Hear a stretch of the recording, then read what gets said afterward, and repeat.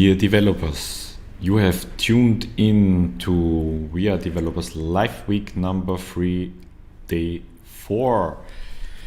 Today, again, we are not physical in the Hofburg in Vienna for the Vienna Congress 2020, but we are here online in your living room, at your desk, in the public transport, or wherever you are watching this. This week is happening thanks to our partners, the Vienna Business Agency and CTF Vienna. And the partner of the day is one of the founding fathers of computing, I would say, is IBM. So, and I want to thank not only the partner of the day, IBM, and our main partners, but there are also other partners out there who help us make all of that possible. Some of them are helping us with content, others are helping us with coffee because our nights are sleepless. But there are also our media partners who help us by sharing the news and sharing this stream. And of course, there are our community partners who are there a long time before you actually know about what is happening by discussing with us, giving us topics, new insights, connecting us with new and exciting speakers. And today, talking about speakers. You know, when you are talking in an online event as a speaker, it is some kind of strange because you're talking to a camera, yeah? And it's always good to know for a speaker that there is somebody listening in and also thinking about what they are saying. So on this side of the screen, there should be a box with Slido where you can ask questions or participate in a poll. Right now there is still, or I hope there is still, the poll going on with what is your favorite Viennese coffee specialty. And I am happy that there are more people out there like myself who love Einspanner. Yeah, that being said, there is one thing I want you to know, because it's very important for us as a place who thinks of equality in every means of life and who value other people's opinion. There is a code of conduct, and the long version will be here shortly. The short version is just please behave and treat each other with respect. And the long version goes something like this.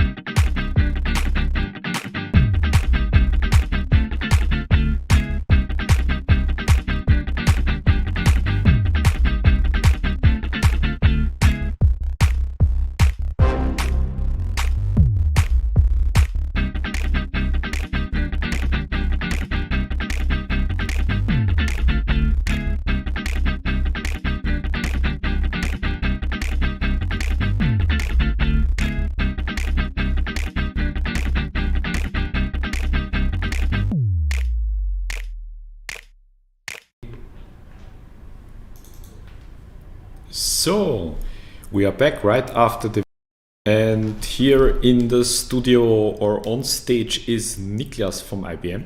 Hi Niklas. Hi everyone, and hi Stefan.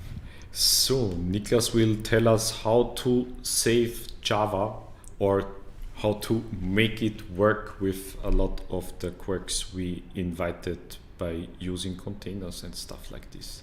So I will turn off my camera and microphone and come back for the Q&A. Great, thanks a lot. Okay, so yeah, as Stefan said, today's topic is development of reactive applications with Quarkus. But before I get started, let me quickly introduce myself. My name is Niklas Seidloff. I'm a developer advocate and I work at IBM. And as Stefan said, feedback is always appreciated, especially now since I talk against the camera. You can find me on Twitter. My DMs are open, and I would appreciate your feedback, or you can also contact me with any questions you have. Again, the content, the topic today is reactive, everything related to reactive technologies. My goal is that at the end of this talk, every one of you will understand the capabilities of reactive technologies. You will understand why you want to use them. In other words, the value add they provide. And last but not least, you should also have an understanding about how to get started writing your first reactive code. So let's jump into it. There's lots of different terms here.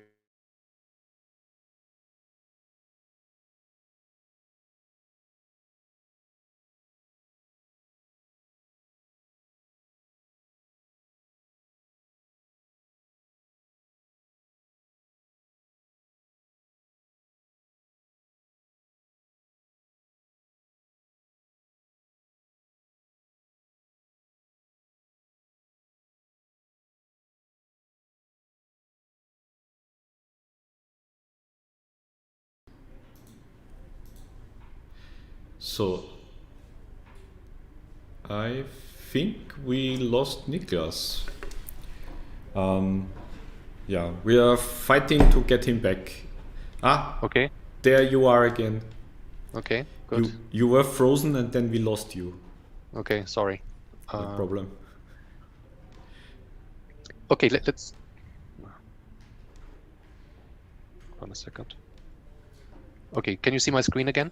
Full screen? No, not yet. Oh. No.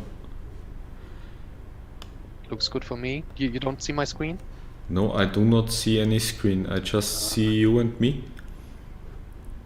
Then let me share again. Yes. Second.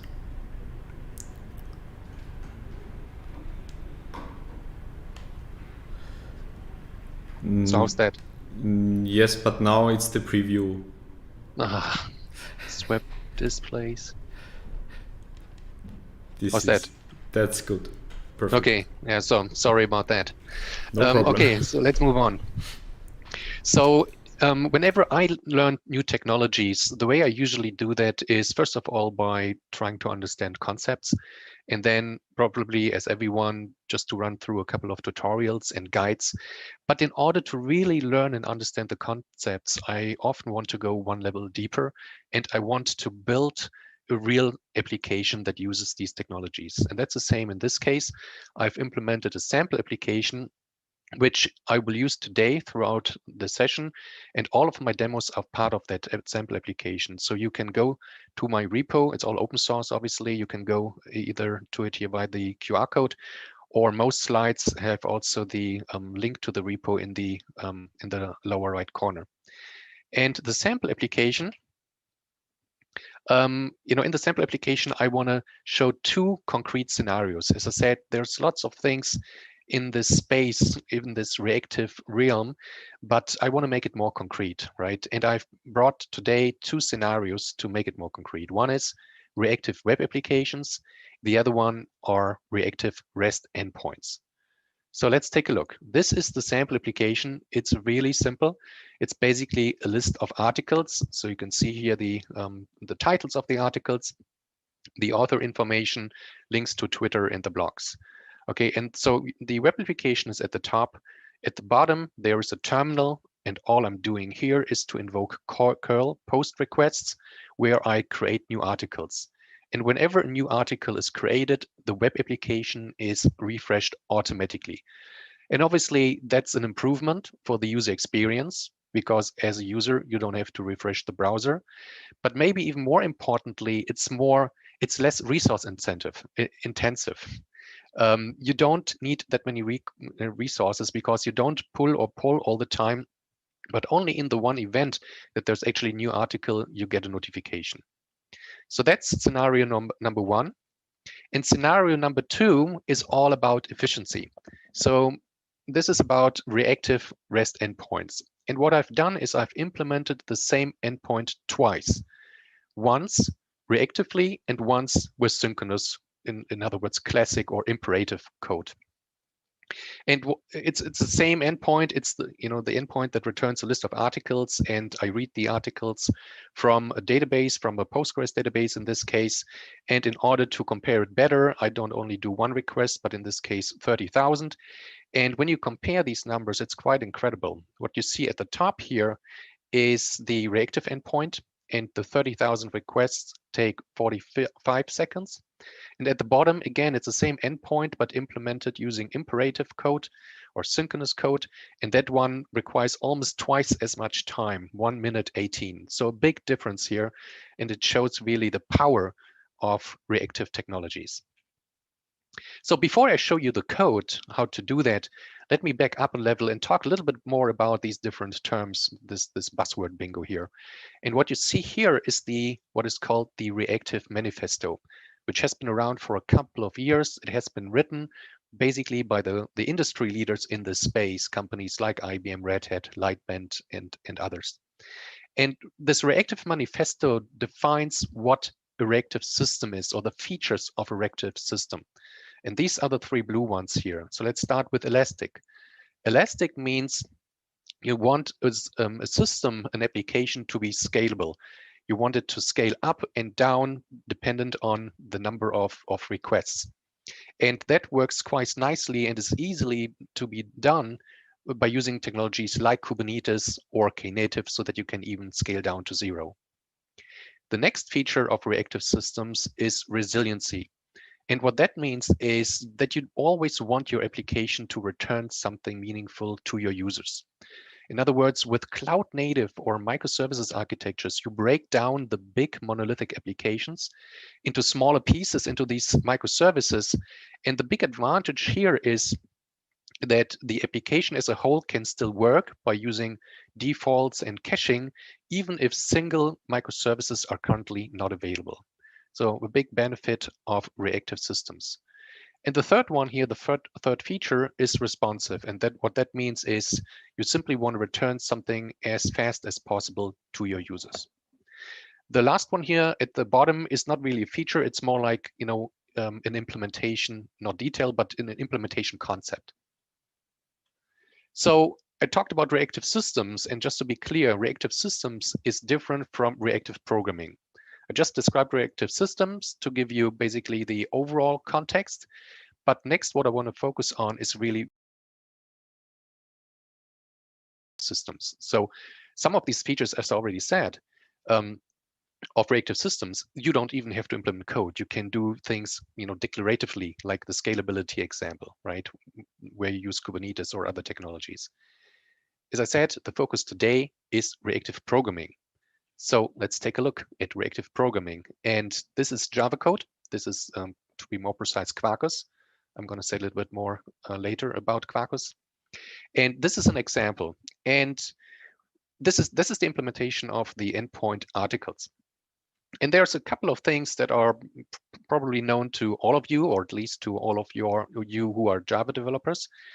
But it's also, let's say, unusual. There's a couple of unusual things here, because you don't only return a response object, but you return something that is called a completion stage. Next, you also have these chained methods like then apply, and they get a function passed in as parameter. And there's also something called exceptionally, which is quite different from how you usually handle exceptions in Java code. So there's a couple of unusual things, and you might think, okay, no problem, it's just another library. So as always, I just use Javadoc. But at least for me, that wasn't really helpful. In this case, you see the documentation of then the apply method, and the Javadoc in its own doesn't really help. You need to understand the bigger context, right? And this is what this session today is all about. So that having said, It's not trivial to get started necessarily. If you haven't used reactive programming, it's not trivial to get started with these technologies, but it's certainly worth it. And I already showed you 2 of these scenarios. At the same time, I'm someone who always says, find the right tool for the right problem. In other words, there is not the one solution that solves all of your problems. And that's the same thing for reactive as it is for all other technologies, right? Understand what reactive technologies are all about, understand the pros and cons, and then make the right decision when to use what. And one advantage or disadvantage from reactive is the longer learning curve. If you haven't used reactive technologies, it will take you some time to get used to it because it's a different way of thinking. It's very different from writing synchronous or imperative code. Also, there's a couple of other things that are just different and you have to get used to it. And a good example is debugging, right? Because there's a lot of callbacks and it's not only the line by line as you are used to. Okay, good. So now let's look into the technologies that are used here, that I've used in this example. And this is not the only set of technologies you can use. There's actually a whole set of libraries and different frameworks out there. This is the stack that I've used. And the stack is primarily about Quarkus. Quarkus is basically, I think, a game changer for Java development. It's a new framework that was released 1.5 years ago. It's led by Red Hat. And I have to say, I love it. It's just perfect for container workloads. It's very fast. It requires very little memory. And it's really easy to use. There's great documentation and huge community. So it's great technology. And the nice thing is that Quarkus embeds a couple of other technologies which are also very popular, things like microprofile or vertex, and they come in one box. And it's really easy to use, and there's not much in terms of integration work that you need to do first. And obviously, I also use Kubernetes, which I'm sure every one of you have heard of. It's basically the de facto standard for how to run cloud-native applications, and it's, in my terms, it's basically the operating system for the cloud. Okay, so let's take a closer look at Quarkus. There's many reasons why I like Quarkus, but one of the main reasons is because it's perfect for container workloads. It has been optimized to run in containers, to require little memory, and to start very fast. And that's very different from classic Java application servers, where you had only one server, and then that one had many, many different applications running at the same time. Back then, it wasn't really important how fast it takes or how long it takes to start an application server, because you do it only once, maybe only once a year or something. And this is very different. So Quarkus has been optimized for these container workloads essentially by putting as much logic as possible in the build time, in this early process, in this early stage, so that the runtime can be executed as fast as possible. And I don't want to go through all of these numbers here. These are the numbers from the Quarkus homepage. You can go there to find out more. Let's just take a look at the upper right corner here. You can see that for a REST API invocation, which reads some data from a database, you used to require 209 megabyte of memory with traditional Java stacks. Now, when you use Quarkus, and the JVM that comes as default with Quarkus, which is the Oracle Hotspot JVM, the memory usage goes down to 145 megabyte. And you can even optimize that and compile your Java code into binary code using the Graal VM, and then you only require 28 megabyte in this example. Okay, so quite impressive, and similarly for the response times, huge improvements. So as I said, when you use the Oracle, the default JVM, the Oracle Hotspot JVM, you need 145 megabyte.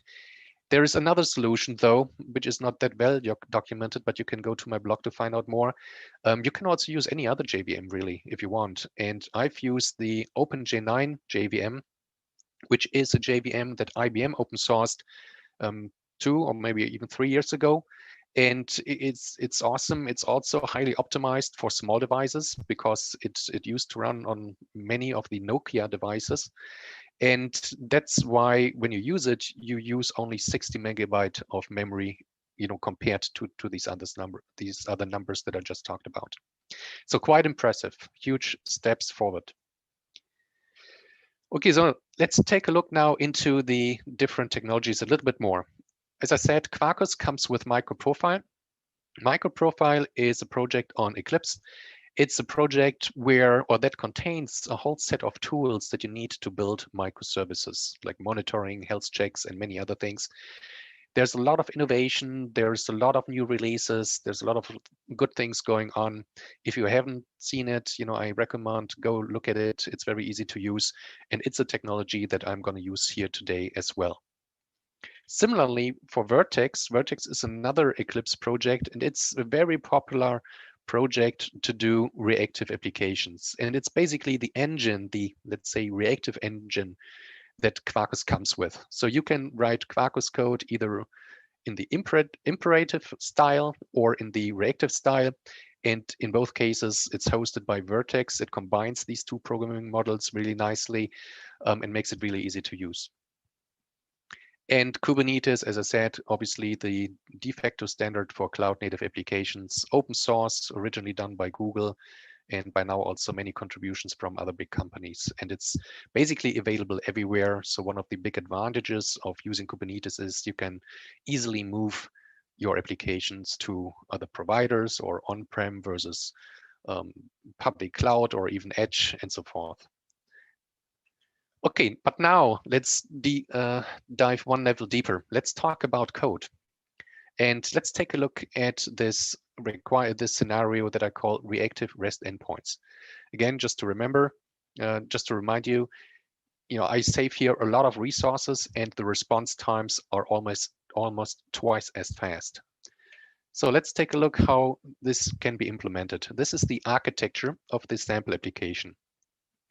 In the left column, we have two clients, a web application, the one you saw, and also an API client. This was just my terminal window invoking curl requests. Then in the right column, I have infrastructure components running in my Kubernetes cluster. And by the way, this can be raw Kubernetes on the server. It can be Minikube. It can be the enterprise distribution, OpenShift, or running OpenShift locally using code-ready containers. So whatever you like. And in there, I run these two infrastructure components, Kafka for the messaging and Postgres as an SQL database. And then I have three different services here. Web API implements a web backend for front-end pattern, right? This is the only service that is invoked by the web application. And the web API service invokes the author service and the article service. Now, for this specific scenario that I just showed you, we're going to look at this arrow first here. So we invoke an article service, or to be more precise, the articles endpoint, in other words, to get a list of articles. This is the exact code that I already showed earlier. And what I want to do next is really go through that code line by line and explain the different constructs. Now, in order to do that, let's simplify that code a little bit first to make it easier to read. Okay, so I removed a couple of things that I will only describe later. Now let's start with the first line here. So as I said earlier, usually injects are in the normal way you implement Java code, you return a response object. In this case, we return an interface that is called completion stage. And the completion stage is very different because it is returned immediately to the client, to the code that invoked this code. But then it basically contains a callback that is invoked once the actual response is available. Okay, so let's take a look, make that a little bit more clear. I added a couple of lines of code here to maybe visualize that a little bit better.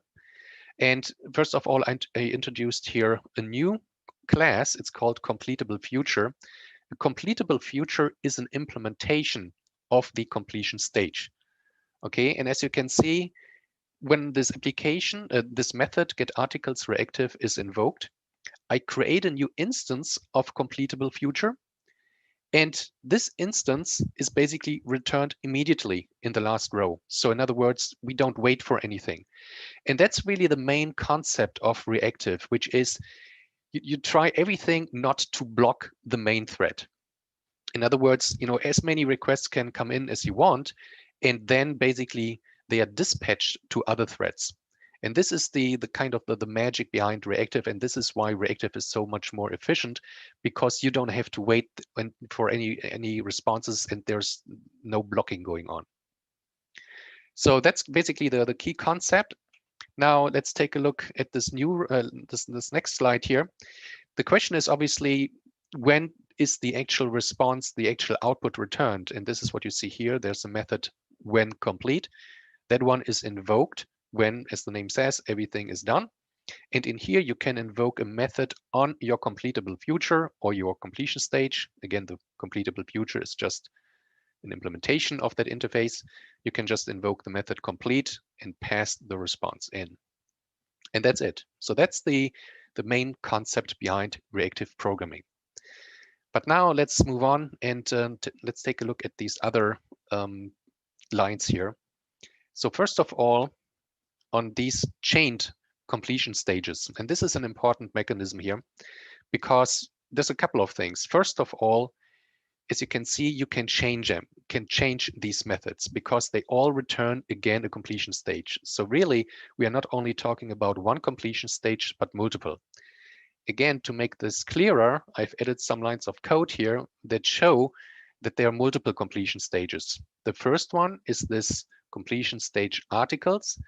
This is returned by the method articleService.getArticlesReactive. And there's another one for the output completion stage. And in fact, the first then apply method here returns yet another completion stage. And what happens in these then apply methods in this case is something really simple. I basically only convert these different object types from, let's see, from the list of articles to a JSON array and then to a response object. So the other thing that you need to understand is how exception handling is done. It's very different. Again, it's a different type of, thinking about how to write code. And what you see here is classic code, imperative code. Obviously every one of you, every Java developer knows this. You throw an exception and you have the try catch statements. But let's take a look at the same article service interface, but the reactive version. And what you see here is, first of all, that you don't return the list of articles, but again, you return this completion stage. And what you see, or even better, what you don't see is this. There's no exception here. And why? Well, the reason is because as soon as you invoke this method, you already immediately return something, not the actual response, but you return something so that the main thread is not blocked. Okay, as I explained earlier. Now that brings up the question, if you cannot use the classic, Java error handling, how do you do it with reactive technologies? And this is what you see here. There's some methods in the completable future and on the completion stage object, methods like failed future and complete exceptionally. And this is basically the counterpart to throw new exception. And then obviously you need to understand how can you catch it. And there is no catch statement, as I said, but instead you use this method exceptionally. And in this method exceptionally, in my case here, I have a little if statement or switch clause where you can then ask for the type of exception that was thrown. And I'm just checking here for the class name of that exception. Okay, so then let's move on. One other thing you need to understand is how to handle timeouts, because timeouts is something you usually don't think about if you write asynchronous code, but it's very important when you write reactive and asynchronous code, especially when you run operations that take longer. For example, if you want to access a database or if you want to invoke another microservice. And in that case, you need to make sure you handle timeouts because there can always be something wrong. Network is down or the database is not available. And in that case, you don't want your thread to stay in memory all the time, but at some point you just want to remove it. You want to return something meaningful, an error, or you want to use defaults, caching, whatever. And in order to do that, there are some ways to do that, starting with Java 9. There is a method called or timeout. And all you do here is to define the duration. So you can say, for example, 5,000 milliseconds, 5 seconds. And when it takes longer than 5 seconds, in this case, the database access here of my Postgres database, you invoke this exceptionally method, or this exceptionally method is invoked for you. And there in that implementation, you can handle your exception. Now, one thing to notice though is that this method or timeout is not available in the interface completion stage. It's only available in the completable future. But it's very easy to convert these two objects. As you can see here, there's the method to completable future. Very simple, you only have to know it. And again, don't forget, this is only available starting with Java 9. So that was basically the first kind of scenario that I wanted to talk about. Next, I want to show how to invoke one service from the other, but not, again, in a synchronous way, but asynchronously again. Okay, and in this case, I invoke the article service from the Web API service. This is the code, or part of the code. This is the definition of the article service. And all you need to do here is to define the interface. Actually, on the next slide, you need to define the interface of the articles service with the method here, get articles from service. And the technology I'm using here is a library available in MicroProfile. It's called the MicroProfile client. And that one supports both synchronous and asynchronous code. In this case, again, it's asynchronous code.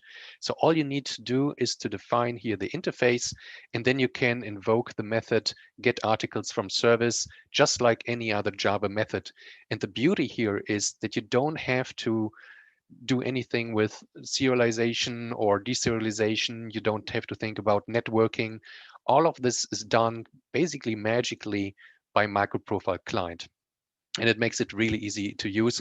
For JavaScript developers, that's kind of usual because you've always done it like that. But now it's as simple for Java developers using the MicroProfile client. Okay, next.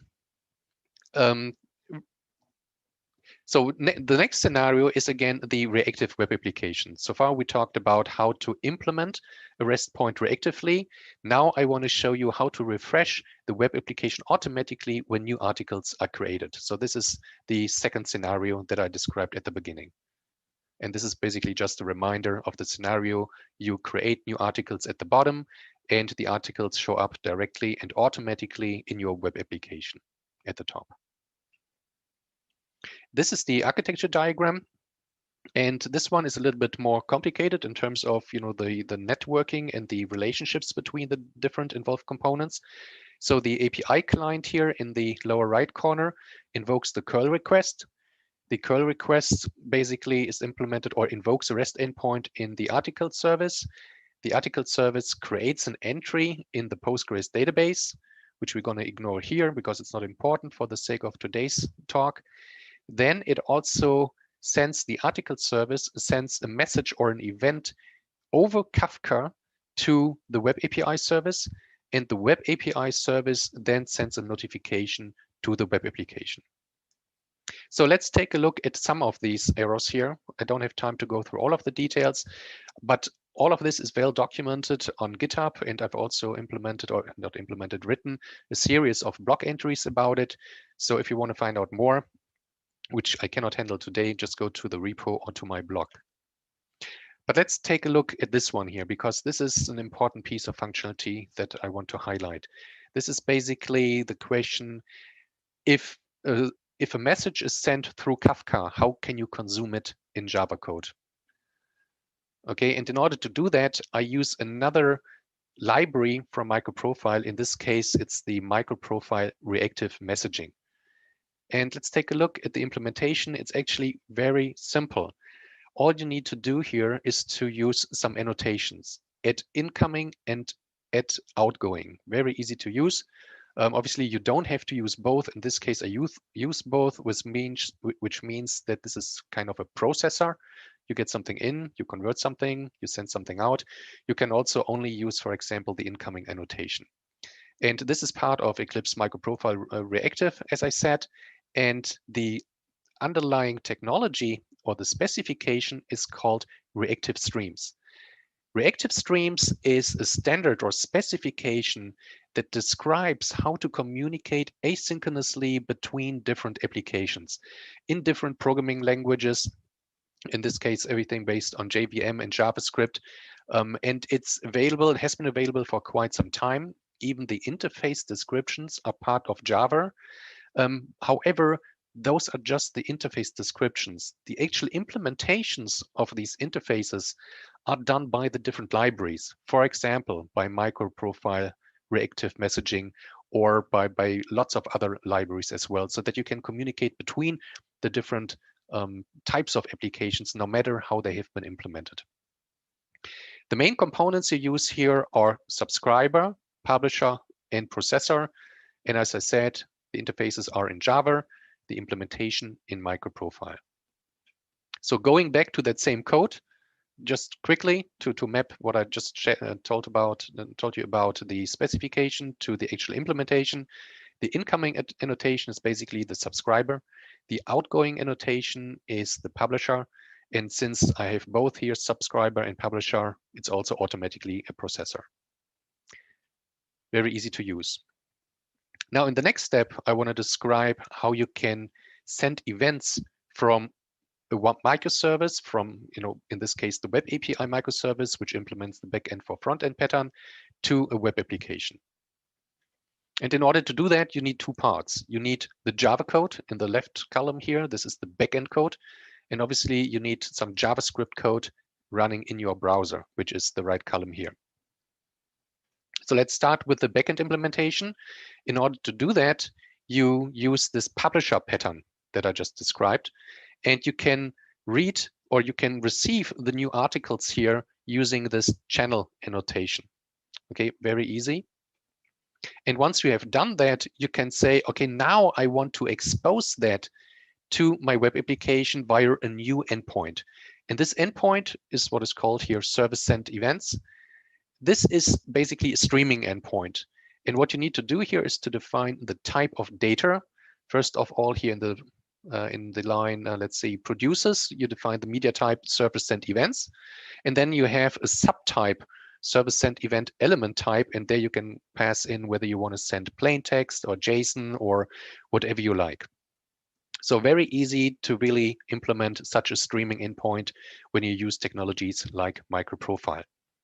And then on the JavaScript side, let's go to the right column here. You can just use a very simple snippet here, and this is available in all modern browsers and has been for quite some time.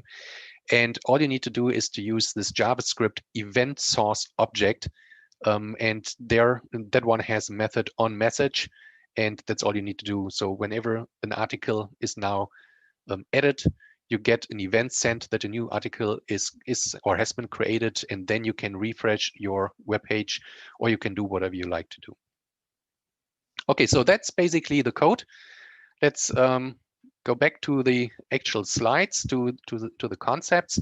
So as you might have heard, I'm a big fan of microservice of reactive functionality. As I said, it's not that trivial to get started, but everything that I've shown you today is available as open source. It's in my project, and this is actually this page. Sorry. And you can use it yourself. Just go to the repo. There's a lot of documentation, lots of block entries, and we also implemented a lot of scripts that help you to set up this example. So you don't want to spend hours just trying to get an environment up and running. You can choose whatever Kubernetes platform or environment you like. And then there are scripts to set up, every service separately, the infrastructure and everything you need to run it. So if you have a Kubernetes cluster up and running, it shouldn't take longer than 10, maybe 15 minutes to actually have everything running that I talked about today. So my recommendation is go to this repo and just try it out. It's the best way to learn. Just get your hands dirty, give it a try. And in the best case, get back to me with feedback, or if you have questions, I'm more than happy to help. So I mentioned the repo. We also have a landing page that you might want to check out as well. This one is a little bit easier to read because there's quite a lot of code in the repo. We started with the repo like 1.5 years ago, at that time without reactive functionality. First of all, we focused on how to implement your first microservices and cloud native applications. So we talk a lot about Kubernetes, microprofile, OpenLiberty, and Istio and other capabilities. And then we extended this project over time, so it has grown, and now it also contains reactive functionality, as I mentioned, but also security aspects. For example, how can you authenticate and authorize users using technologies like Keycloak or JWT tokens, and much more. So that one I covered. So now everything that I talked about today has, can be used on IBM platforms, but doesn't have to be. It's all available as open source, and you can try it out very easily. But obviously, I also want to show the great things that IBM has to offer here. And one is what we call the IBM Cloud Kubernetes Service. And this is really, really helpful, especially if you want to get started with Kubernetes and you don't have a cluster, because it's a managed service, and creating a cluster is as easy as clicking 2 or 3 buttons. So you can choose your configuration, and you can say, just create it, and a couple of minutes later, you have your full Kubernetes cluster up and running. And the nice thing is you don't have to have a really huge machine because it runs in the cloud, and makes it easier to use. It's a great service. It has been around for a number of years, and it's the only Kubernetes service that also supports bare metal. And it's a service which is updated very quickly. My understanding is we are always the first ones who update to the latest Kubernetes clusters versions. And the reason for that is that we use Kubernetes ourselves internally. So as you might know, we also have many databases and AI services and lots of other network services and so forth. So everything you need to build modern applications. And we run more or less all of our services at this point based on our own Kubernetes infrastructure. So we drink here our own champagne, and that makes sure that it's always updated and that the quality is so good. So give it a try.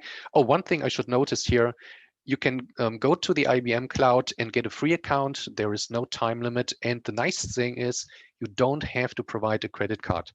You can just go there, register, and try lots of services for free.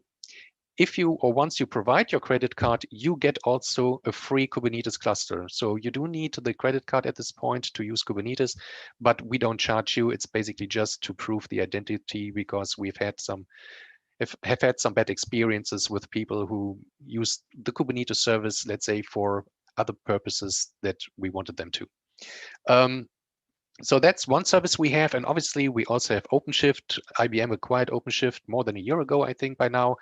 And OpenShift is an enterprise distribution of Kubernetes. And I'm a big fan of OpenShift. I've used it almost exclusively over the last year. It's my favorite Kubernetes platform. The reason is because it comes with all of these things in one box that I need to get productive. So Kubernetes is great. I'm also a fan of Kubernetes for sure, but Kubernetes is more like an engine, while OpenShift is the full car. You get a registry, image registry, you get all the things you need for observability, logging and all of these things in one box, and it's very easy to get started. Plus, for developers, there's nice tools and capabilities to make it really easy to get started with things like source to action. So you don't necessarily have to know what a Docker file is. You can just say, okay, here's my GitHub repo, please deploy it. And you don't have to know the Docker file. You don't have to do YAML files. It's all generated for you, again, with a purpose to make you as developers more productive. So that brings me almost to the end here. Quick summary. So reactive systems can really improve the efficiency and the user experience, as I said, right? Again, I had these two scenarios. One was the web application where the web user experience was improved because you don't have to hit refresh. And the second one were the REST endpoints, the reactive REST endpoints, in which case the system was much more efficient than synchronous code. Also, I talked a lot about different technologies here today, and most of them that I mentioned today are fully open source based. Even OpenShift, by the way, has an open source version of it. And IBM really loves open source. We have supported open source for like 25 years, starting with Linux Foundation and Apache and Eclipse and many others. And most recently, the Cloud Native Computing Foundation. We are obviously involved in Kubernetes, Red Hat, obviously, OpenShift, but also many other places and areas like AI with Kubeflow and TensorFlow and all these things. And obviously Quarkus and MicroProfile, as I talked about. And if you haven't tried the IBM open source JVM, OpenJ9, I highly recommend you doing that. And as I said, the code is available on GitHub. Here again is the QR code or the link in the lower right corner. I mentioned the free access to the IBM cloud. And again, just give it a try. If you have questions, contact me, or if there's something that doesn't work, just enter an issue. If you want, you can also send a pull request, even better. So just let me know what you think and whether this was helpful. That's it. And I think we have now like 15 minutes or so for Q&A. Is that right, Stefan? Yes, that's right. So everything turned on again. Can you stop your screen sharing, please? Somebody was already also posting the link to GitHub into the questions with the comment for those who just want to click. Okay.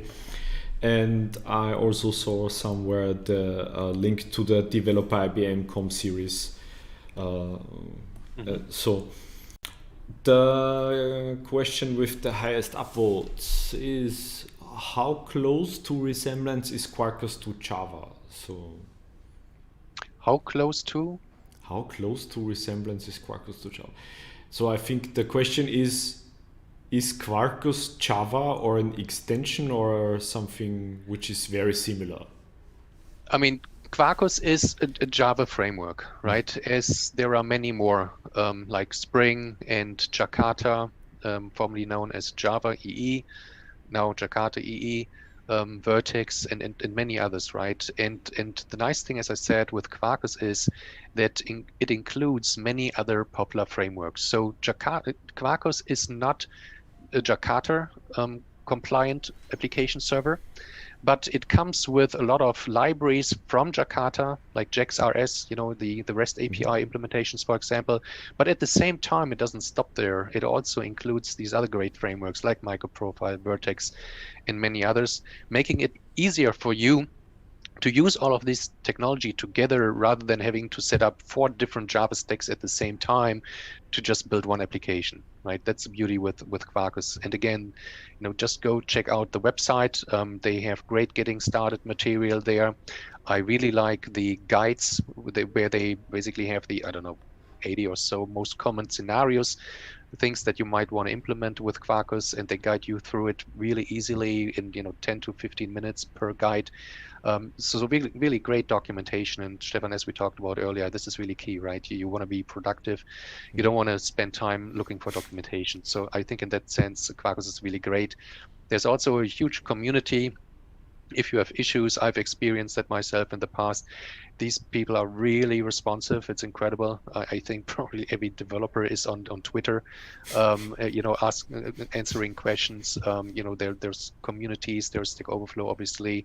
They have a mailing list. They also have a really great newsletter. So, huge momentum right now for Quarkus for sure. Yeah, cool.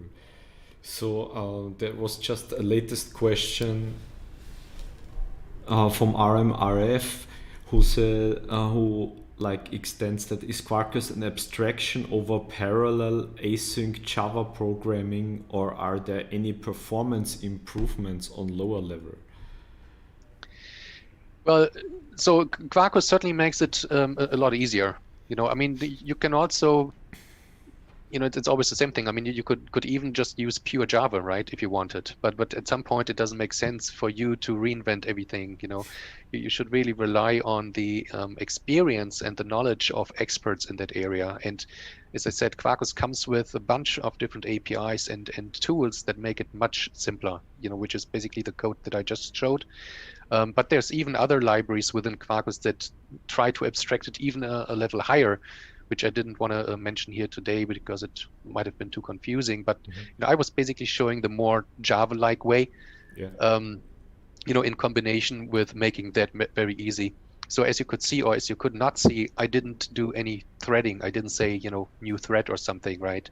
I just used, these capabilities which are built in Java to some degree, and then they are enriched by Quarkus and other technologies like microprofile and Vertex. Yeah, it's like a former colleague of mine always said, if you want to build a house, you do not start by building yourself a hammer and a screwdriver. Exactly. This is not your objective. Yeah, I mean, it's you always have to do a compromise, right? On the one hand side, you might not want to be too dependent on certain libraries. On the other hand side, you certainly don't want to write all these, basic plumbing things, right? This doesn't make sense. So you have to find a good compromise, something you feel comfortable with, and something that makes you, for the one hand side, more productive, and on the other hand side, make sure you don't have to change everything once that library changes. Okay, so the same person is asking, is a reactive language independent? Are there any libraries or frameworks for Python or C++ for reactive development? For Python, I can say yes. So as of now, probably for every language. I'm not sure. I'm a Java and JavaScript developer. JavaScript, it's basically built in anyway, right? Yeah. As I said earlier, this is what you use when you use Node.js. This is kind of a given, right? This is how you develop code. And yes, it's certainly not specific to a language for sure. But more and more languages that didn't used to have this capability are adding it. And Java is a good example, right? Because let's say, I don't know, 5 years ago, probably nobody in the Java community was really doing reactive programming with Java. I think Vertex was probably the first, framework which really supported that model. Yeah, I think RMRF, if you go to the Reactive X webpage, there is a list of programming languages where you will find React implementations. So Anonymous wants to know what the future of Quarkus is looking like. Yeah, I cannot give any official statements here. For one, or most importantly, because I'm not part of Red Hat, but I'm part of IBM, and Red Hat at this point is still, and I don't see a change coming up or anything. It's still operating independently. Mm-hmm. Right, because for many reasons. But I think what I've seen from the past is this huge progress, this fast progress, this huge community with brilliant developers working on Quarkus and a huge commitment to move that forward. And you can see the development in that, Quarkus is now officially supported by Red Hat. It's available in OpenShift and all of these things. So there's more and more, commitments, being made clearer and clearer. So I think it has a bright future. I think it's really the future of Java. It's, in my mind, I know there are many other good Java frameworks, and I'm not saying any other framework is not as good or bad, but I really love Quarkus. It's so easy to use. It's brings together these great capabilities and all the things I need to build modern applications. So that's why I like it so much. Mm-hmm. So I think there is a question also from one Anonymous, which fits nicely here, which you more or less already answered. Why would you pick Quarkus over Micronaut or Vertex? Yeah, I mean, this is difficult to say in just 5 minutes or so now that are remaining. I mean, as I said, these other frameworks are not bad, and there's, as always, pros and cons, right? Some of these frameworks are even more lightweight than Quarkus, mm-hmm. But at the same time, key functionality is missing if you really want to build enterprise applications. And other frameworks might be, as good in certain areas, but have a different way to do things. Maybe they use more like, a Spring model or Spring way to do things, or, these types of things. So I think at some point it's a matter of taste. It's, it's something. If you are used to a certain framework and now you want to run it in the cloud and more efficiently, then you might decide for one framework or the other. So again, I'm not saying other frameworks are bad, but there's lots of pros and cons, and there are great talks on YouTube and other channels that cover only that aspect. Okay. So, and then Simon wants to know, what do you think about the Mutiny library for reactive Quarkus development? Yeah, that was this other library I mentioned earlier a little bit. This is yet another abstraction, which is supposed to make it even simpler for developers. Okay. And I didn't want to mention it today here because I wanted to stay more with the base Java functionality. I haven't used it too much. I tried it a couple of times. It looks pretty nice. Again, it's more like an opinionated library, which is why I didn't mention it today. But as we said earlier, if it helps you, then use it, right?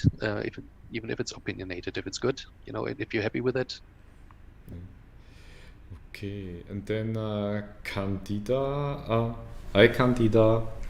So Quarkus can be integrated in programming languages like Java, Python, C#, C++.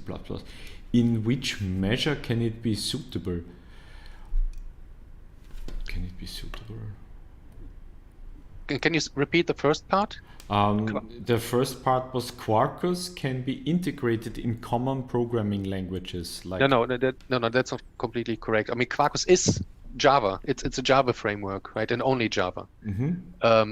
Obviously, if we talk about cloud native and microservices, you can use several different programming languages together, like polyglot applications. Yeah. But every microservice is at least usually only running, in one container and using one programming language.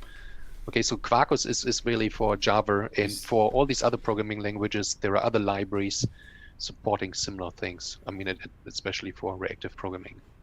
Okay, so and another one from Simon, who says, is the reactive database access also using RDBC under the hood?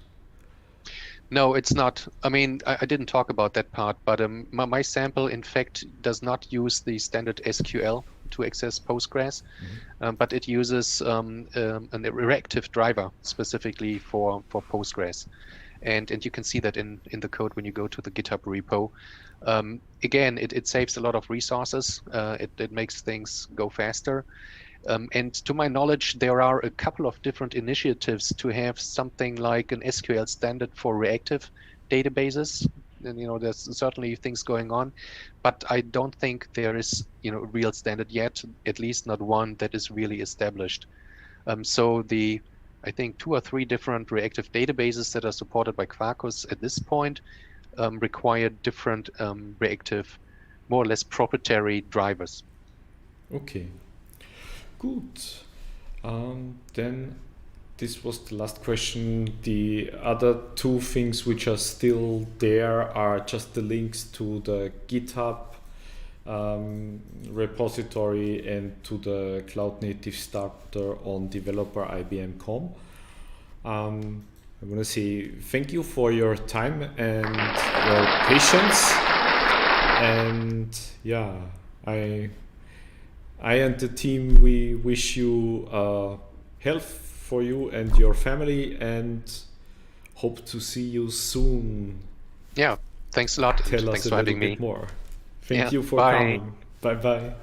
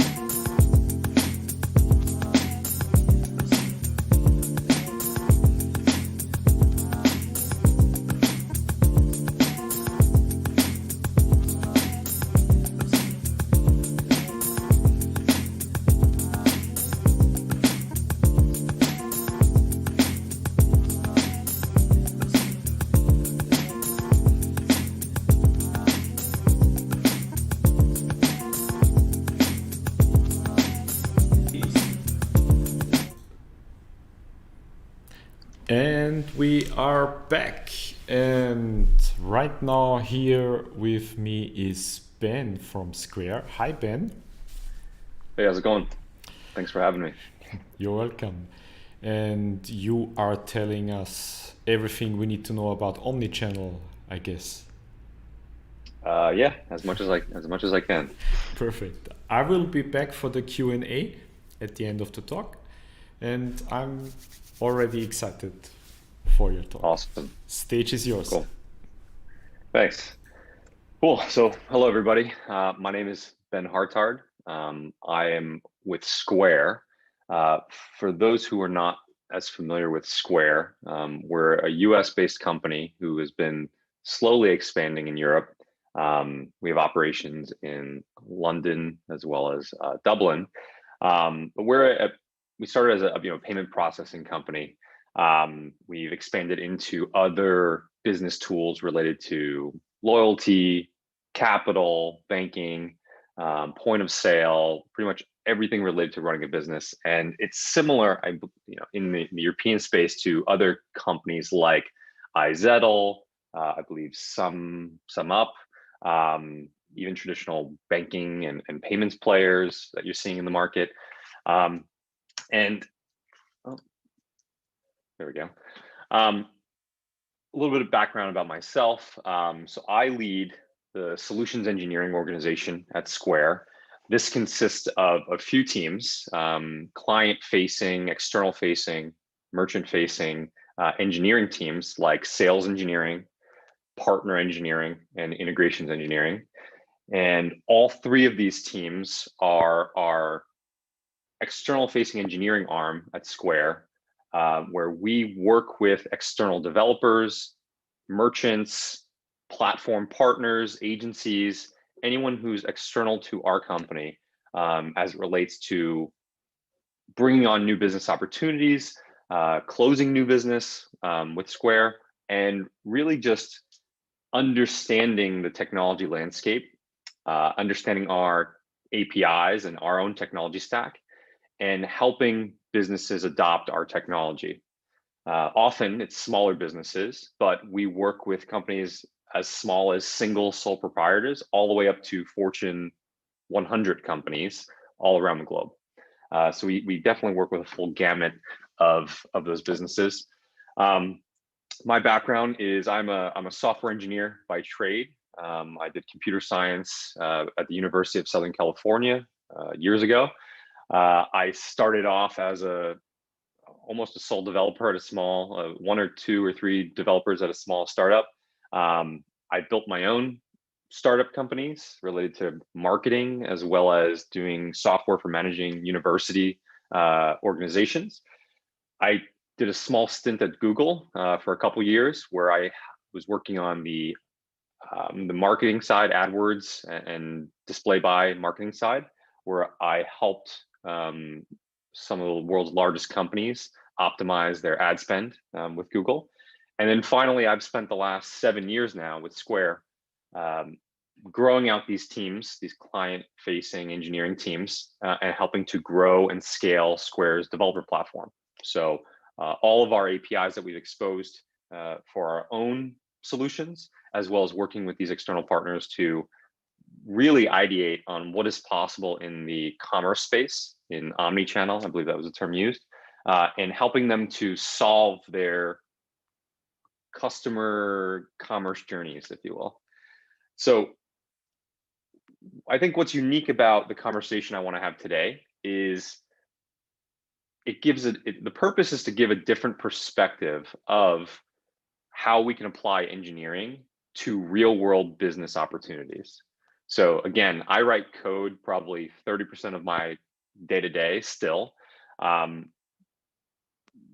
of my time is being consultative and working with new businesses, new business opportunities, understanding the challenges that they faced across their different markets and verticals, and then bridging that gap, bringing the engineering solutions together with what their needs are.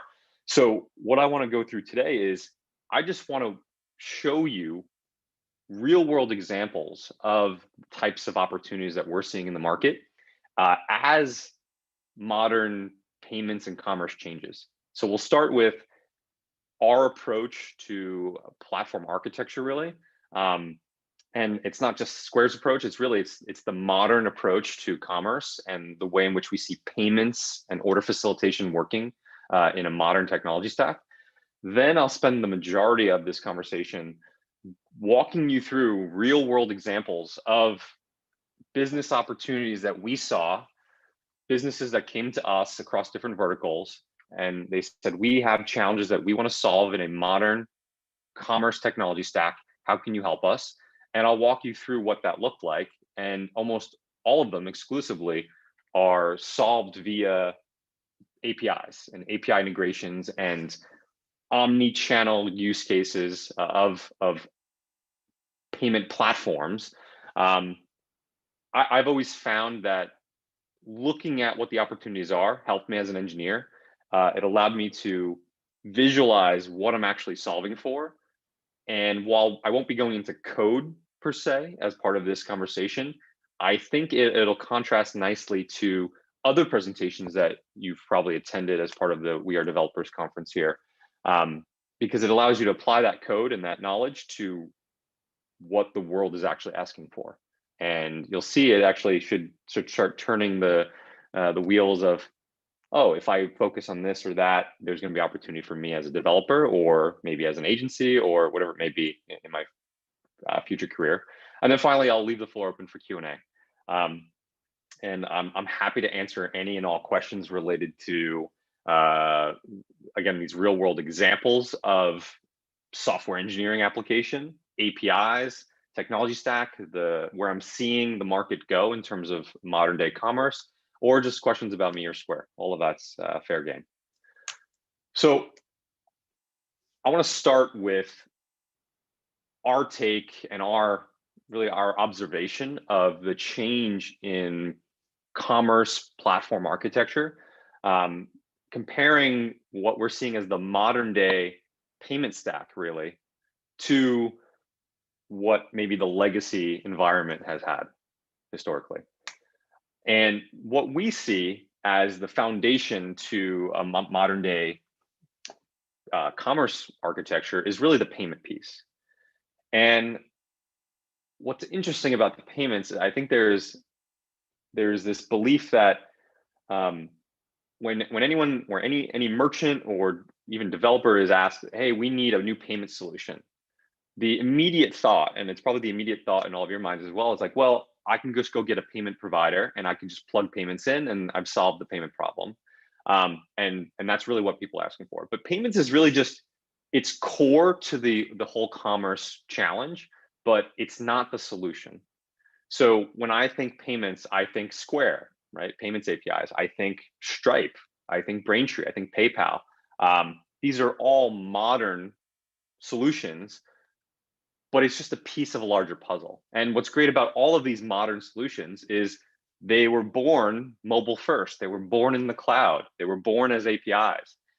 They've baked in end-to-end encryption and tokenization solutions, meaning that from the moment card details are entered into a website or a mobile app or into physical payment hardware, I have one right here, this is a Square device, everything's being encrypted. That data is being passed along in an encrypted state all the way through essentially to the moment of payment processing. It's only decrypted just to actually transact directly with the networks. So it's a very secure end-to-end transaction, which surprisingly is not really how much of the traditional legacy infrastructure works. In the traditional infrastructure of legacy payment providers with merchants of all kind, online and off, there is a historical norm of being able to take credit card details, maybe encrypt them, share them to the next vendor, have them decrypted for their purposes, share it to the next vendor, have them decrypted, et cetera, or lack of encryption anywhere along that chain. That's simply not the norm for not only our technology stack, but all modern payment technology stacks. Another bit is fraud and risk. So Square, as well as other providers in the new modern cloud stack, we're all baking in fraud and risk analysis directly into this transaction.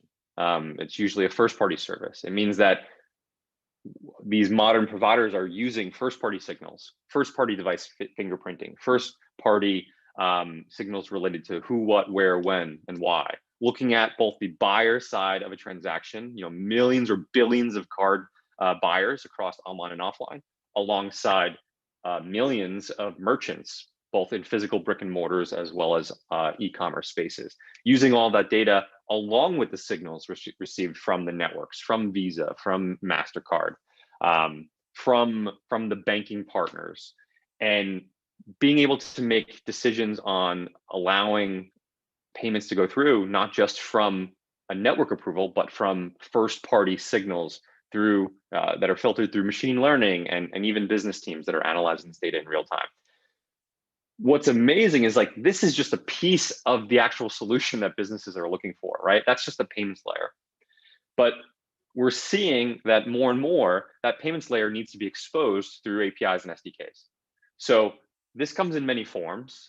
We have a few here, and as do all the other modern providers, right? You have traditional payments APIs, right? This is the Square payments API. This is the Stripe or the Braintree or even like Authorize.net.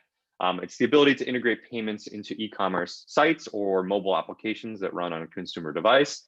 It allows you to show a form that an end customer types in their credit card details, it gets tokenized, and allows you as a developer to charge that token either one time or for future use. In-app payment SDKs are the same thing, but just for mobile applications. And we're also seeing a growth of physical device SDKs and APIs. So Square, we have two of these, a Reader SDK that allows you to build applications with hardware like this. So this is a EMV and NFC reader, if you look at my video. Really compact, really light, Bluetooth, right? And it allows you to build apps that just allow you to take a credit card within your own interfaces using that hardware, or things like this, an all-in-one hardware payment terminal that is a full touch screen, printer, everything, EMV, NFC, Ethernet, whatever you want. But we're enabling, as well as other providers, you to simply write, in many ways, one line of code that could send the payment to a device like this or this, accept the payment details in a secure manner where you're not even touching credit card data, and then you're enabling other experiences to be built off that. And then finally, this is the piece that businesses come to you for, right? They come to you and say, we need a solution. We need a solution that is our point of sale. We need a solution to run our restaurant or run our retail environment. We just want to do mobile payments. We actually want to stand up kiosks or a website, or we want to build our own Uber-like mobile application. And the biggest opportunity here is that there's a huge disconnect between the request that we're seeing from merchants of what they're trying to solve for with how they're trying to solve for it. And this, as a developer, this is the opportunity, is that these businesses and industries, they come in and say, we need a kiosk, or we need a website, and we need payments. But you really need to sit down with them and you need to ask them, well, why do you need payments? How do you need payments? How is your customer interacting with you? Why do you want a kiosk on site? How do you envision that's going to work across the rest of your business lines? How does that data unify?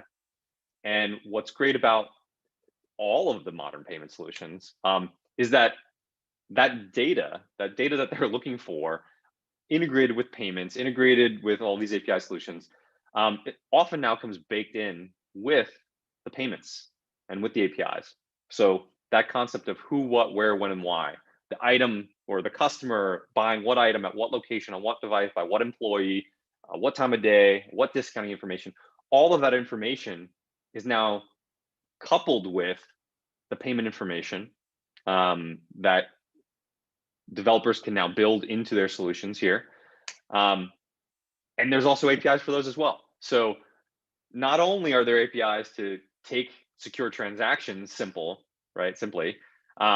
there's APIs to get that data onto the transaction as well as get the data off the transaction. And this seems so trivial, right? Because in many ways, a lot of us grew up in the world of the last decade with all of these modern payment solutions, with the PayPals of the world. with the Squares of the world. And yeah, that's a no-brainer. But we need to remove ourselves from that thought process a little bit, because it's not a no-brainer to businesses. It's not a given in the modern commerce solution. It's not a given for the modern retailer. Go to your local mall, go to your local retailer, go to your local food and beverage place. This concept and this architecture here is not the norm in the vast majority of businesses in the world. And they're slowly trying to adopt modern technologies that fit this architecture, that allow them to deploy software that's connected to mobile first payments and data layer, and connected via APIs, and ultimately connected to the external systems they need to run their business, whether it's for enterprise resource planning, ERP systems, inventory management systems, customer relationship management systems, CRMs like Salesforce. All the systems they're using on the back end versus all the software they're using on the front end to actually interface with their customers. And then this beautiful seamless set of APIs that connect everything in between. That's just not how the real world works today. And that's the opportunity in front of us as developers, in that if we're able to, in many ways, replace the existing solutions with this type of architecture, but build new solutions that leverage this type of architecture, it allows these merchants to iterate faster, adopt new technologies, be mobile first, any number of benefits that they're seeking, but they don't really know what they're asking for. With Square, we take pride in that our offering essentially bridges this gap between the software solutions and the external systems that they want to use. We're providing the foundational payments layer. We're providing the data and payment APIs that connect to that layer. And the conversations we're having are around how do we enable businesses across every vertical to leverage this technology stack, but still maintain their existing business processes. And to me, I always have a lot of excitement when I have these types of conversations with developer groups, especially agencies or developers that are looking to start their own businesses or build revenue streams on their skill set. Because what you see here is even Square, even our core value proposition, even the stuff we're working on, we don't provide the full solution. We provide the tooling, much like how AWS with Amazon provides the engineering tooling for spinning up your own servers, or doing your own customer service systems, or telephony services with Twilio, or right, any of these infrastructure plays. They don't provide the solution to the business. They simply provide the infrastructure. And it's up to developers to be the ones who actually take this and compile it into a full end-to-end solution that connects the software systems with the external business systems, the inventory systems, the CRMs, the ERPs. And we're constantly even looking for development partners and agencies who can help come into any opportunities we're seeing to build these solutions. So I think it's great to take a step back from heads down coding of, yep, I just want to solve this problem, to say, well, what real world application do I have as a developer to apply my knowledge to real businesses using real solutions? And where do people want me? Like, where's their value? Where can I be hired? And what are the real problems to be solved? The word omnichannel comes up. And I think this is the biggest takeaway from when people just think, I need payments, I'm going to go use Square, I'm going to go use Authorize.net or Stripe or Braintree or PayPal. It's not really about payments. When a company asks you for payments, it's not really about payments. At least it's not anymore. Maybe 5 to 10 years ago. When a company is asking for payments, what they're really asking for is an omni-channel or unified experience for their customers. And that is no longer just payments. Even think about COVID, right? Think about how the world has changed as a result of this global pandemic. The fact that we're having this presentation virtually and we're not in person. Businesses are trying to adapt and change their entire commerce strategy, because it was never really about payments. It was never really about just taking a credit card and moving the money. What it was always about was, what is the most seamless way in which I can enable a commerce experience between my customer and my business? And payments is a major piece of that, but so is the whole order management and order workflow. Ultimately, the goal is to make it as unified as possible for a customer to interact with your brand whether it's in person, using a physical credit card at a physical point of sale terminal, or via their mobile app, maybe ordering ahead and putting their credit card information in there and getting an order and then going and picking it up, or delivery. Maybe I order from my mobile phone, but the order goes to the on-site restaurant, they prepare it, and then they deliver it using any number of delivery services or their own. Or maybe you order online, or maybe you're ordering at a marketplace and being fulfilled somewhere else, or maybe it's a temporary pop-up store, right? There's any number of these channels and experiences that businesses want to enable. And at the end of the day, what they want is a unified customer experience, knowing that paid, I can always interact with that business across Instagram or brick and mortar, and I'm getting the same experience. Think of the challenges you've ever had. Maybe it's more years ago, people are slowly starting to adopt it, but the experience you had where you ordered something online and it was a pain to return in store, or you wanted to order something in store, but you actually wanted it shipped to your home, or you saw an ad on Instagram and you purchased something and then you had it shipped to your home, or you can even pick it up in store. The blending of these channels is going to happen more and more, especially in a post-COVID world. And that's really what these businesses are looking for. Any solution where they ask for payments, they're really looking for omni-channel unified operations. And that goes well beyond payments. It's order management. It's ubiquitous acceptance across every form of communication with their customer. And that's what I want to talk through for my examples here today. So I'm going to break this up into a few industries. We'll look through food and beverage, entertainment and events, healthcare, and retail. And I'm just going to walk through real world examples of business requests we've seen, merchant opportunities, how we worked with them to solve for their challenges, and focusing on the technology, focusing on where APIs fit in, and how data integrations or payment integrations were a part of that broader strategy. So in food and beverage, a good example I have here is a Ben & Jerry's. So Ben & Jerry's is a world-renowned brand of ice creams, so really funky flavors and naming. And Ben & Jerry's, while they have distribution of their ice cream in pints all around the world, they also have about 110 or 120 locations of like ice cream shops around the United States. So everywhere from New York to California. And they operate year round. And in many ways, they're just a small business, right? They 120 location business is all independently owned by like individual franchisors. So one business operator might own between 1 and 5 locations within their state, and they employ a bunch of local employees, right? So if you're a proprietor and you have a single location Ben & Jerry's, and you hire maybe 15 local college students or high school students even to operate your shop, you're a small business. Regardless of the fact that your brand is a world brand and you're doing, a substantial amount of volume in aggregate, you as an individual proprietor run a single location and you're a small business owner. So the challenges that we saw with Ben & Jerry's and the types of problems they were trying to solve were related to small business operations. So at the highest level, they said, we need a point of sale and we have to be able to take payments and credit cards. But that's not really what they were asking for. What they're asking for was, we need a point of sale that allows us to run a small business operation. And there's a lot of data that we don't have access to today. And we need that data in order to run our business efficiently. Okay, that's a very different ask. And somewhere there's payments in there, right? Obviously taking payments is core to actually running the business, but it's not really core to what their challenges were.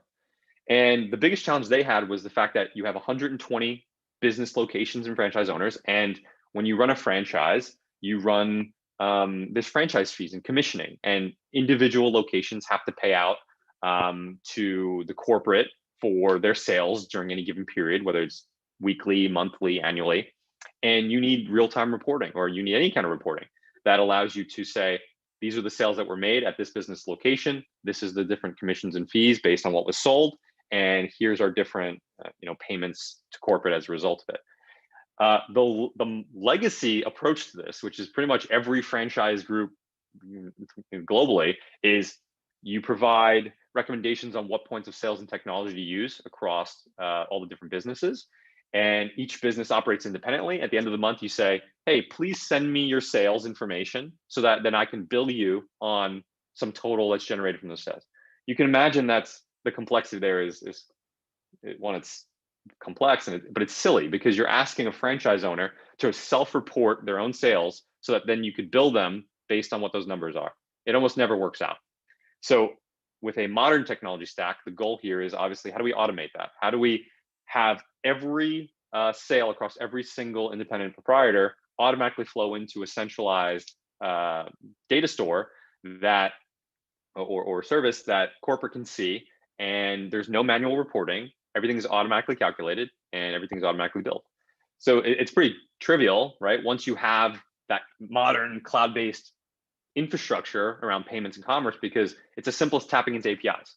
So in this case, we worked with Ben & Jerry's to automate on a monthly basis reporting that simply connected to the points of sale via the cloud that we're operating at 120 of these locations. We pulled the data out. We were able to segment and slice the data according to item, by customer, by item, by categorization. We could automate the aggregation of this data based on category. We could build automated reports of the sales that were generated over that period of time. We can automatically message out to all the different managers of each location based on what their comps and commissions would be, and then we can automate it all out to corporate. So the original question of, hey, we need a payment and point of sale solution at our business, that's not really what they needed. What they needed was automated reporting on a weekly and monthly basis that breaks down the commission structures for our different franchise owners, that allows us to automate the acceptance of franchise fees across our business. A very different problem. And a modern payment solution allows them to implement something like that by simply integrating APIs into the backend. Shake Shack. So Shake Shack is another well-known brand. They're based out of New York. They're known for their high-quality burgers and shakes. Shake Shack is interesting because they're one of the first major brands in the United States to start experimenting with self-serve kiosks. I know kiosks have been used across Europe and they've been used in other places, but kiosks are really not that big in the United States, and they've never been that big in the United States until the last couple of years. And Shake Shack was at the forefront of that, where they built their own iOS-based kiosk software running on Apple tablets, and they actually launched their first store location in New York that was entirely run by self-service kiosk ordering. So traditionally, you go to a QSR, quick service restaurant like theirs, and you have any number of like 1 to 4 points of sale on a countertop, and you go and you talk to an employee. Well, at this new location, they set up something like 10 kiosks instead that were away from the countertop. They only had one employee at the countertop, where if they wanted to do cash transactions, they can go there. But otherwise, all the ordering was performed by these self-ordering kiosks spread out around the store. And this was pretty revolutionary for the quick service restaurant in the United States, at least. And there was this belief in general that we can lower the cost of operating our restaurant if we lowered our labor costs. So if we install self-serving kiosks, we can lower our labor costs, and therefore we'll be more profitable at the end of the day. And what we've found, we've worked with Shake Shack, we've worked with a lot of different providers in the kiosk and self-ordering space. We've, in this particular solution, they integrated this particular device, our EMV and NFC reader, but really, any physical payment hardware that integrates into these types of environments would do the job as well. But what we found, we have a lot of learnings with them. And what we found as part of this deployment and others is that assumptions on how businesses operate completely change when you change major pieces of the business operations. In this case, the whole hypothesis was if we put self-ordering kiosks out and we enable customers to go do that, we'll lower our cost of our employees because we'll hire less employees because they won't just be standing there doing high cost but low ROI labor, and we'll be more profitable. And it turns out some of our earliest learnings here is that that's actually completely untrue. And it's counterintuitive, but when you put more kiosks out, you actually increase your cost of labor. And it's like, how is that possible? And the answer is because you actually are changing the entire dynamics of the e-commerce equation. So you're changing how much time a customer spends in front of an ordering solution. When a customer walks up to an employee, normally they're almost rushed, right? And they want to get their order out as fast as possible because they know there's people behind them and they know they're interacting with another person. So when people start ordering on self-service kiosks, they actually spend way more time during the ordering process. I think in one of our deployments, we saw where the average transaction, this isn't at Shake Shack, it's somewhere else, but where the average transaction would normally be something like 30 seconds with an employee-powered point of sale, the average transaction went up to like 2.5 minutes on a self-service kiosk because customers start browsing more. They start looking at other options. They take their time. They feel like when they're in front of a kiosk, it's their time and everyone else can wait and there's no rush. Another learning we found was that the farther a kiosk is from the traditional cash wrap or the traditional counter and point of sale space, the longer it takes them to order and the more money they spend. So if you have a kiosk that's all the way by the door versus by the countertop, that average ticket size of that kiosk will actually be higher than the average ticket of the one closest to the counter. And at the end of the day, and the biggest learning was that our cost of labor went up because it turns out when you can create more throughput, obviously through these kiosks, even though it takes longer, you create more throughput, it creates larger orders, and employees that are now being hired spend more time actually preparing food. They're spending more time on high value actions versus just simply standing around and taking orders. So the irony is that while the goal was to lower the cost of employees, it actually raised the cost, but the ROI on those employees skyrocketed as well. So they got a higher return overall on the dollar that they're putting in to actually having those employees on site, which is ultimately what the whole goal was. The biggest takeaway here is that when businesses are deploying new technology, it's not as simple as saying, oh, yes, I can go build a self-service kiosk. I can deploy a kiosk, no problem. Let me just go build some software, put some payment hardware connectivity to it. It'll take payments, it'll create an order, it'll send it to you, just like it does at the point of sale. It changes the entire dynamic of the business operations. And part of being a developer is not simply saying, yeah, I can as a developer, I can build a kiosk. I know iOS, I know Android. I just need a payment solution. It's not as simple as that. You also need to evaluate how your solution is going to change the operation. How is it going to change the workflows? How is it going to change the throughput? How is it going to change the average cost? How is it going to change how people interact? Where are people spending more time, or employees? Where are employees spending more time as a result of your solution? And we have tons of examples like this where we introduced remote order ahead, mobile ordering, to our own company and our own company's cafe, to companies like Shake Shack, to event spaces. And simply introducing the technology that a developer built changed and often broke the operations of the business. There was a case where we put mobile order ahead, where it used to be 1% of all orders came through remote. It jumped to 50% of all orders overnight. And we actually had staff at our own company threatening to quit because the volumes were too high and we were understaffed at that point. So think about that as you're developing solutions, and think about, again, the whole and the holistic picture of the solution you're deploying. Next is entertainment and events. So this is stadiums, this is concert locations, this is sporting venues. One that is very well known to us and in the United States here is the Golden State Warriors, world champions in the NBA in basketball a couple years ago. They recently launched a new arena in the San Francisco Bay Area called the Chase Center. And we were, Square, we were chosen as the payment and commerce ecosystem solution to run the entire stadium. So what's really awesome about this is just the complexity of the operation that we're working in. But you can imagine all of the different business challenges we were trying to solve as a result of working in this space. So this is not simply, hey, we need payments, right? This is not, a stadium going, we need to take credit cards to sell hot dogs to our customers.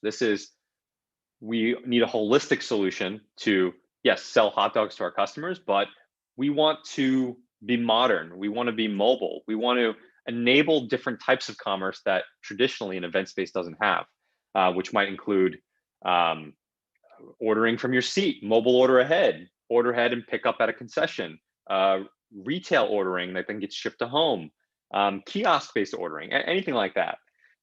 So the most common example here is something like a mobile order ahead app. So if you're familiar with pretty much any mobile delivery solutions over in Europe, everything from Uber to, I think, Deliveroo, or just anything where a consumer downloads a mobile app, that's a common scenario we're seeing across events, event spaces and venues, obviously in food and beverage, also in retail.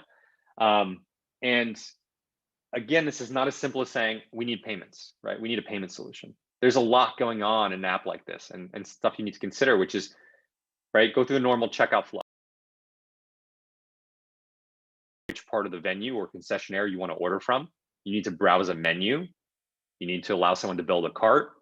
You need to allow them to enter their own payment information securely right in the app. And then you want to charge them for that payment. You want to take that order details, and then you want to send it to the actual location that's going to process those orders.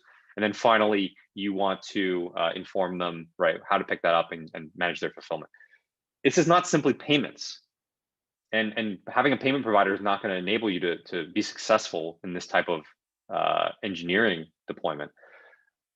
There's a lot going on here. So, for example, how are you going to maintain the menu state between what is available for sale at a given concession stand or kitchen versus what you're selling to the end customer?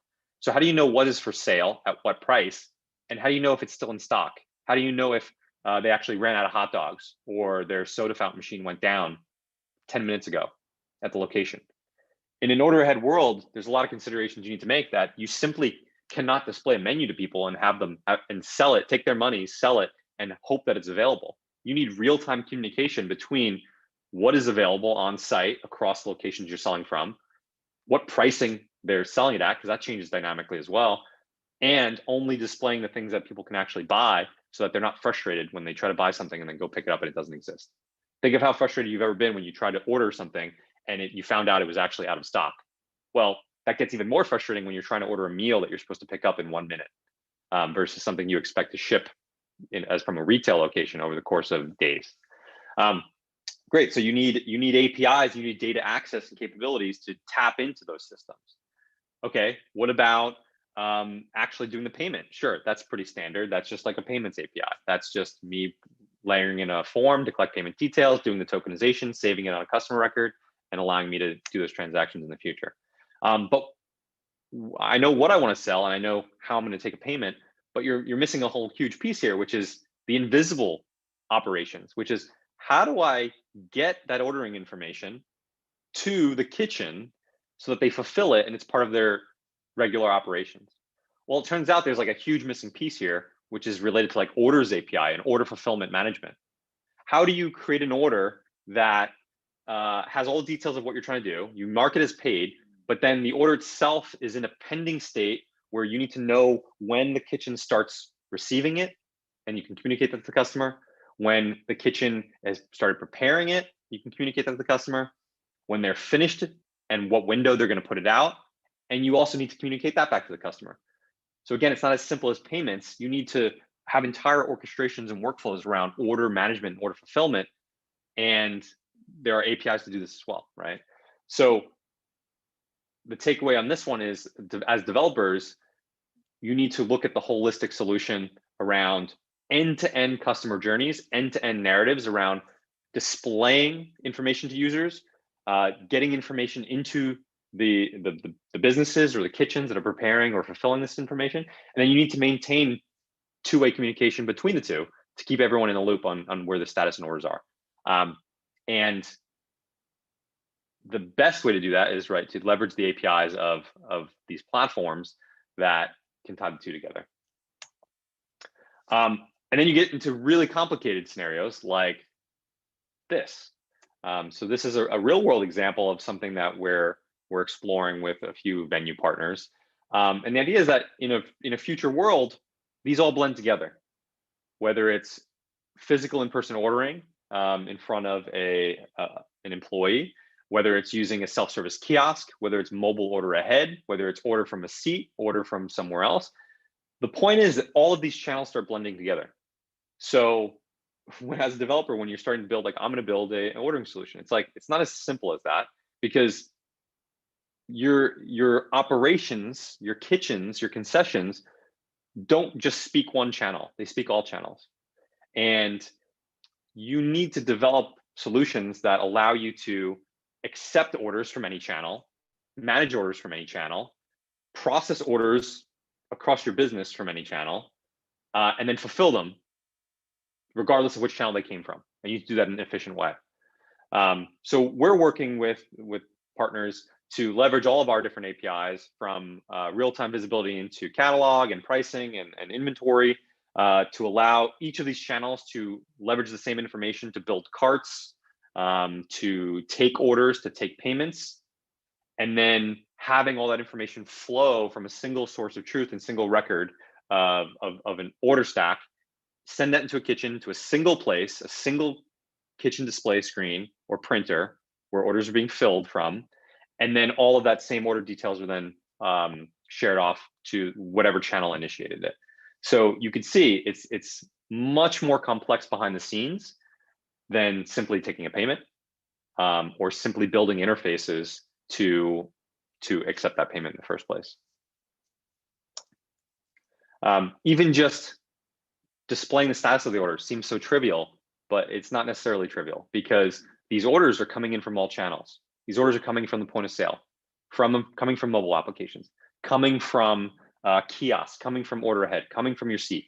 But the solutions you need to build need to unify them all and make them almost invisible to the end customer. The customer doesn't care where they ordered from. They want that omnichannel experience. They just care that their order is ready for pickup at the window you told them to, and they know the status and they know what's going on at all times. I'm going to skip through healthcare because that one's a little square focused, and just go to retail here to make sure we're on time. So the North Face, a major global brand, apparel brand with hundreds of store locations globally, a very large presence in the United States and North America as well. And they're experimenting with us in regards to what we call line busting. And we're seeing this with a lot of different brands, with a lot of different technology stacks, and they're leveraging mobile points of sale solutions. So think like iPads or mobile phones, to allow their employees to pull customers out of long lines during holiday rush, weekend rush, etc., and simply transact on the mobile phone, give the customer a digital receipt, and let the customer be on their way. In a COVID world, it's great too, because it means people aren't queuing up in the same area. They can actually disperse transactions across their store locations, and it allows the increased throughput as well as increased sales at their store locations. The biggest takeaway for these types of deployments, and what we're seeing a rise of this type of engagement, is it's entirely predicated on the ability for a merchant to integrate these mobile cloud point of sale solutions into their backend legacy systems. If I had $1 every single time a merchant, a retailer of any size, came to me or us and said, we want to take mobile payments, but we use some legacy on-premise software and we need the data integrated, I'd have a whole lot of money.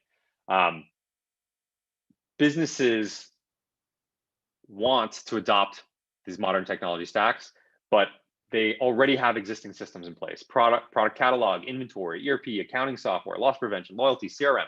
These things all exist. They will remain to exist, or they will remain in the same capacity as they have them today. In many ways, many times these are on-premise, sitting at the physical locations of these businesses, but it doesn't mean they can't still leverage modern technology stacks like Square or others.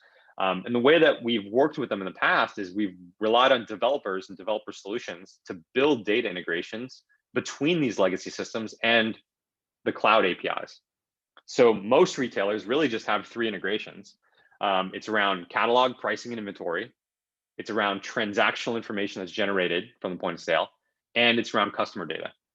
And we found success in working with developers to build just cloud to cloud data integrations related to products from an existing system flowing in through catalog APIs into Square Cloud, from pulling transactional information on a per device basis from Square and sending that information, translating it and sending that information to inventory, accounting, and loyalty systems from these legacy providers, and syncing bidirectionally customer data between data collected from our points of sale as well as external CRM systems.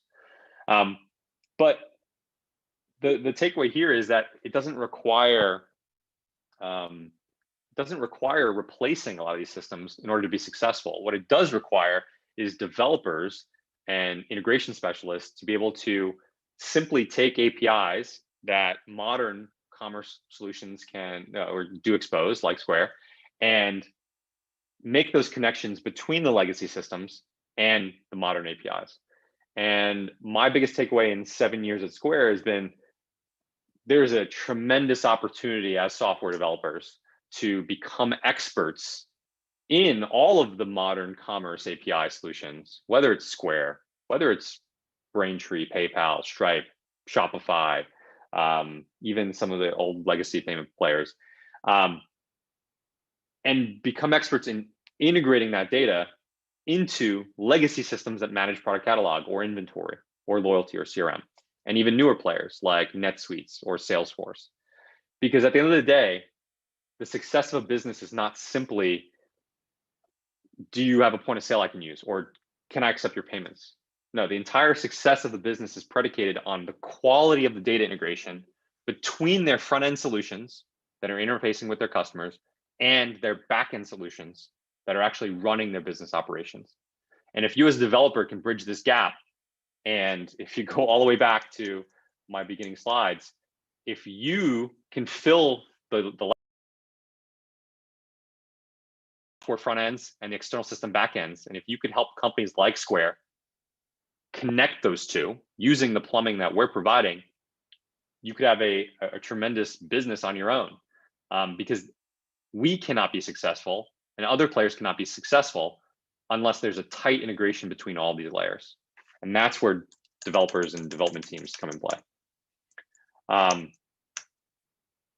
And finally, just one last comment is we're seeing a growth, and where does this fit in with like the fun of developing? Well, we're seeing a tremendous growth in unique ordering opportunities where brands are coming together and they're not just trying to allow a customer to order from one channel for themselves. They're trying to enable customers to buy almost like a grocery cart fashion, where you can build a cart of multiple brands at one single physical location. But when you go to check out, it's actually creating multiple unique payments, multiple unique orders, multiple fulfillments, and sending those off to each unique brand, where you might want to say, I want to buy an item from brand one and an item from brand two, but I want the item from brand one right now. I want the item from brand two actually shipped to my house, but I only want to give you my credit card one time. So we're seeing a growing trend in the marketplace type ordering that this is describing. And we think this will continue to grow over time. And we think it's going to be very important for commerce platforms to enable this type of ordering experience and for developers to become experts in this type of order experience over the next couple of years. So a lot of information. I'm sure there's some questions, but I want to open the floor up to any questions you might have about this content here, about Square, about our APIs, about commerce trends that I'm seeing across the industry, anything. So, sorry. Thank you. Let's have a look at the questions. At the moment, there is only one question.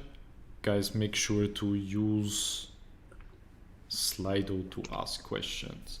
But the question might take a long answer, I think.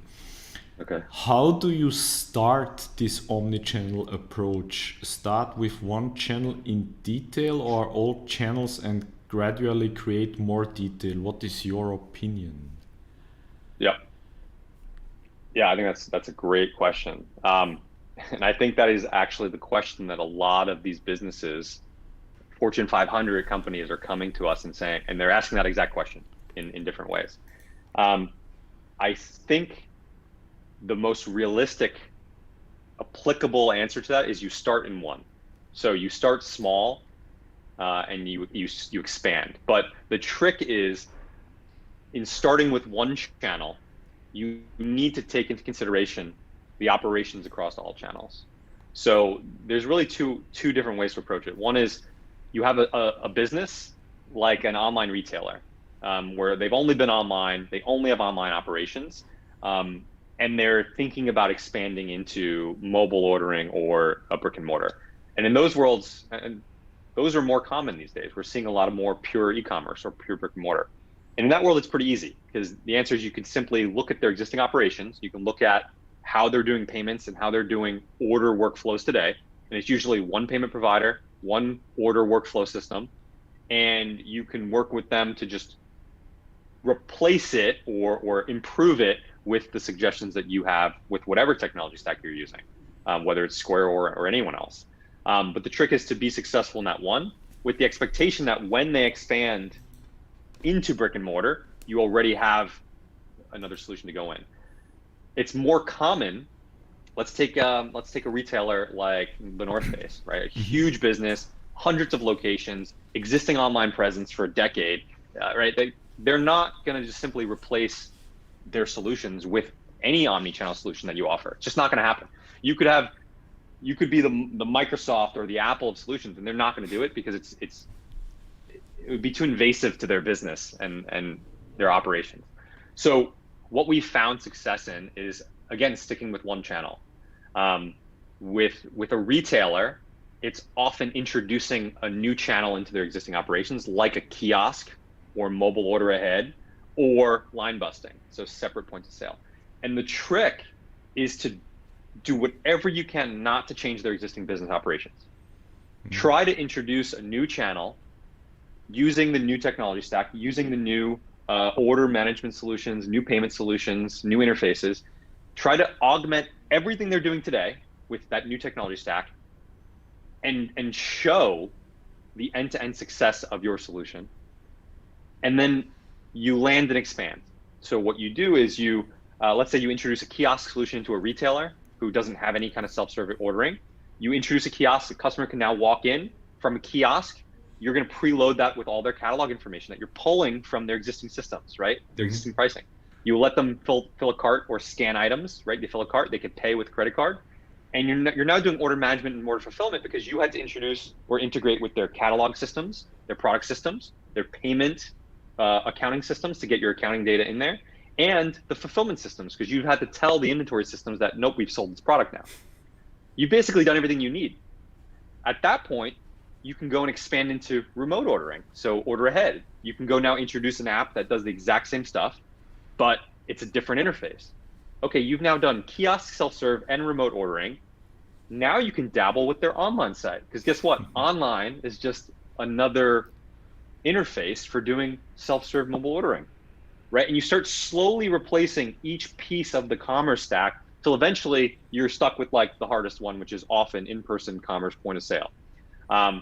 And then it often becomes a feature set gap, but the goal is to not do a rip and replace. Never try to replace everything at once. Do what you do individually very successfully. And what you'll find is if you're actually good at what you do and your solution is best of breed and is solving the problem, all of a sudden businesses will come to you for every problem they have. Yeah. It's like this magical connection I had one time is that the moment you solve their problem once, you will now be their go-to for every problem, which is not perfect, but it opens the door to expansion. Cool. Thank you. No more questions, which leads me to my next question, because I have been dabbling with legacy systems in the past, and it was also more or less included in the last question. How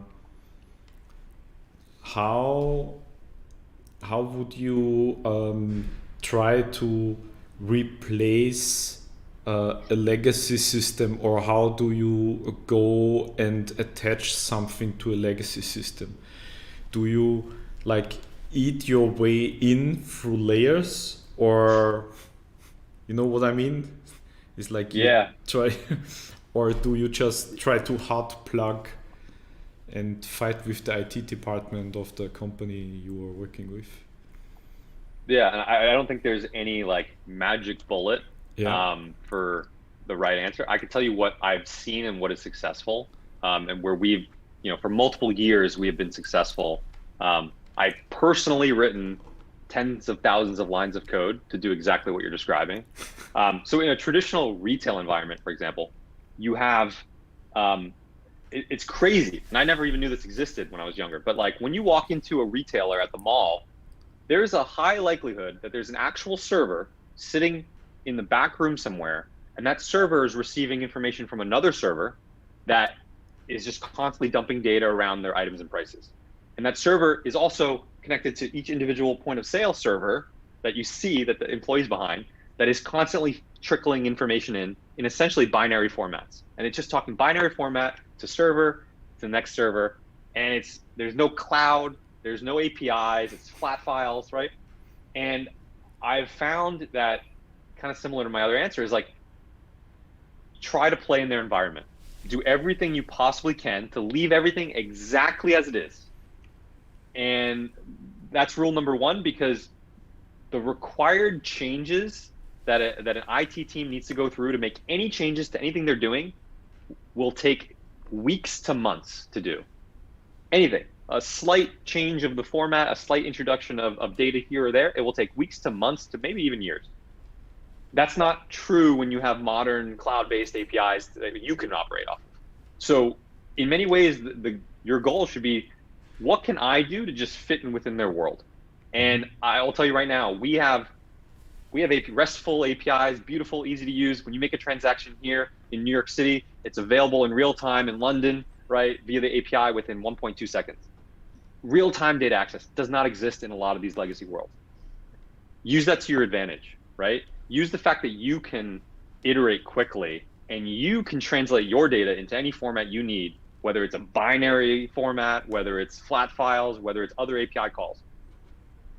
Build the interfaces yourself. You do the work, and try to just exist alongside everything they have, with the expectation that over time, when you prove the solution, when you prove what you're trying to do can be successful, you've basically made your business case to replace what they're doing.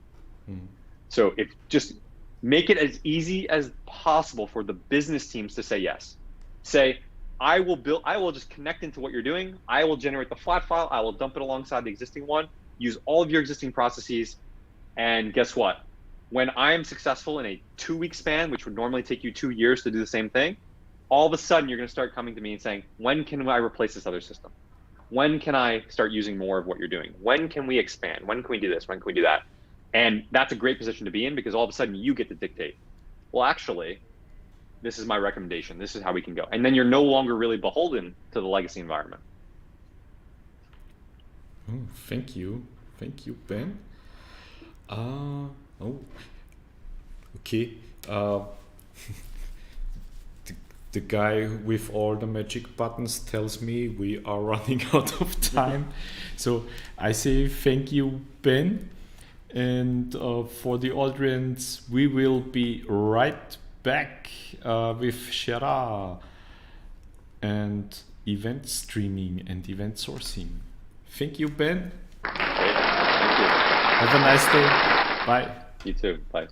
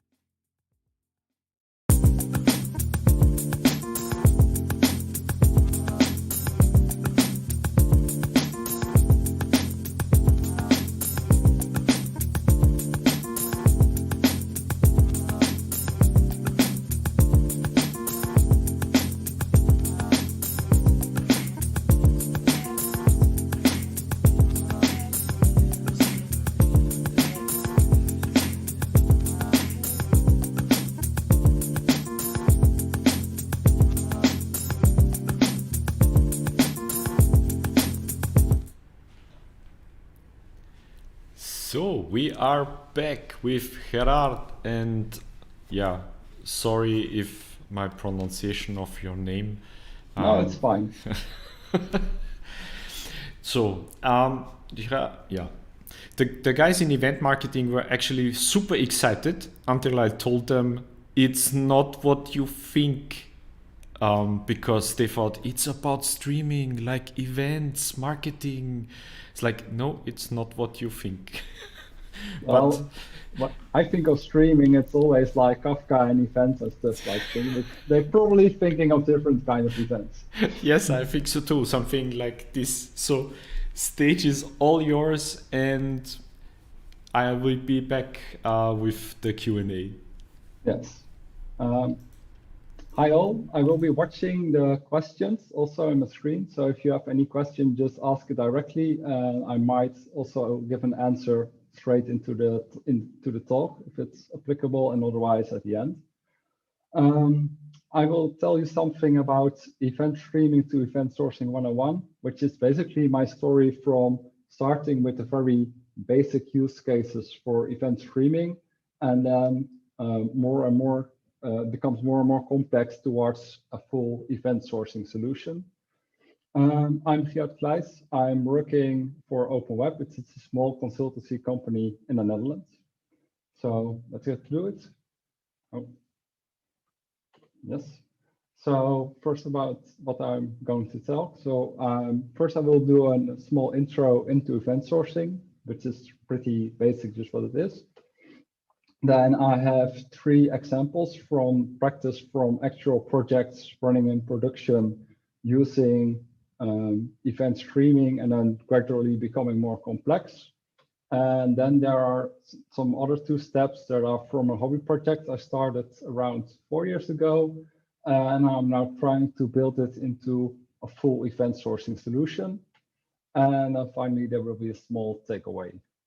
So the intro event sourcing will start because it's very much about how data flows inside your application, also how it goes outside the application, and how is that controlled.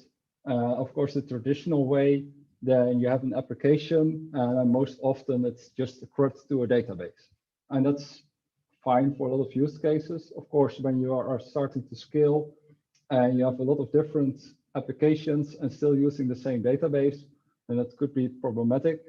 And also you don't know anything in between. So for example, if you have a shopping cart in your system and somebody puts something in the shopping cart and removes it again, then you don't have that information anymore, unless you also log it somewhere or put it into some other system, but you don't have it into your basic database.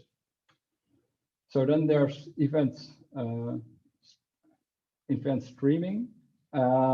Most often Kafka is used for this. This is also the image from Kafka. And then you take events or database writes, which are kind of also like events, of course, because if you know that a document in Mongo has changed, or if a row in progress has changed, then you know that something happened. And then you can process that. And the nice thing, especially of Kafka, is that it's kind of decoupled. So if you're putting events on Kafka, you only care that it's put on Kafka, and then it doesn't matter what happens to it. And each consumer can just take those events and do something with it, and can just wait till new events arrive. And also you can go offline for maybe an hour and then get back and then continue where you left off. So that's event streaming. And now towards event sourcing, and that goes a bit further, because then really the basic structure of your application becomes the events. So a nice way to compare this is with a chessboard. If you have a traditional application, you only really care about the pieces on the board and how they are located. And with event sourcing, you really store every step of the board. But of course, if you want to go back to the actual state of the chessboard, you have to start with the fresh board, put the pieces in, and then set all the pieces to get back to the actual state that it was. And then, of course, you can also do things like you can add timestamps to those events that you can use for something later on. So if you want to go to full event sourcing, there's like multiple ways to describe this, but for the ease, there are like different kinds. It's very easy to mingle events and messages. So for event source, for Kafka, basically everything is a message. And with event sourcing, there are specific kinds of messages. So you have messages that are commands, messages that are events, or messages that are queries. And the idea is that commands are specific messages that want to change something. So for example, opening up a bank account or transfer money from one bank account to another. Then there are events that are things that happen based on commands or based on side effects of other events. So for example, a balance is opened or money is transferred. And then you have queries. These are things that are about the events that happened in the past, and they have a certain state, and they themselves aren't allowed to change anything. So for example, a query could be, what's my current balance? Then another thing with event sourcing is that events are really your single source of truth and are stored forever. So if you're a lot of times, for example, with Kafka, you still a traditional database is used behind it, and then that's still the source of truth. But then it's not. It's still event streaming if you use event from Kafka and write it to some other topic, but it's not event sourcing because your source of truth is still in the database. And then some other thing is that events should be able to replay. So if you have a traditional application, of course, you need to make sure that you have backups and that you want to have them often, because otherwise you lose information if something goes pretty wrong. And the idea is that with event sourcing, you only really care about events. So even if for querying, you're putting them in some sort of database, you should be able to build up that database from the raw events. So this will go slightly in chronological order and also a bit in order of complexity. And the first one is the T-Rex steps. This T-Rex in the picture is actually one I bought at Naturalis, which is a museum in Leiden, in the Netherlands. It's a pretty nice museum. And it's the thing I first started with event streaming. And it was about change data capture. And that's a way of transforming operations on a traditional database and changing it into an event stream, because ironically, most databases still have kind of an event log where every kind of operation that's done on the database is written in some kind of logging. And then all these events from the logging, you can put them into something else. And then you have a stream from the database. And this was for a bank, and in this case, it was to be able to send real-time alerts. And these payments, it was not like the talk we saw just with payments with the whole modern structure. No, this was really the core payments that are being done on a mainframe. So you also don't want to query the mainframe. So then from the logging, you can get all of the transactions. And you can put them in Kafka, and then with some alerting app, you can compare that to what the customers said they wanted to be alerted on. So for example, you could set an alert from every time I get money more than 500 euros, I want to get an SMS message.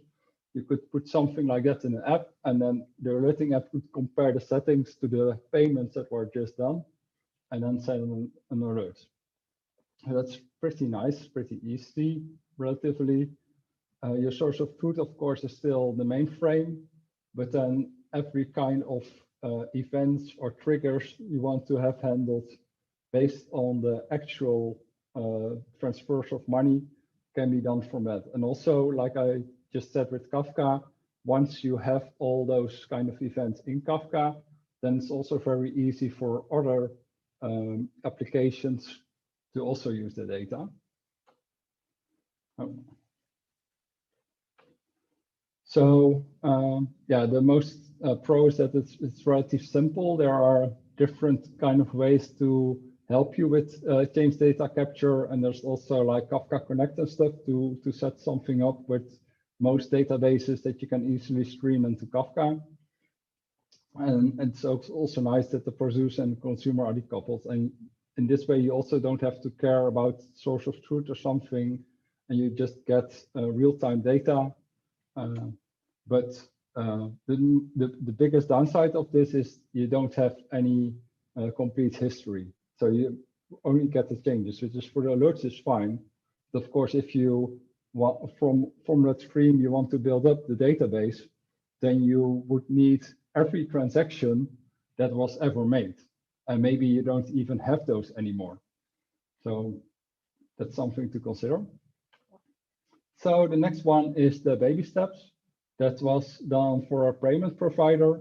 And then we had started to using Kafka more and more and breaking up applications into multiple microservices. And one of those services was a consumer service that had to do anything with what consumers did.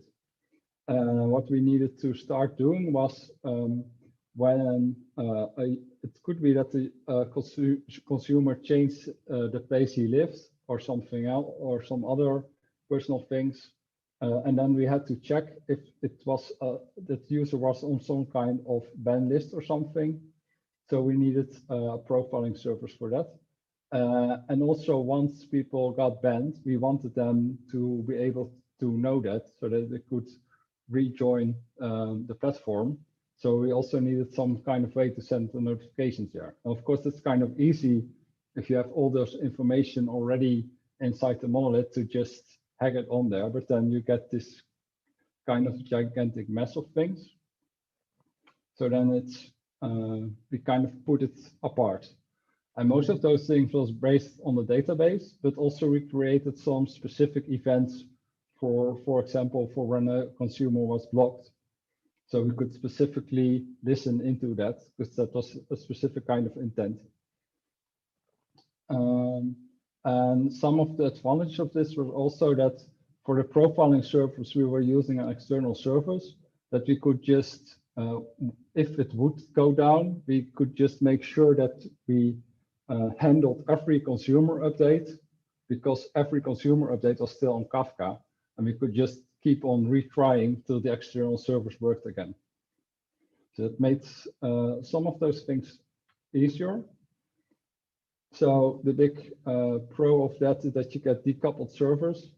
Also something you see often with these kind of microservices that it's easy when something goes wrong to just throw an exception and go out and just wait till it's restarted. But of course, if you have like a big monolith with a lot of things going on at the same time, you can't really do.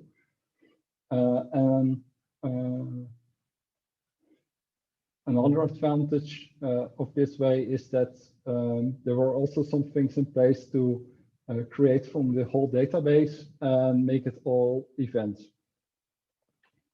Because we were using protobuf, and then sometimes the schema would change, and then we would need all those events again.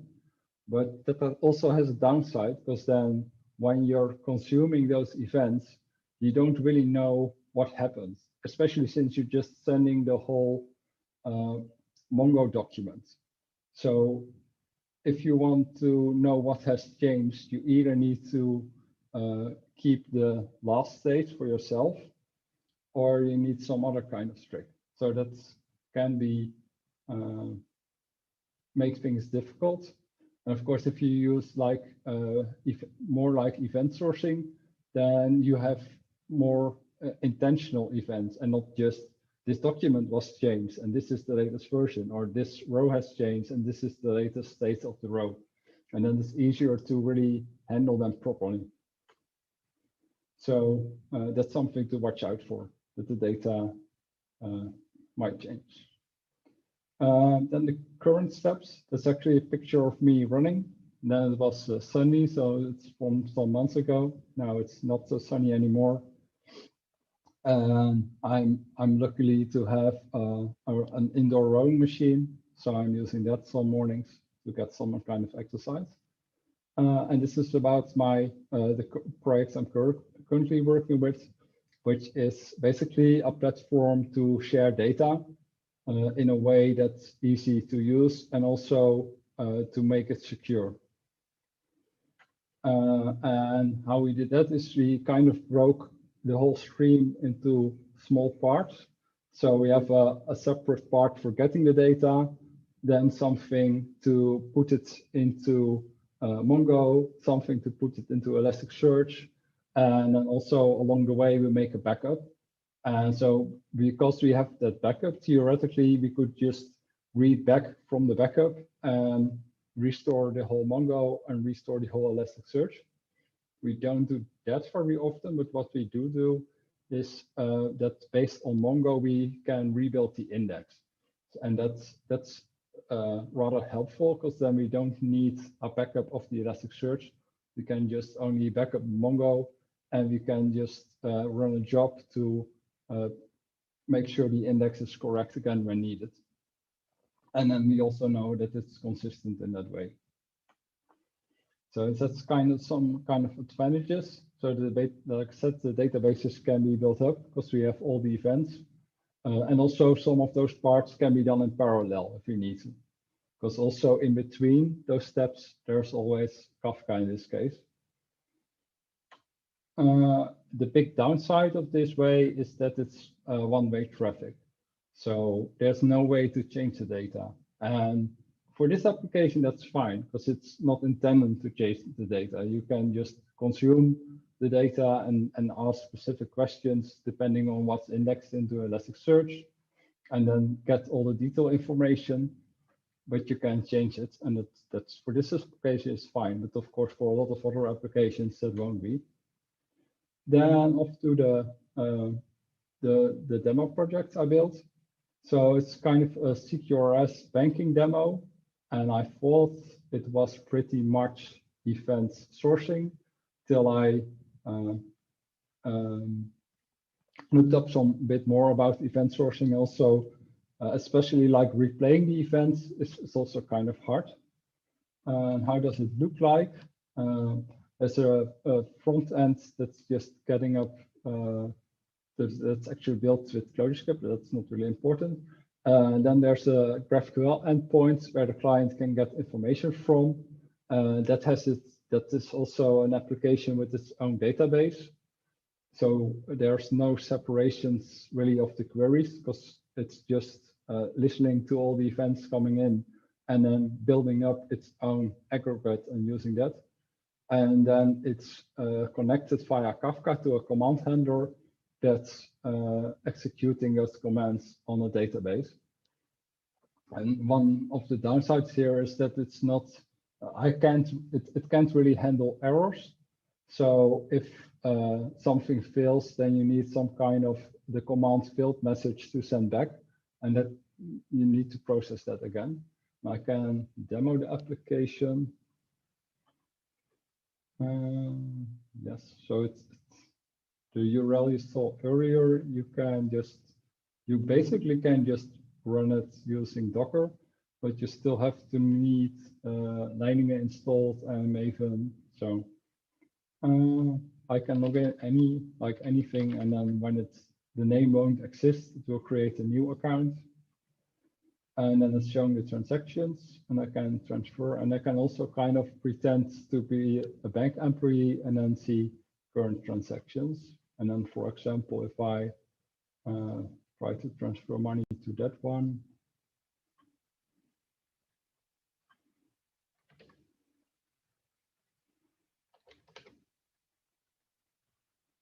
then you see it here, and also bank employees, you also see that. And this is also using the streaming from GraphQL. So then it's coming from Kafka and then it's streamed straight to the client. But it was kind of nice to get that working in a demo project.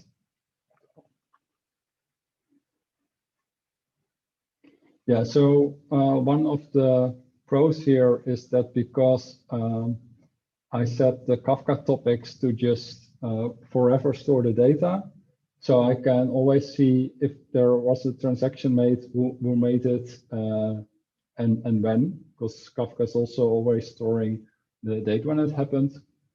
And what I also did in this application was making sure that the external API was decoupled from the internal model, so that any change to the internal model wouldn't need to change the API. Because what you also see often with really like simple CRUD applications is that the objects inside the database are also exactly the same objects that you expose in the API. But then, of course, when you change something internally, that's immediately also exposed in the API. And often you want to decouple those things. But of course, it's much simpler application if you don't. The downsides with this was basically that it was very complex. Also because I used schema for this with Afro. So it was basically a lot of hassle to get the correct command messages and also the reply messages, and then having them handled correctly by Kafka. And by using Kafka kind of as my event store, it's also a problem with rereading, because with Kafka, you can basically have either ordered messages or you can have a lot of messages, but you can't really have both of them. So you need to, if you would do this on a grand scale, you have to compromise. And then, of course, if you reread them and the order is slightly different, that might lead to strange errors. Or you have just, you limit the performance, but you want to scale probably if you want to use it in production. Then the future steps, that's also a warning sign there because it's still in progress. I hope to be further, but it's quite complex to getting the whole, because I use the Action framework and it's actually doing a lot of things besides event sourcing. So it's also really about event modeling and getting that right. So I'm now kind of retrofitting the application I had with the events and also the queries, like how they are supposed to be in the Action framework. But so far it's working quite nice, because the big change here that Action is really in the middle. For example, there's the projector, and that has just kind of like an internal database. And when you start it again, it will just read all the events from Action server again, and then it's queryable. And also something that's nice is if there is a command and it fails, then you can just throw an error, and that error is sending back. So you don't need to have specific messages for every kind of error you can have. And then, of course, at the point that you handle it, you can determine if you want to send that error to the client or do something else. And it's really working with Spring Boot. It makes it very easy to use, because it's really, if you're familiar with Spring Boot, then you know there are all these kind of starters, which is basically just one Maven dependency, and that will pull in all the kind of configuration with defaults and all the dependencies that are needed to run something. So it's really just, if you have an existing Spring Boot project, it's adding one.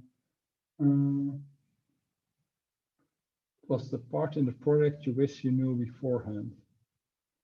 It's also anonymous. I don't really know which project you're mentioning, so I would like some clarification, and I can get back to that question. Yes, so like I said, if you use Spring Boot, it's very easy to set up because it's just one additional dependency. And oh yeah, I have to say I use this with Action Server, but there are actually all these different bits and pieces of the Action framework. You can also just take a few of them, but for this example, I want to really use as much of the Action framework as possible. So I also use the Action Server. Yes, so a lot of those things in the framework are battle tested on best practices. So there's things like a command need to have a unique ID so that you, in case that you have conflicted commands, you know which one came first and stuff like that. Well, in the Kafka example, I had to really think for myself because Kafka is ordering things by the key. I really had to think, what do I need to put into the key and how will that be handled by the application? And with the Axon, that doesn't need to be. And also like the free replayability, because I never got with the Kafka solution, I never got to the replayability. But like I said, it's kind of hard also because I'm using a stateful database. So then somehow I need to know when the application starts, if it's running behind or not. And then from Kafka, I get all the events or not. So that's a bit harder. Oh yeah, but another pro is that Axon is really made as an event store, and there are also similar solutions like that. And one of the advantages is that once you have like millions of events, it won't slow down. It will still be as fast. Well, if you still use a traditional database to store your events, then eventually it will get slower. And that's mainly because it's treating every event the same. Well, in practice, you want the latest events are the most interesting ones and the ones that applications want to have. And the biggest downside so far of the Axon framework is that you kind of need Spring Boot to get it working fast. There are several other ways to use it, I guess, but then you need to do more work yourself. And also, if you want to use clustering, you need to use the enterprise edition of Axon Server. But like I said, you can also do it without Axon Server. So what the framework kind of gives you is that it's prescribing you to have clear commands with things like an ID. And one of the things that it can also do is route your queries to the correct endpoint. Yeah, and then the key takeaway is basically that it depends if you want to go full event sourcing or not, because it's kind of complex to get it working. One of the biggest advantages is you can always trace changes back, because you can only make changes with commands. Commands always trigger an event. So if you have all the events, you always know why something has changed. You don't have that with a normal grid application. So that's it. I think I've been a bit fast, but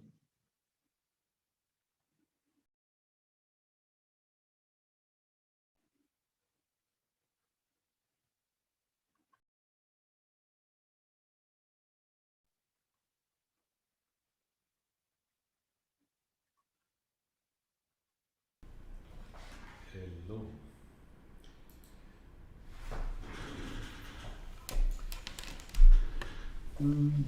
that's how I can stop sharing my screen. I think it's where you started. No.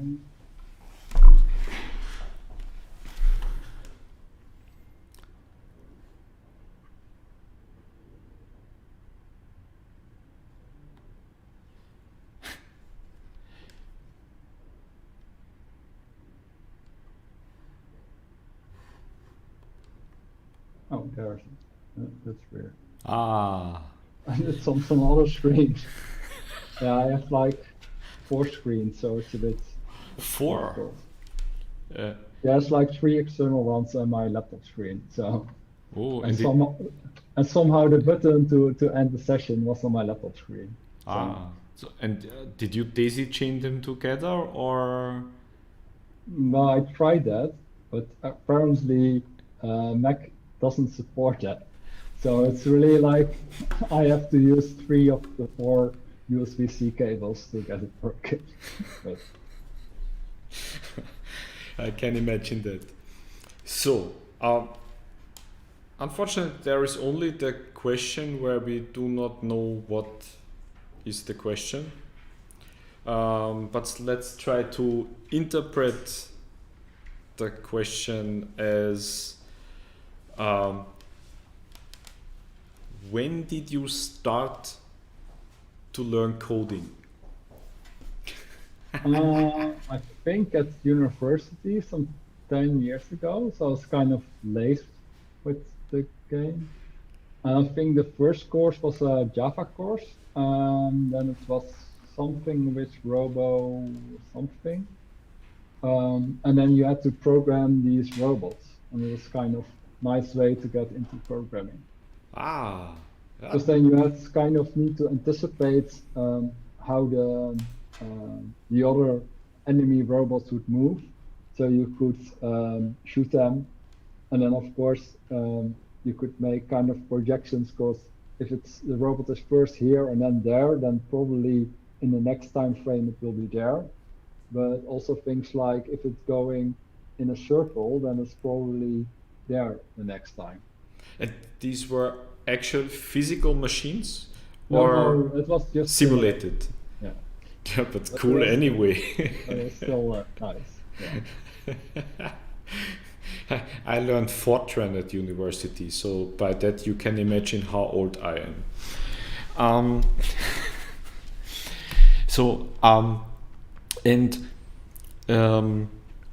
Apart of the complexity and the thing that Kafka can be leading into a love and hate relationship,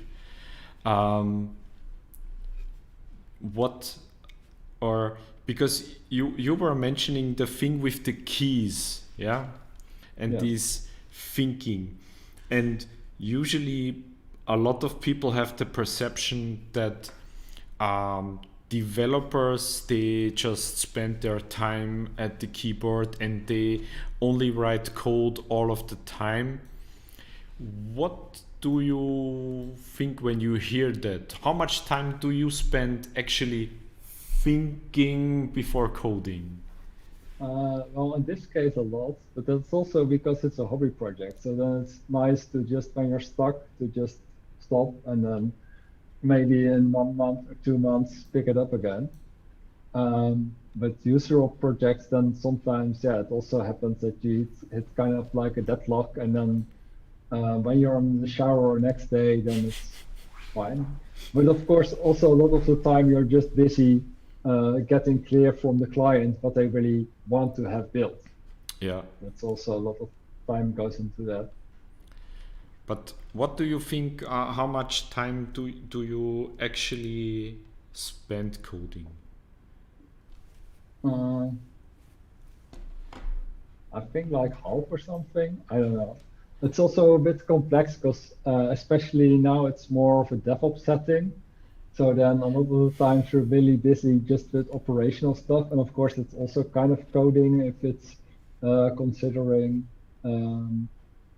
Terraform and stuff like that. Yeah. But that's a different kind of coding. I'd rather like to have it like just really a small application just in out and just have an integration test and a unit test. And then when the test succeeds, then I know that my work works. Yeah. And with this infra stuff, it's of course a lot harder because then you really need to deploy something somewhere, and then if the deployment goes fine, you're still not sure that everything is working correctly.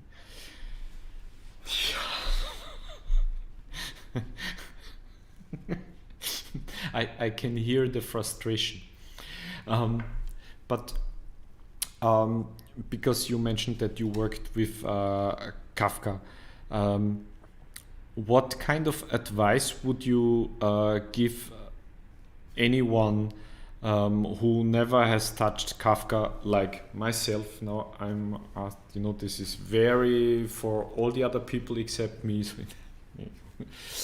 What kind of advice would you give me? How should I try to start with Kafka?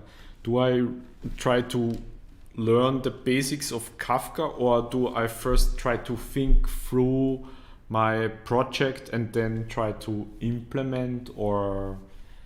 I think indeed you really need to think different. Like indeed, if you have if your base of your application is a database and it's just script, then it's a bit of a different application than when it's based on Kafka. Like the example from the payment provider with the profiles. Mm-hmm. I can just wait and listen till there's an update from the consumer. Then I can see if I have to check that consumer. And then if there's something wrong externally or something, I can just throw an exception and go out of the application. And then it will just start again and start reading. And then maybe the external will be there, or I can retry. And also with Kafka comes like this giant ecosystem with things to get data from Kafka into a database, from a database into Kafka. And they now also have like a kind of, they call it KSQL DB, which is kind of like a database on top of Kafka, but not really. But then you can use a SQL kind of language to merge multiple event streams to one, and also to split them. Or so if you want to do basic things like for the alerting example, to listen just to all the alerts and then combine it with user settings and then create a new stream with the alerts that need to be sent. Stuff like that you can do with. So it's kind of enormous if you want to get into it. And for me, it's kind of hard to put myself in those shoes because I've been using it for 5 years now. So I've kind of see it develop, and even I think the first version when I started, then there wasn't even a way to properly control who can access some topics and who can't. And now that's there. So for example, you can have someone producing to a certain topic and then have it agreed that only 2 or 3 other teams in the organization can read from that topic, which is pretty nice. Yeah, can you imagine that? That sounds very good. There's a real question. I didn't try any other event stores yet, but I do find the way that it's kind of tied to Spring Boot to make good use of it. I really don't like it because I also like to play around with Clojure and with Rust. And Clojure, I think even Clojure is kind of problematic because it's also using reflection a lot and Clojure doesn't. But then, yeah, probably it needs a lot of steps to get it working with Clojure, and with Rust it's probably even more trouble. And I know there are also event stores that have just native clients for Rust and also for other languages. But then, of course, probably you need to do some other stuff yourself, like routing the messages or so. But I don't have any experience yet with other event stores, so I don't really know of any pros or cons compared to Axon. And did you actually use Rust somewhere? Only for the demo project. So for the command handling part of the demo application, I also built in Rust. And then also got into kind of problems because there's like from Confluent, there's a schema registry. So that's a central store for your schemas, which is nice. And with Java, it kind of just works. But there wasn't, the same thing wasn't there for Rust. Oh. So for Rust, I had to kind of write it myself, which I did. And then I hoped that I could just drop it with the creators of the Kafka library for Rust. But they said, well, you can also put it into a separate library. Yes. So I did that, and that's yeah. So that's a separate library now, and also because at Kafka Summit I also spoke about that because they added things, because usually it was only Afro format they supported. Yeah. Now they also support protobuf and JSON schema. Okay. So yeah, and since that's my library, I kind of had to add that also to the Rust library. So I added it, and at least the protobuf thing, I know that some people are using that. but I myself don't do much else with Rust at this moment yet. But I do feel that in like 5-6 years, then it might just be as easy to build something with Rust as in Java. But for now, it's not there because you need a lot more codes, and also it's a bit harder to write, which you do see in the Rust environment that you get more and more higher abstraction level libraries. Mm-hmm. So if that goes on and on, that at some point it will be just as easy to write a simple application in Rust than in Java. Yeah, that's I hope for that too. I'm still waiting for a good framework where you can create also a user interface which is more than a command line. Without compiling it to a WebAssembly and creating the web application at the end. Well, WebAssembly works, but still, yeah, you don't have anything like Java FX for Rust. So. Okay. Thank you, Hera. And again, I think I butchered your name. I'm so sorry. No, it's fine. For your time and the insight you gave us. And yeah, now I think we go into a break, and then we will be back after a round of virtual coffee with Anil and Headless and JAMstack. Can I ask? Can I reply to the question that just got in? There was a question. I did Yes. not see that. Yeah.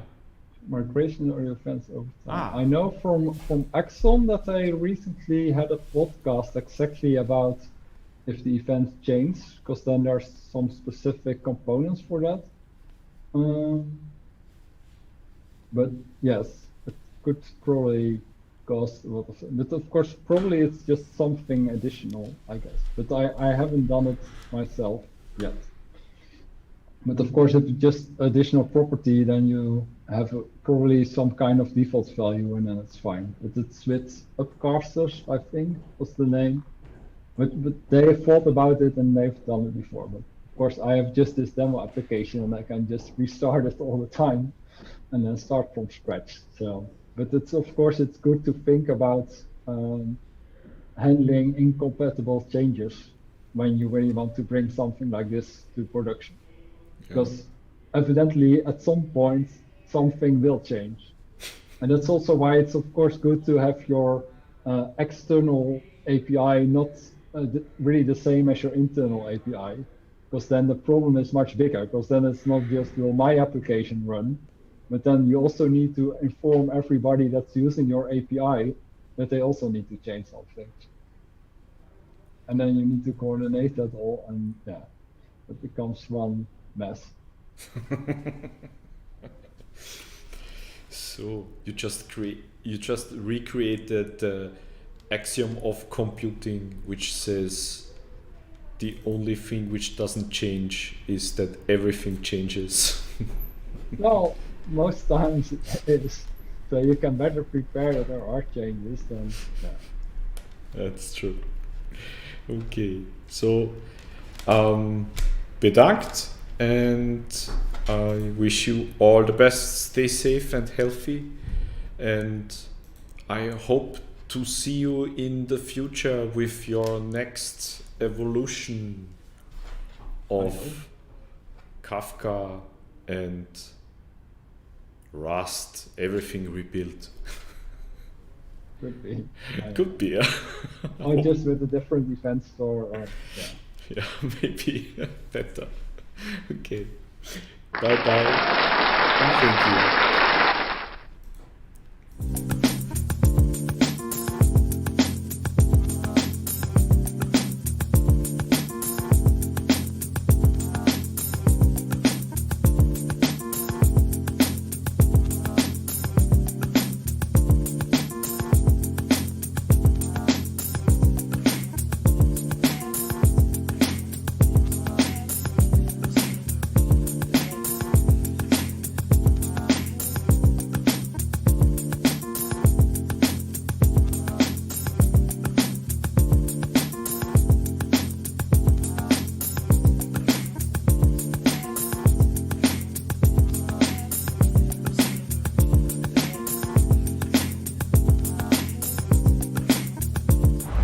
When magnetic fields move and electrons start flowing. When you feel that anything is possible.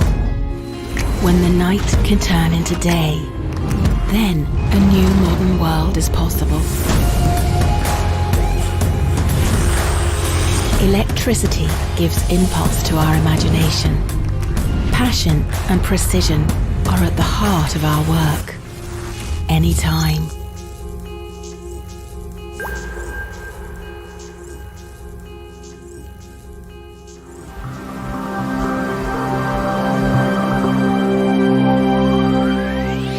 Illwerke VKW. Energie für Generationen.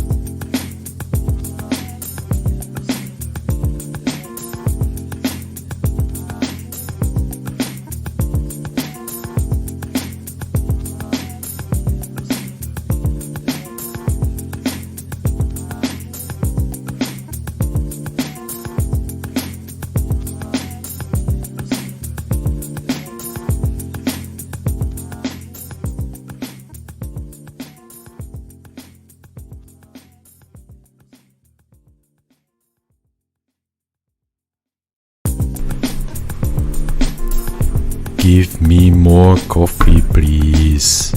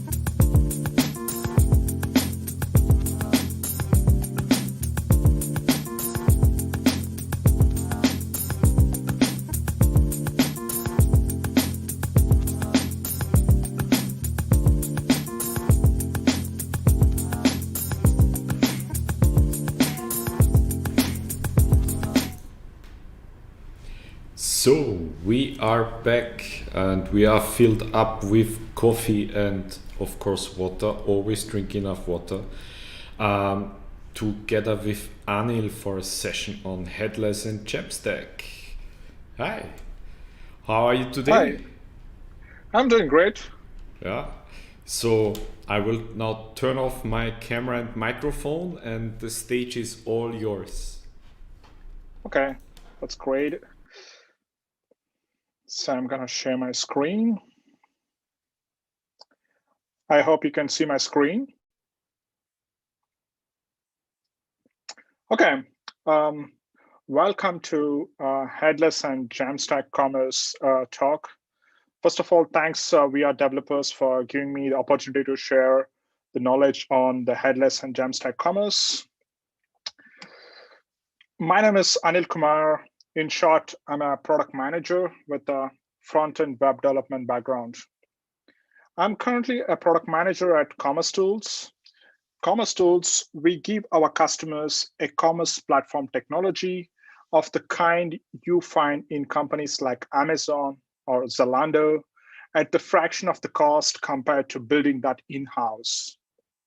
In addition, Commerce Tools is the leader for cloud-native, headless, API-first solution delivering best next-generation B2C and B2B commerce experiences used by our globally more than 500 customers. And apart from my job as a product manager, I'm a community builder and a prototyper with 10 plus years of front-end product development experience from companies including SAP, Sapient. I have been speaking, writing about rapid prototyping, running and facilitating prototyping workshops in Berlin, especially. So let's get started. Enough of the introduction. And my talk on the headless commerce and JAMstack commerce makes it's a perfect time because just now we are done with the Black Friday, all the different shopping stuff, and also the influence on digital commerce by pandemic. So I thought this is a perfect time to talk about the JAMstack and headless commerce. Let's try to understand the JAMstack by an example. I don't want to give you an example by just reading the description. So I thought it's a good idea to understand what JAMstack is really. For that, as you can see here, I try to open the facebook.com and I disable the JavaScript. And what I see is black screen. Of course, I have the black theme enabled. And by looking at this, what do you think? What do you think about facebook.com is? Is it a static website or a dynamic website? Definitely it's a dynamic website, right? You get content differently than what I see based on your profile information. So this is definitely a dynamic content. And let's take a look at the example of a static content or an e-commerce website. Think about it. As you can see here, I've disabled the JavaScript here, but still the content is loaded. And this is a static content. And can you think about it? Why? Of course, the page URL is unique. And irrespective of number of times I reload this page, whatever the content I'm going to see remains the same. Why? How can you generate such static content? The static content you prepare and made readily available as a HTML page and served via maybe a content delivery network rather than serving on your own self-hosted server. And all JAMstack sites are static sites, but not all static sites are JAMstack sites. One of the requirements for JAMstack site is the static sites has to be served by CDN for a faster delivery.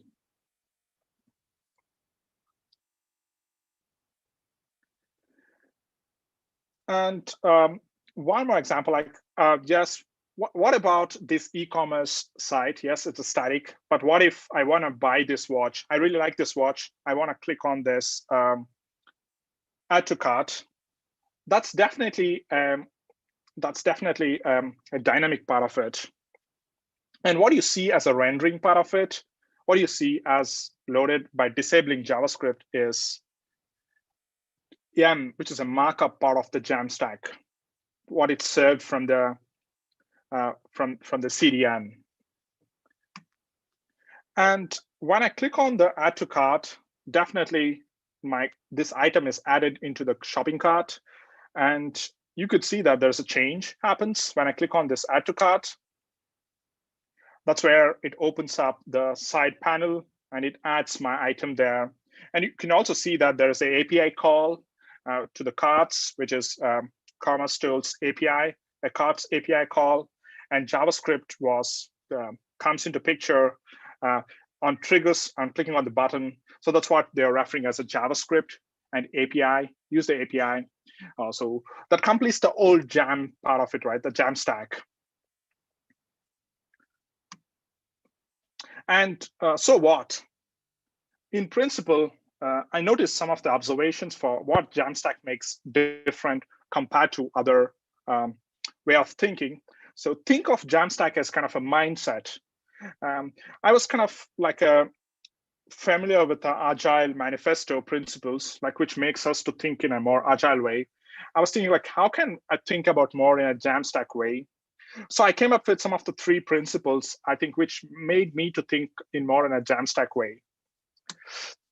The first principle is the JAMstack is favors pre-built markup or dynamic content.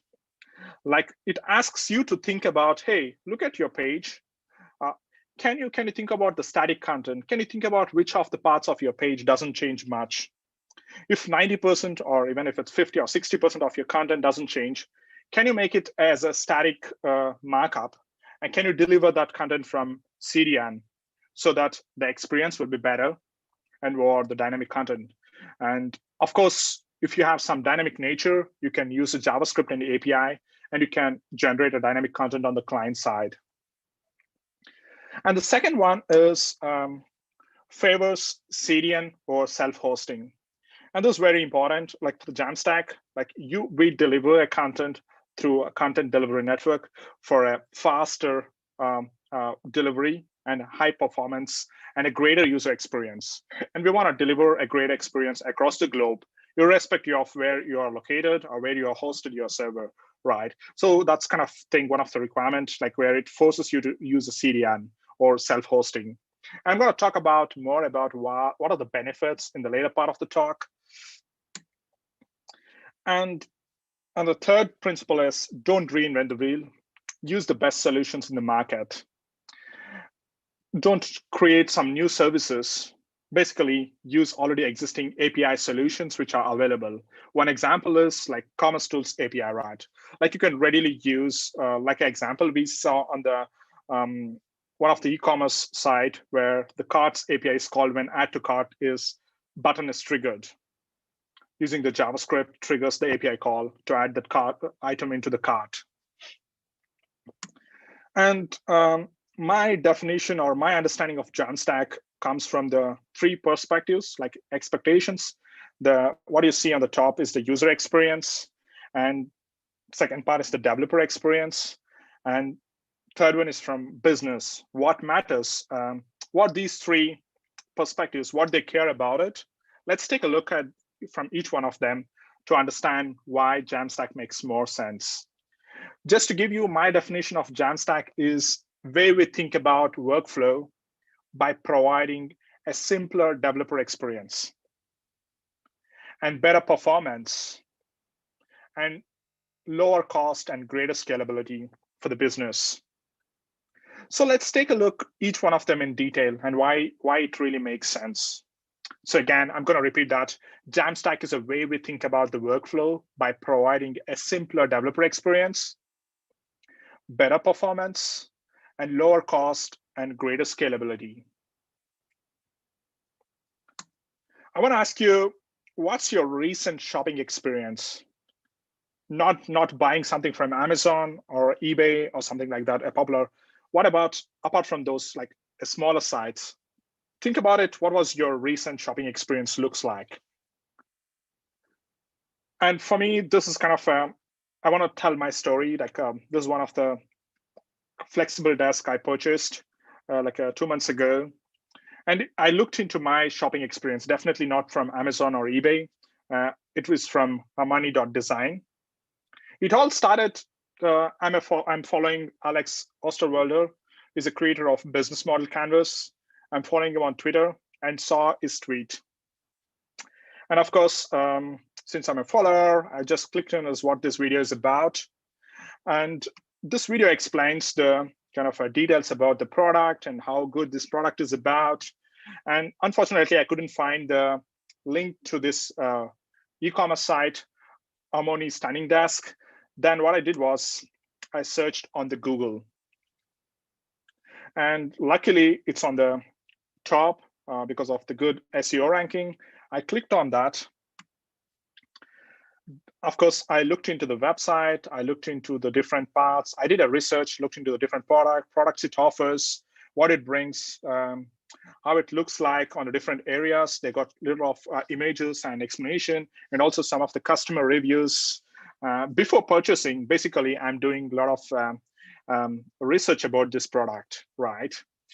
And if I looked into that, I traveled from like Twitter post into YouTube video. I made a Google search and the website. And the reason I'm sharing this is more than 50% of the shoppers say always do a research before buy to ensure that they're making a best possible choice. So that's what I did, even though without noticing or without knowingly or unknowingly. And also one more interesting observation is on the page load time. Think about like a bounce rate, right? If you're familiar with the bounce rate, you understand what I mean. If not, like bounce rate, it represents the percentage of visitors who enter the site and then leave basically the bounce rather than continuing to view other pages within the same site. This clearly says that the performance and page load is the key. And JAMstack sites are pre-built markup and CDN. That means by default, they serve faster. They load your content faster to the end user. It's a great experience. That's why the JAMstack is one of the great things for user experience. And let's jump into the second part, like a developer experience, right? Okay, for user experience, we saw it's good, it's great, but what's it for developer experience? To understand the developer experience, I would like to give an example. How many of you not know MDN docs? For me, that's most trusted MDN docs for any web content. If you're not familiar with what MDN docs is, MDN docs or like a web docs site provides information about open web technologies, including HTML, CSS, and APIs for both websites and progressive web apps. And this is a quote from the blog from Chris Mills from Mozilla.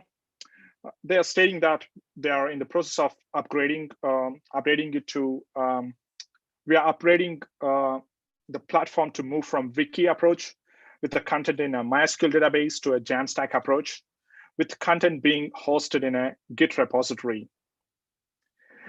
I think the big benefit for developers is like developers are already familiar with the Git workflow. Instead of like now, it's much more easy for anybody to contribute to the docs. They can just create a simple pull request and you can review the code changes and it's much more better. And also, I think it also makes sense that the documents are not going to change every day, right? It's going to like only if specific documents are updated once in a while. So I think it's a great experience to deliver those documentation quicker to the developers. And again, that's also a greater user experience. And similarly, at our Commerce Tools, the documentation, we provide a documentation for our developers to consume the Commerce Tools API, build any interfaces. This docs.commercetools.com is also a JAMstack built on top using the Gatsby. And we want to deliver a greater developer experience whoever is consuming or whoever is trying to build commerce solutions using our Commerce Tools API. Another example of thinking of developer experience or overall development experience is I want to talk about our UI kit. UI kit is an open source UI component library or a design system you can think of by Commerce Tools. And it's open source, it's on GitHub. And we generate a deploy preview for each pull request using Vercel. What does it mean, a deploy preview? That means you get a unique URL on each pull request, a new feature branch or is added to created a pull request to the master. So that the benefit is a designer or a product owner or a documentation team who wants to review it, they don't have to check out that feature branch and see how it works. Instead, they just kind of get that deploy preview URL and they can see and they can test it and they can give a feedback. And if they are fine with that and they can comment and they can say, hey, it looks good and it's approved. And the overall, the develop experience, right? Not only for developers, for the development team, the designers and product managers and QA, anybody, I think it creates a great experience. So that's the kind of experience we want to achieve. And other aspects, apart from considering the technical experience or the developer experience, other priorities for technical teams are security, performance, and availability and scalability. So what are they? Let's take a look about, okay, so far we talked about the JAMstack, and I talked about, hey, try to render the pre-built markup static content as much as possible, try to serve them from CDN, and try to fetch data using JavaScript and the API. Yes, makes sense. But what if I have a problem with, I will have to deal with a client API or a secret key? How should I handle a secret key? I don't want to share my secret key on the browser, which is kind of like you can also perform some edit or update actions. So what can I do? It's a security problem, right? First of all, I think JAMstack sites are secure because most of the content is a pre-built markup, right? So the HTML files are more secure rather than you're trying to render the content dynamically on the server, which might be talking to your database. So definitely the JAMstack sites are secure. And coming back to the question about if you want to deal with some of the API secrets, how do you deal with? You can use services like Netlify edge handlers or Vercel serverless functions, right? You can call these serverless functions and where you can really talk to your API using your secret key and return the results, and using your JavaScript and on the browser, you can render those dynamic content. Using these serverless functions are kind of a rescue for you if you want to deal with and handle some of those secret keys, so that you don't want to share those secret keys on the client side. So that's how you can solve the JAMstack security. And next part is the performance. And one of the common user frustrations, as discovered in the user interview this year by Smashing Magazine, was slow websites. I think the customers or the user experience, they hate slow websites. And from that perspective, I think the JAMstacks try to provide you, since it's a pre-built markup and you're delivering from content CDN, so it's faster compared to you write to render on the server side and deliver.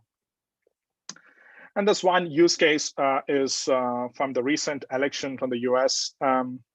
JAMstack better for developers and better for democracy. O.org is a JAMstack site. O.org was providing the necessary information to the O2s in the US very faster, the basic information. So they built using the Gatsby, and it's a JAMstack site.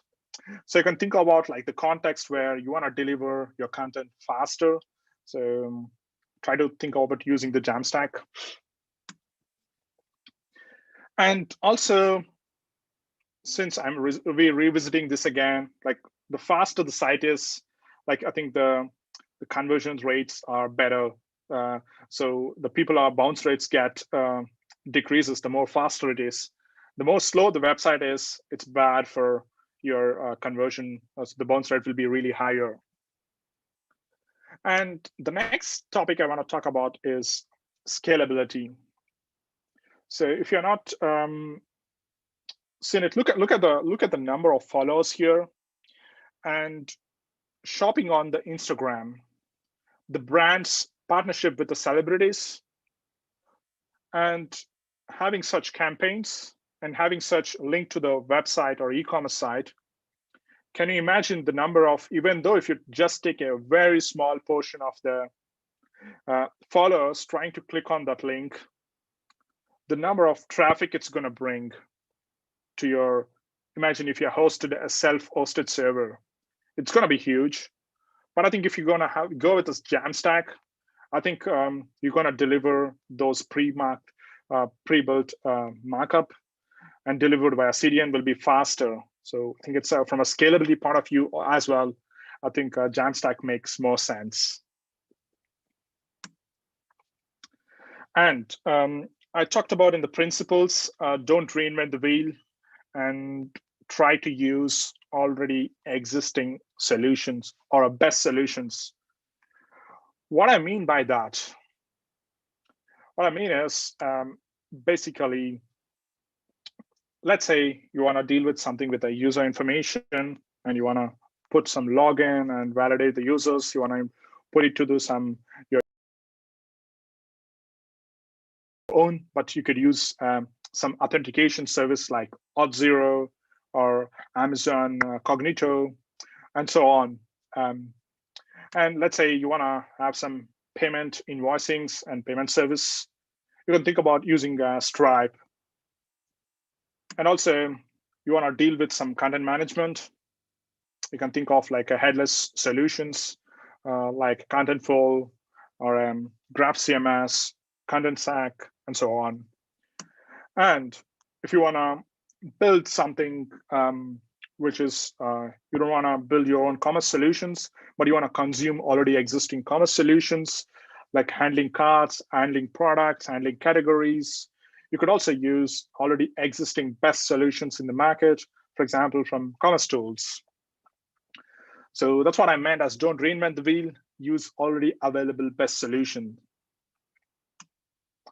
And I want to explain that headless is right. Dirk, our CEO at Commerce Tools, is the creator or inventor of the headless commerce. And what does headless means? Headless means actually a multi-headed.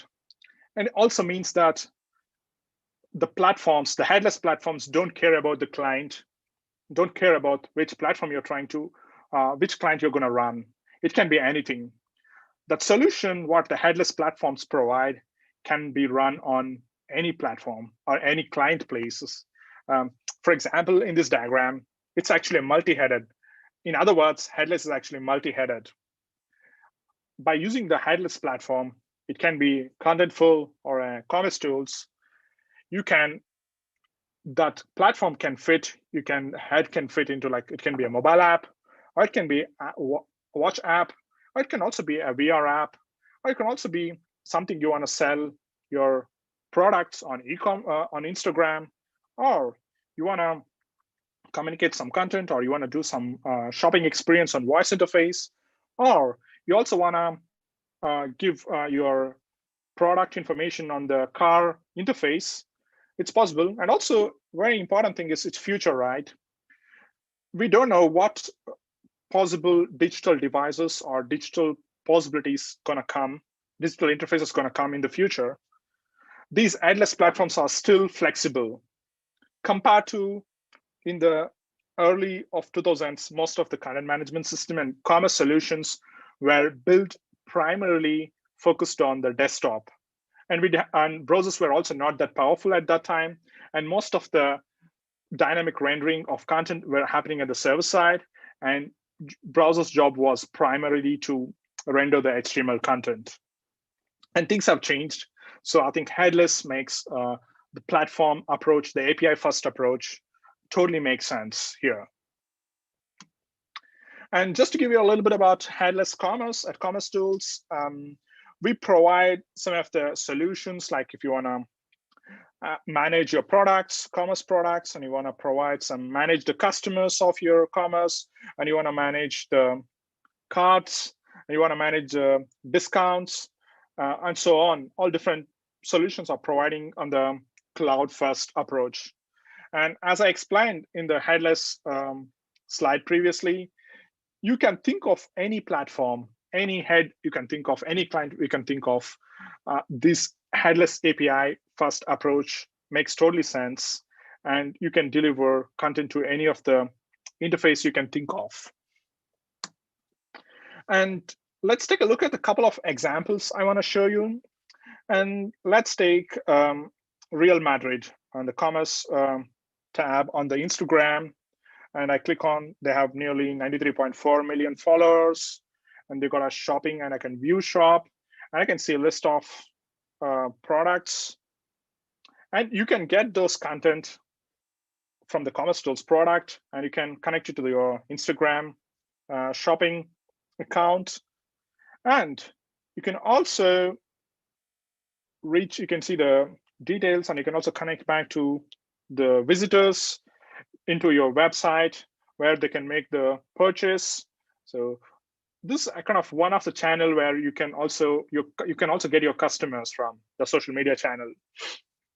That's where using the JAMstack approach, why it makes sense is that you are already consuming the API, the JAMstack, JavaScript and API. You're already consuming the API part, right? And with that JAMstack way, going with the JAMstack commerce way, you're not just restricted only for websites. You're also flexible using APIs. You can also be thinking of, let's say tomorrow you want to move into a new platform. It's easy to go and easy to kind of launch your market on a different platform. Let's take one more example. Again, this is from Commerce Tools. Commerce Tools and virtual reality multi-channel integration. In this example, cards can be created and checked out in the game from the VR cart icon. Or cards can also be retrieved and checked in other mobile devices. So there are other possibilities. And also, watch app, viewing the orders on the watch app, right? And you don't wanna display all the informations on the watch because of the small interface, and you want to just get only a tiny, very important information for the end user.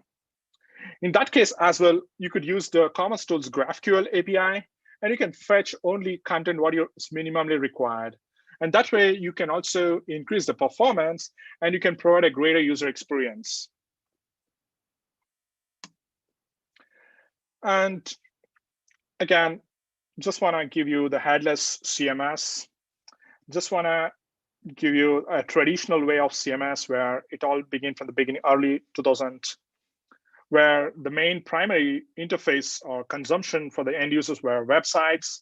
So you see all it's cluttered at one server side, and content was prepared. The web page is prepared on the server side and delivered to the website. And slowly emerging of new digital platforms like mobile, tablets, and also the watch. I think content can be consumed in any digital platforms. It can be on voice interface, as we talked earlier, and on the social media, or any other future devices we don't know. So this content can be consumed there using API. With a headless first approach, you can just hook these content. And with the content infrastructure, for the headless approach, like you can also define the content modelings, what content you want to, how you want to represent those templates. You can also make the content editor's life better with the content infrastructure. So let's take what we learned so far on the headless and think about JAMstack way to the commerce side. I would ask you to take a look and think about which of the content can change frequently. Looking at this website, looking at this shopping cart or e-commerce page, for me, the image could stay. Doesn't have to change every day or every month. I think pretty much the menu could stay the same, and the description and the SKU number or the product name. Maybe the pricing name could the pricing could change depending on the Black Friday or Christmas deals or Easter holidays, the pricing could change. I'm thinking of that could be a dynamic one. Again, you can analyze it.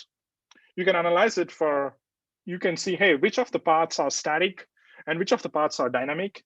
And I can think about it like, hey, if it's a static, if most of my content on my page is static, I'm going to do a JAMstack, and it's going to be, I'm going to pre-render it, and I'm going to serve it as a pre-rendered markup served via CDN. And for the dynamic part, I'm going to render it on the client side.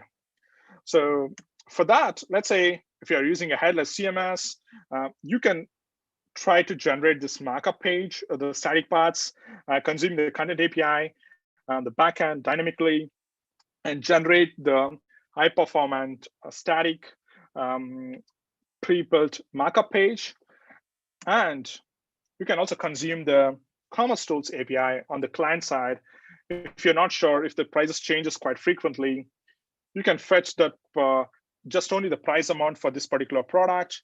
You can use a GraphQL API, and you can just get only the price information. Okay, enough of technical topic, and why it matters for a business from the business angle. Let's take this is the last part. Why it matters for business angle. So quickly from the business priorities, like it should be easy to maintain. What I mean is like it should be nearly zero human effort, and it should cost less cost at the end to the business owner. And let's say if the business owner wants to enter a new market, it should also be easy for him to enter it, right? Let's take a look into those details. When I'm talking about easy to maintain, I'm talking about with the JAMstacks. This is one of the deployments from Vercel. As you can see here, I got 2 deployments. Imagine the first deployment URL is a current one. I prepared it for Black Friday and Christmas holidays. I got special deals. And after the new year, 2021, I no longer selling those sold out items, or offers are done for the holidays. I'm starting fresh. And with one click, I can go back to my website status, which was before my Black Friday campaign. With just one click, I can promote to production my e-commerce site back into how it was before the Black Friday campaign. So that's what I meant as like, it could be easy to maintain. Your JAMstack sites could be easy to maintain. And APIs, these headless approach, API first approach gives you speed to market. Imagine you have a website, that's great. And tomorrow you want to enter into watch interfaces, or you want to enter into VR space, or you want to enter into provide you notice that your target users are much more friendly with the voice interfaces. You want to extend your shopping experience to the voice. Because you already have an API, it's pretty easy for you to extend and provide a service on the voice platform as well. And compared to traditional e-commerce platforms where mainly focused on website, right? They're kind of more tightly coupled. So that's what I meant as a speed to market with API first and headless first approach. Okay, all good. And let's take some of the parts. Let's talk about when not to JAMstack. That means I got 2 points. You mainly have a dynamic content. One of my beginning slide was I kind of disabled the JavaScript for Facebook.com. That's definitely a dynamic content, and it doesn't make sense to make it as a JAMstack because most of the content is dynamic. Of course, you serve those few of the common files through CDN, those JavaScript and CSS files, or commonly used assets through content delivery network. But the content itself, most of the content is dynamic, right? And also it varies from one person to another person, it's more personalized. And other case where it's not a good idea to JAMstack when you have a really, really huge content. What I mean by huge content is, what's the effect is, you got to really, there's a graph tells about it, right? JAMstack takes a build time. The build time to prepare your JAMstack sites gonna grow as the number of markdown files or markup files grow, because you have to prepare your content to serve that as a pre-built markup, optimize it to serve from CDN. The more number of files you got, the more number of the build time going to increase it, right? So what should we do about it? How can we handle that situation, right? One way is thinking in terms of micro frontend. Can you divide your whole application into different modules? Can you try to build them as a separate modules and as a separate applications, small micro frontend applications within your whole big application, right? And one such example is we provide for our customers an interface to manage their business operations called Merchant Center. We also got several applications running on this Merchant Center user interface. And you can think of, like, we offer a products, we offer discounts, we offer cards, we offer customers, and we think each one as a separate micro frontend, and each app is a different one. That way, we can think about a separate build, and we can think about the number of files, the build time can reduce it. So that way, that's one way you can solve the build times for JAMstack. And other things, we also encourage our customers, they also can build their own custom applications on top of Merchant Center. And what we recommend them is to host their static files on this CDN content delivery network. And for example, they can build their static site or static custom application, and they can deploy it to Vercel. And that way, we are providing a greater user experience for the Merchant Center users on the business operations. And let's take a look at the last parts, some other e-commerce sites which are built using the JAMstack approach. The Little Caesars team expected a massive surge in orders as soon as the ad hit the airwaves. The new site they built had to be ready to handle over like tons of orders for hungry football fans across the entire United States. All of them are trying to order all at once. And another example, which is also our Commerce Tools customer, Daniel Wellington, as we also saw in the beginning, they're running their e-commerce site using JAMstack. Okay, what if you get really interested in this JAMstack and headless approach e-commerce sites? How can you get started today? For example, you can take a look at the nextjs.org/commerce. They got a prepared template where your client side is completely optimized for the commerce, and you can just have to connect it to the Commerce Tool platform like Commerce Tools or any other Commerce Tools headless platform.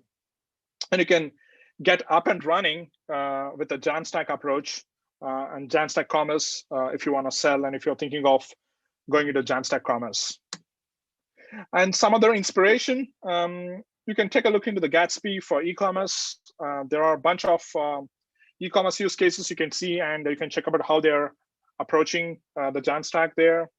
And you can see their use cases and how they're able to run the JAMstack e-commerce.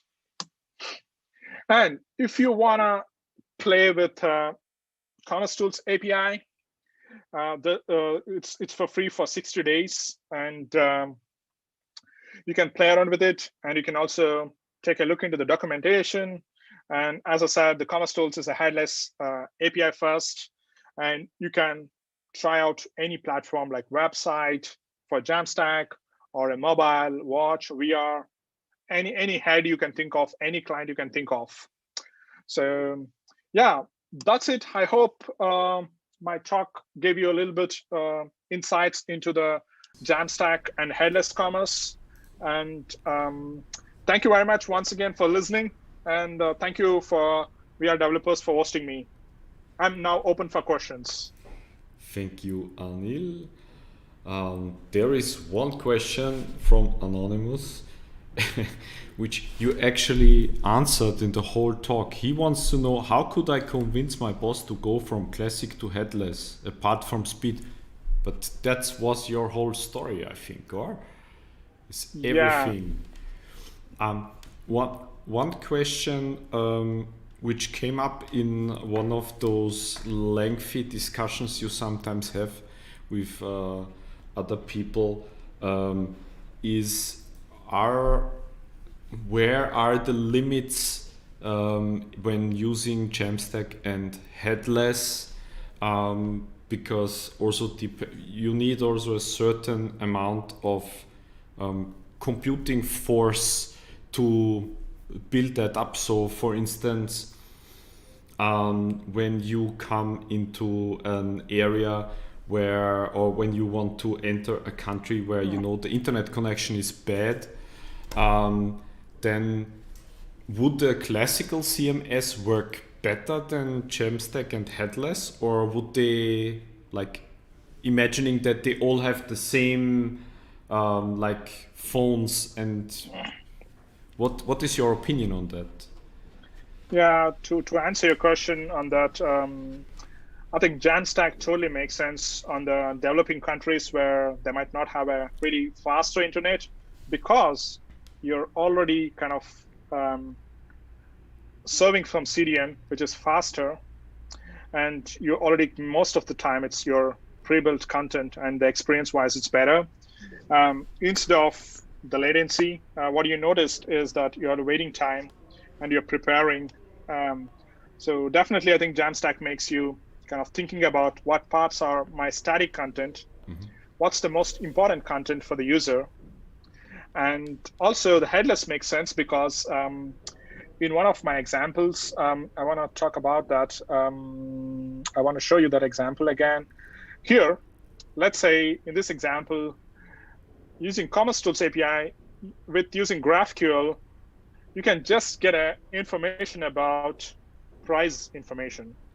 And with that, the data which required to pass is a very minimum compared to your REST call, where you want to get a bunch of all the data about this product, and you have to do some computation on the client side.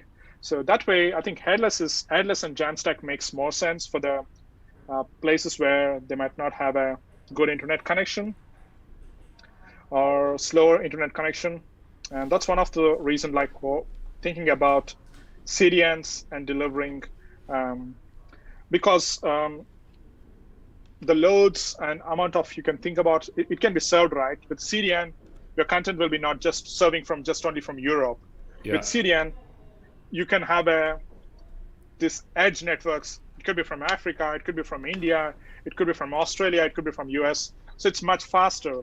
So that's why what I can highlight is JAMstack is about, one of the things is about CDN. You have to serve your content from your CDN, those static content. That's why I can also restate again. All JAMstack sites are static sites, but all static sites are not JAMstacks, because not all static sites are served from CDN. And that's one of the principle I said. Maybe I will just have to go back. If you want to take one takeaway from my talk is, this is my, where is that? I have to take the principle. This is what I can summarize.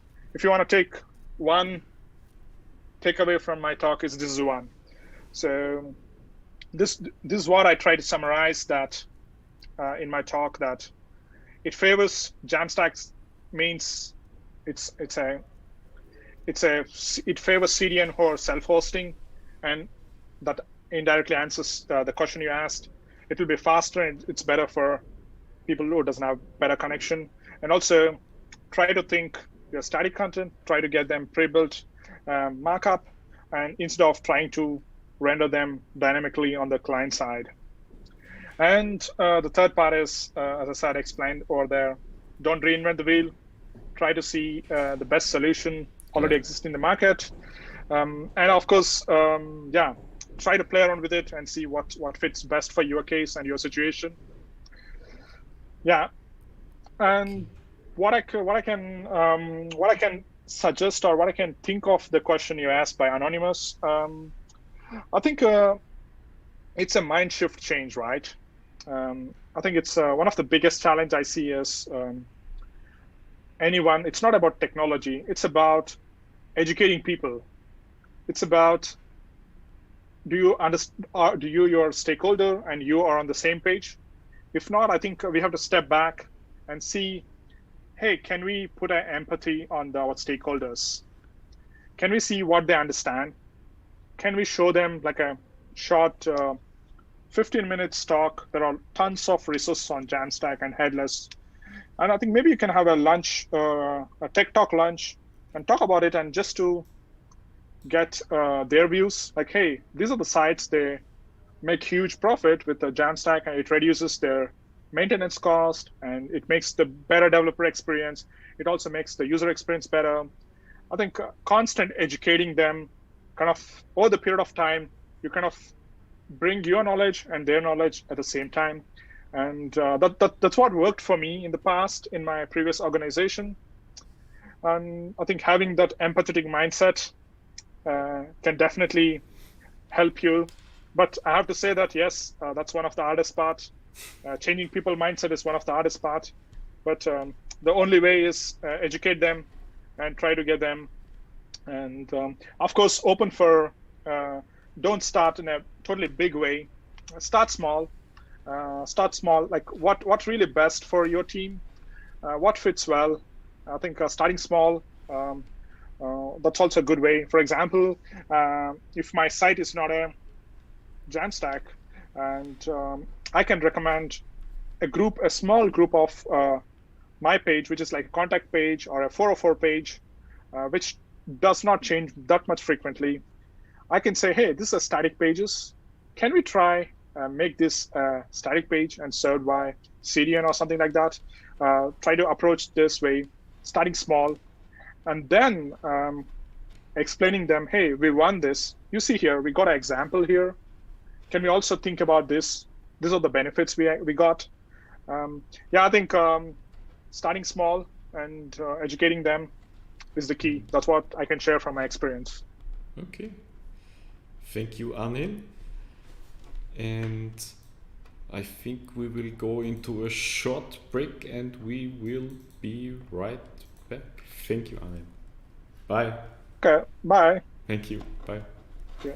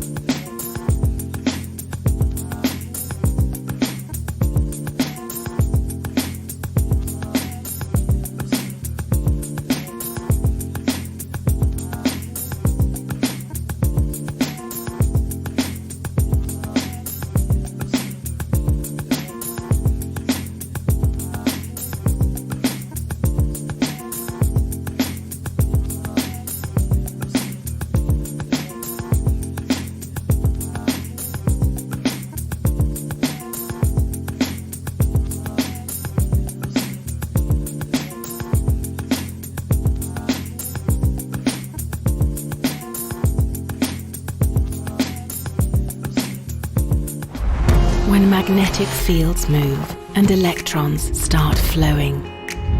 When you feel that anything is possible, when the night can turn into day, then a new modern world is possible. Electricity gives impulse to our imagination. Passion and precision are at the heart of our work. Anytime.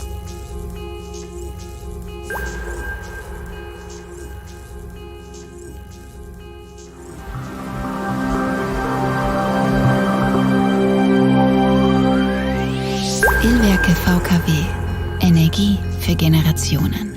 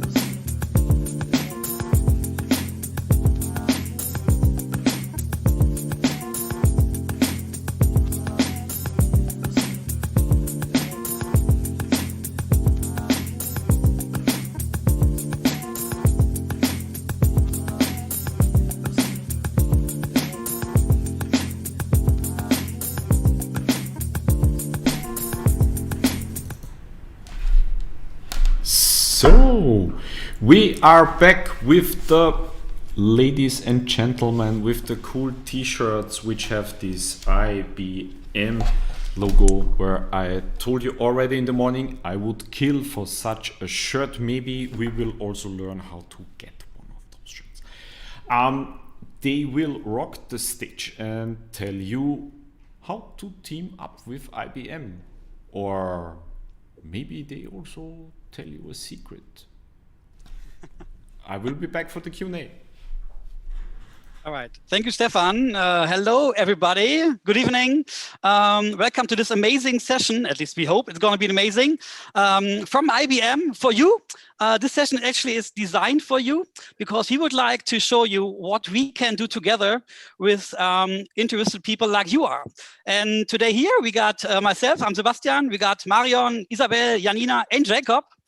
We're going to introduce all of us individually over the next couple of minutes and the hour. At first, Marion and I are going to start, and then we hand over to the other three guys. As said, I'm Sebastian. I am heading the developer advocacy team in Germany, Austria, and Switzerland. And with me, I have Marion.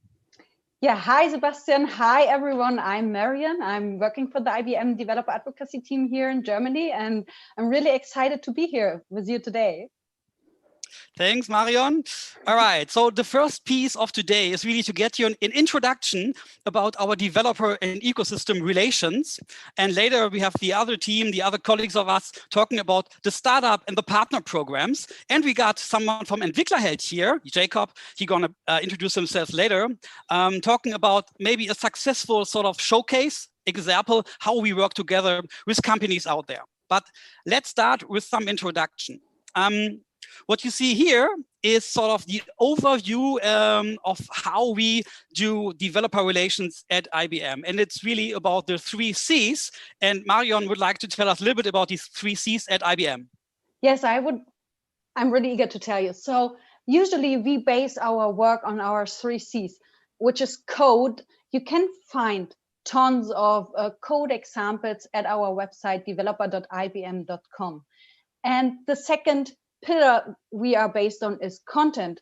All of our developer advocates around the world are actually creating frequently blogs and videos and are active on social media. And you can find all that in even their personal blogs or also on developer.ibm.com. And next to that, and the most important piece of the whole 3 Cs is the community. It's you. We are actually accompanying all that digital content with face-to-face activities, free developer enablement sessions like workshops, free conferences, tech talks, and there's a lot in there for you. And we are always looking for teaming up with partners, with developers like you out in the community, and bring you up to stage. And with that, I give back to Sebastian. Thanks, Marion. So I hope the 3 Cs sort of, form the framework that we try to explain. And you see on the right-hand side of the slide that we are really trying to push innovations out there in the market. I mean, IBM is around for more than 100 years, so at least we do something right? So innovations is at all of our hearts, and it's really driven by open source. So you can see on the middle, on the right-hand side, that we do open source since more than 25 years. I mean, nobody knows that, right? But IBM is really pushing open source since more than 25 years, not only since we acquired Red Hat, but a long time before that.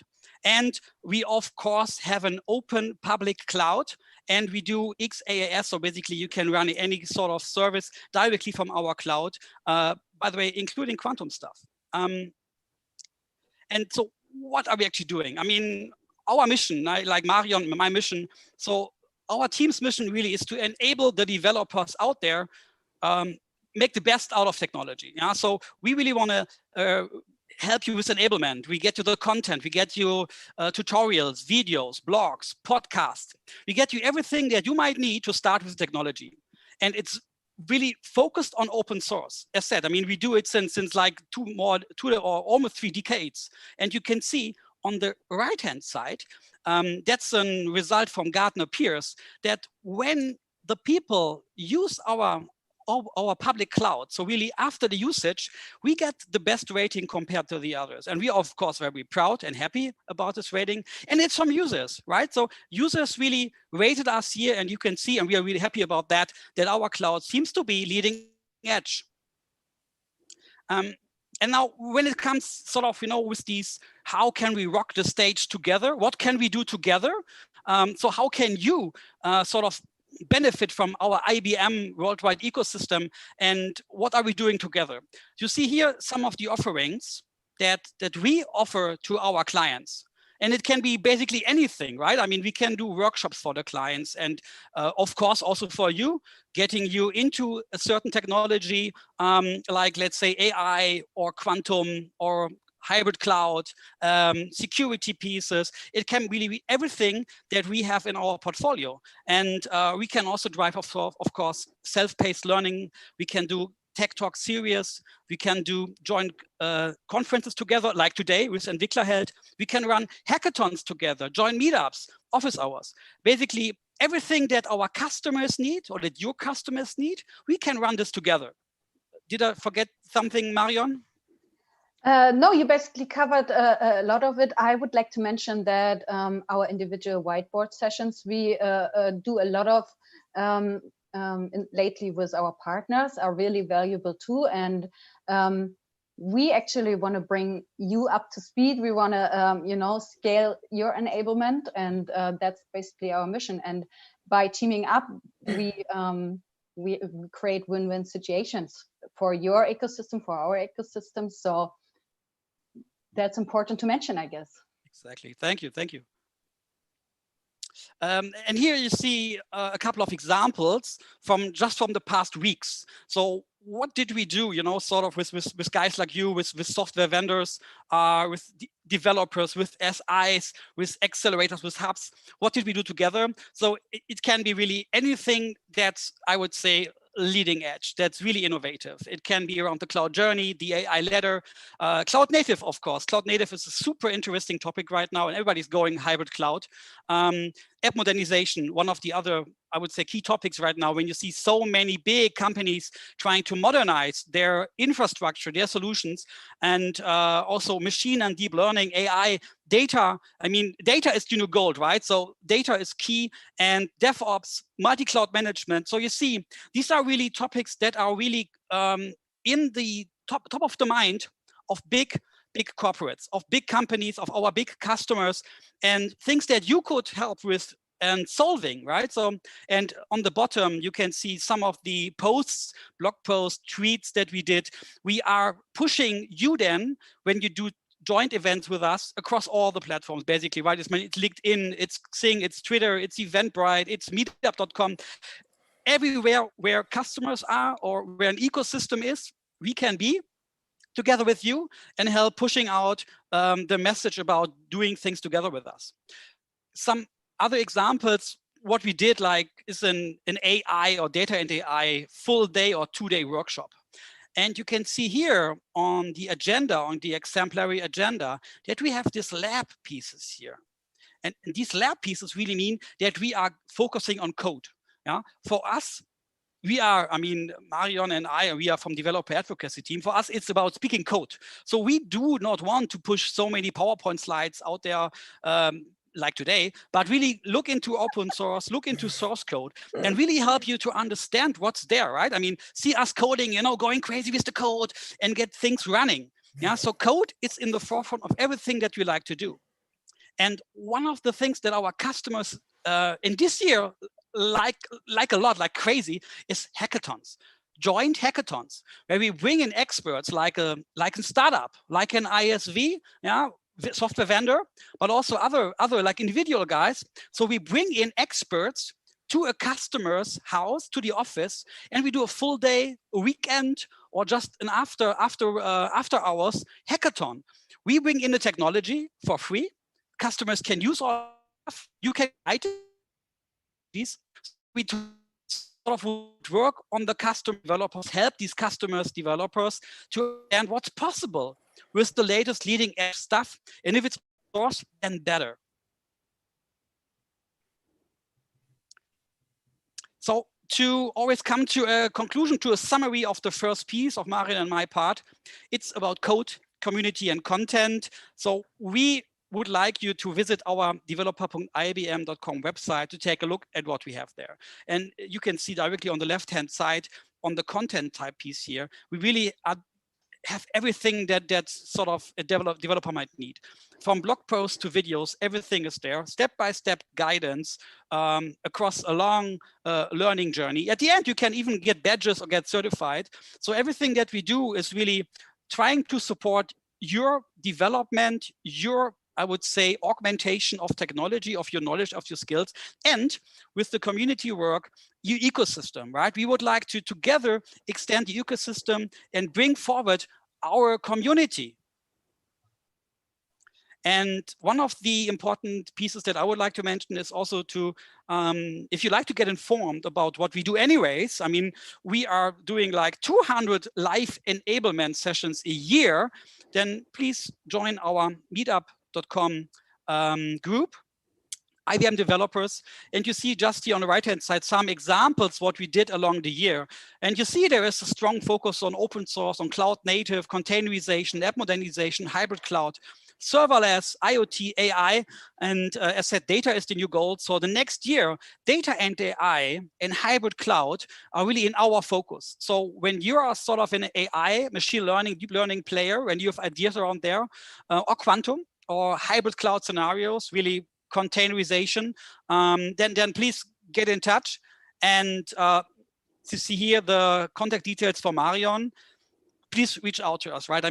Get in touch, and we have the Q&A session coming up anyways in like 15 minutes or so, or 10 minutes.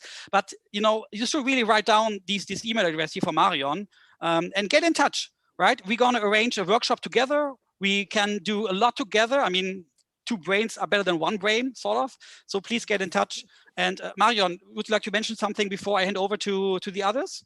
Yeah, so don't be afraid to drop me an email, or I'm on LinkedIn and Twitter as well. So, don't be afraid to get in touch with me and discuss what's in your minds, right? I'm really eager to hear. So I guess now it's time to bring the stage to Janina and Isabel. All right, thank you, Marion. And by saying this, I would like to hand over to our fabulous Isabel, Janina, and Jacob. Hi, everybody, and thank you, Sebastian. So my name is Isabel, and together with Janina, I'm responsible for the Startup with IBM program in DACH, which is Germany, Austria, and Switzerland. Sebastian already mentioned a lot of the things we're doing within our ecosystem and community. So let me just tell you something about the startup program. And later on, we have a guest, Jacob Blume from Entwicklerheld. Entwicklerheld is a very interesting startup who's participating in our program.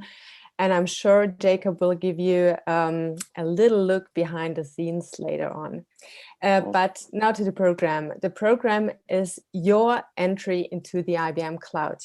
You get access to more than 200 cloud services, including hot services like AI, container, blockchain, analytics, and many, many more.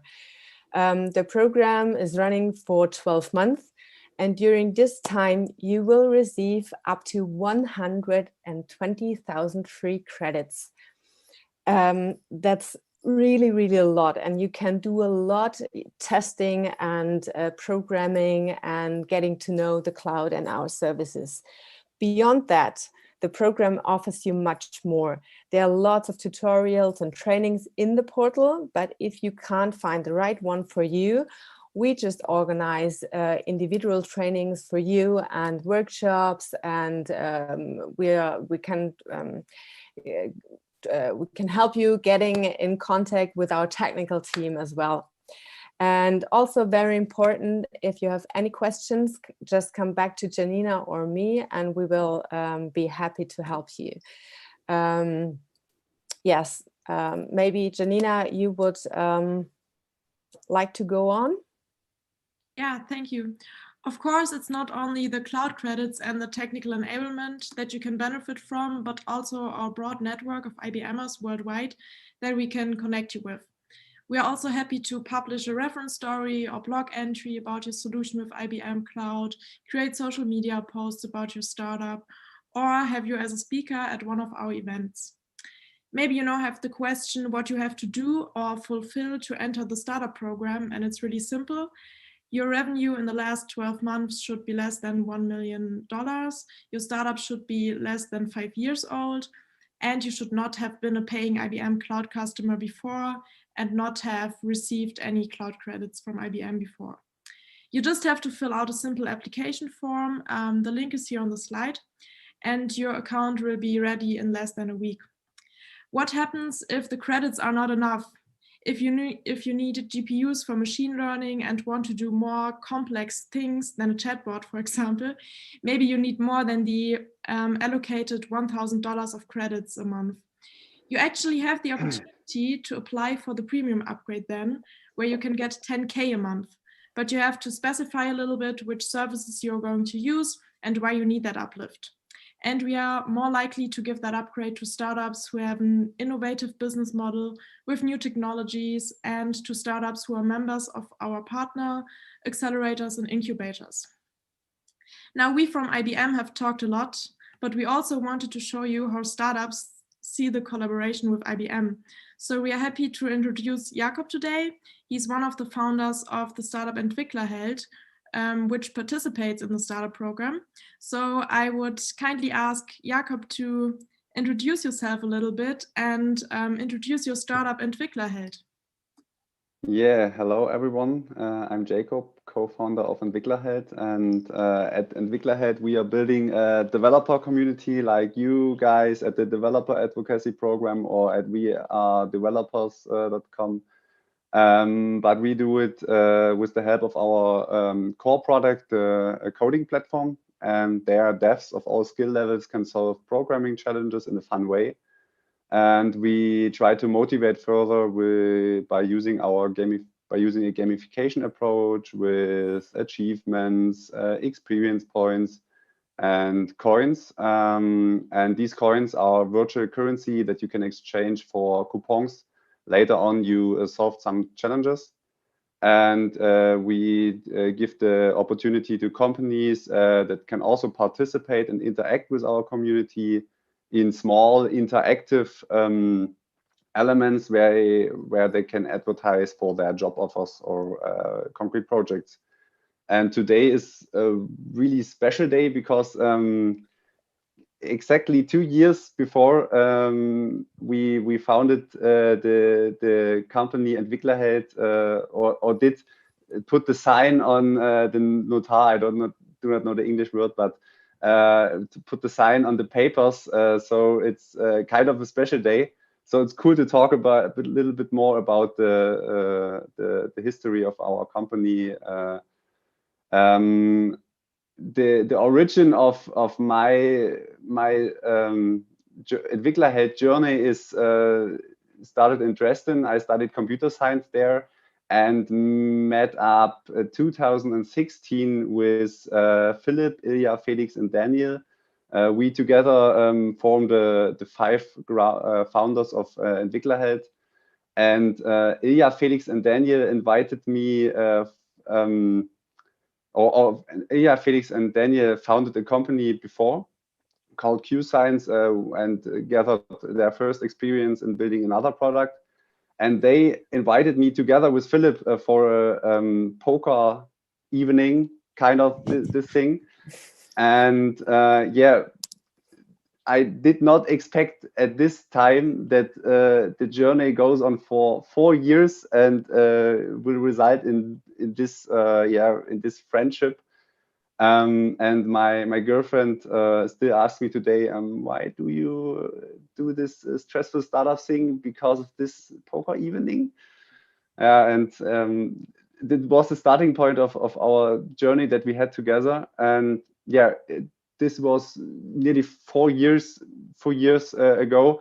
And at this time we did service projects, as we are all studying computer science and gathering our first knowledge, and yeah, delivering customers that say, oh, yeah, can you reprogram Amazon for 20 euro? And you have to explain, no, it costs 20,000.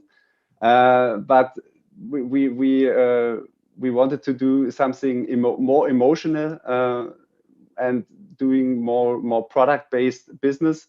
So we put together our heads and look around what's fascinating us. And this was, was obviously a platform model, because on the one side, we are fascinated by young professionals that are putting their hands on and technologies they want to explore, they want to try out, and are not senior level executive, whatever, had 10 years in business and studying. So this kind of people were very interesting for us.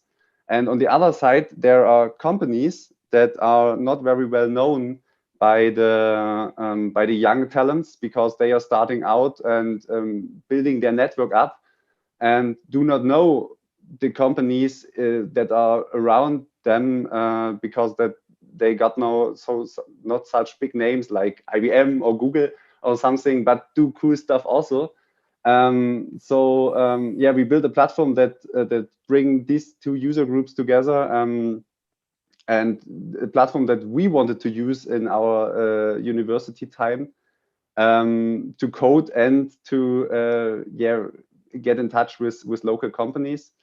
And this is our main goal at Entwicklerheld until now, to create a match between these 2 user groups every day, by respecting diversity of the developers and anonymity of developers, of course, because if you want to switch a job, this can be such a simple thing that you want to try out a new technology and you do not want to put your name out there. Hi, I'm searching a new job.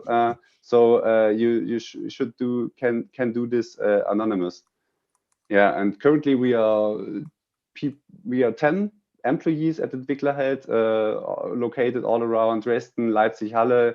So in middle Germany, even before the pandemic, we are spread across the 3 cities. And our user base has grown to 20,000 last week.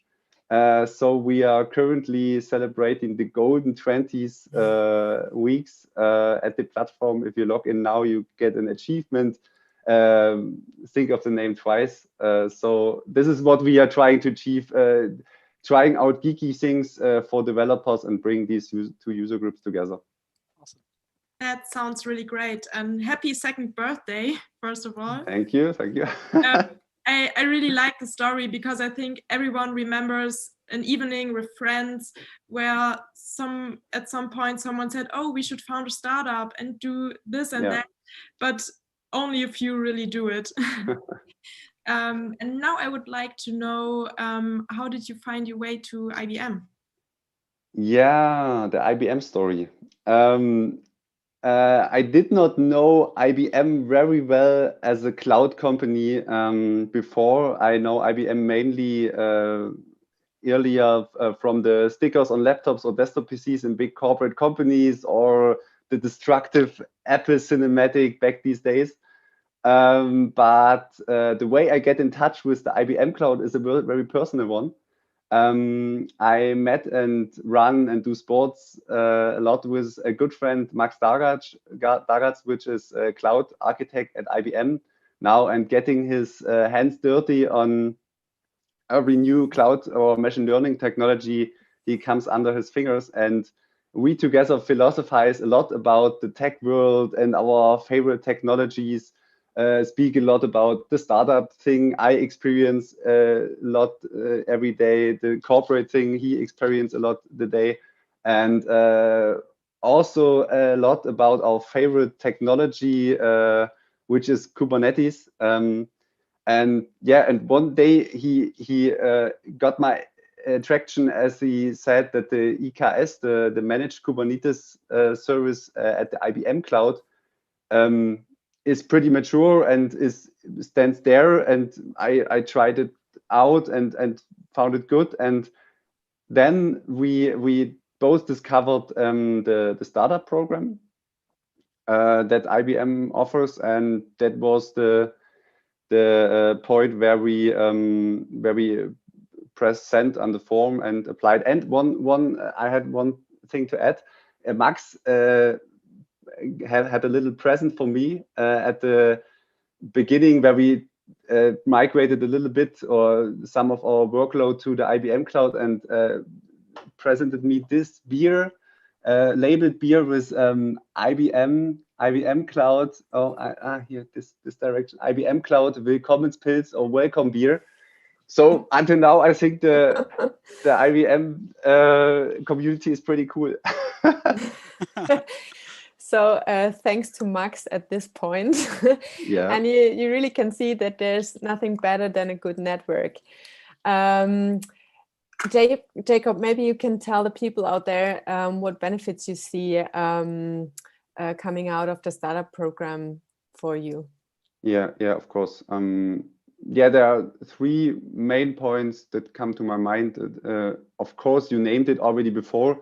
These are the cloud credits, because I do not tell everyone in this stream something new if I say that if you are a startup and seek out there to find a market fit and doing your first investments in 7 or 6 digits pre or seed investment rounds, 100K cloud credit are a big amount. And yeah, it's pretty cool to can use this as a startup to kick off your business. Then we at our core business model have a strong cloud focus, which is based on that we start a workspace, or this thing that we start for every user when you as a user start to code. For everyone that is familiar with Kubernetes, it's the deployment for every user that starts a challenge on our platform. And especially on challenge release day, this can be many. And so we need to be flexible on resources. And if you wrote it down on paper, I think it's a perfect match between business model and a cloud product, because we need this flexibility and cannot afford to buy the servers that we need to run our application. So the Kubernetes thing is really a big part of the mature Kubernetes thing is really a big part of the IBM cloud and the good integrations. that make it easier to migrate to a cloud, because you are iterating on your business model 90% of the day and cannot afford so much time to transform your Terraform scripts to a buggy plugin. So the integration in this kind of tool change is so important, and we focused on a lot while searching out and exploring the IBM cloud and checking it out. So this was another big argument to use the IBM cloud. Okay. Good integrations. That's great to hear, and really sounds like a good deal for maybe much more startups out there who are interested in joining our program. But we now talked a lot about the IBM cloud, so let's get a little bit concrete at the end. What kind of services do you use most at the moment? Yeah, it's a little bit boring maybe for other AI fancy companies out there, but at 99% we use we rely on a stable, good to use, easy to upgrade, easy to manage Kubernetes service. And yeah, you got the documentation in place because it's an open source project. You have a widespread community. You are able to migrate from your home crafted Raspberry Pi setup to cloud, because on the Raspberry Pi runs a Kubernetes, on the cloud runs Kubernetes. And if you got the integrations right, then that's not a big deal. And yeah, you can talk with your good friends while running about how they configure their deployments, even if they are on another cloud. So I can't emphasize enough the importance of Kubernetes and integrations for us. So yeah, it's maybe boring, but 99% we use the managed Kubernetes service at the IBM cloud. No, I think you really hit a very important point for a lot of companies out there. But that was now quite a lot of information. So many thanks for your time, Jacob. And now it's up to you. Dear listeners, if you have any questions for Jacob or for us, just feel free to ask your questions now. And there's one more thing I'd like to add, because I really want to point that out. I think Jacob's story is really the best example on how our teams are actually going hand in hand. So I remember, Jacob, you actually had an individual session with one of our developer advocates a few weeks ago, and as part of the program, and I believe that's really really bringing value to it, right? To not only having the technical parts and the content at hand, but also having people with the knowledge sharing it with you and accelerating your growth on that. Yeah, of course, besides the fact that I stated out, of course, the warm welcome by you, Janina, Isabel, Marion, and Sebastian was cool to, was a cool experience, and the possibility to talk on events like that, or to maybe participate in the future on more tech-related talks.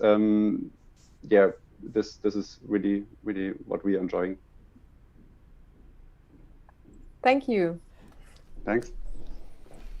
All right, thanks. Do we have questions, Stefan? Yes, we have plenty. So, question number one. Where are your developers located in Europe? Maybe I take the first one. If that's okay, Marion.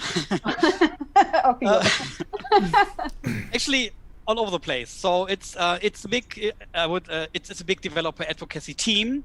It's almost 4 digit, I think. So almost 1,000 developer advocates we do have on a worldwide scale, and all of them have individual strength, individual focus. Yeah. So the one guy, let's say, is more focusing on let's say data and AI, to keep it broad. The other one may be more focusing on app modernization. Yeah, the one guy looks more into Java, the other more into Python. So it depends. And we would connect you, or you can yourselves go to our community site and pick one of the guys and connect directly through our website. So you can directly actually go to our website and pick from there. There's nice photos and there's a nice name and the role of the guys. So you can click on the guys of the photo and then connect immediately. Yeah. But so it's worldwide. It's across all Europe. I mean, we have more than 300,000 employees worldwide, and there is, as said, many technical experts around, like 1,000. Mm-hmm. Okay, next question. Can you become an IBM developer advocate without working as a developer at IBM before? That's funny. That's funny. Marion, I would go for the champions. Or would for me. For the more difficult questions. No, just kidding. So, just before you start, Sebastian, can you stop your screen sharing, please? Oh, sure. So people see more faces. So the answer is yes, but no. You don't have to be explicitly have to been working for development within IBM before you become a developer advocate.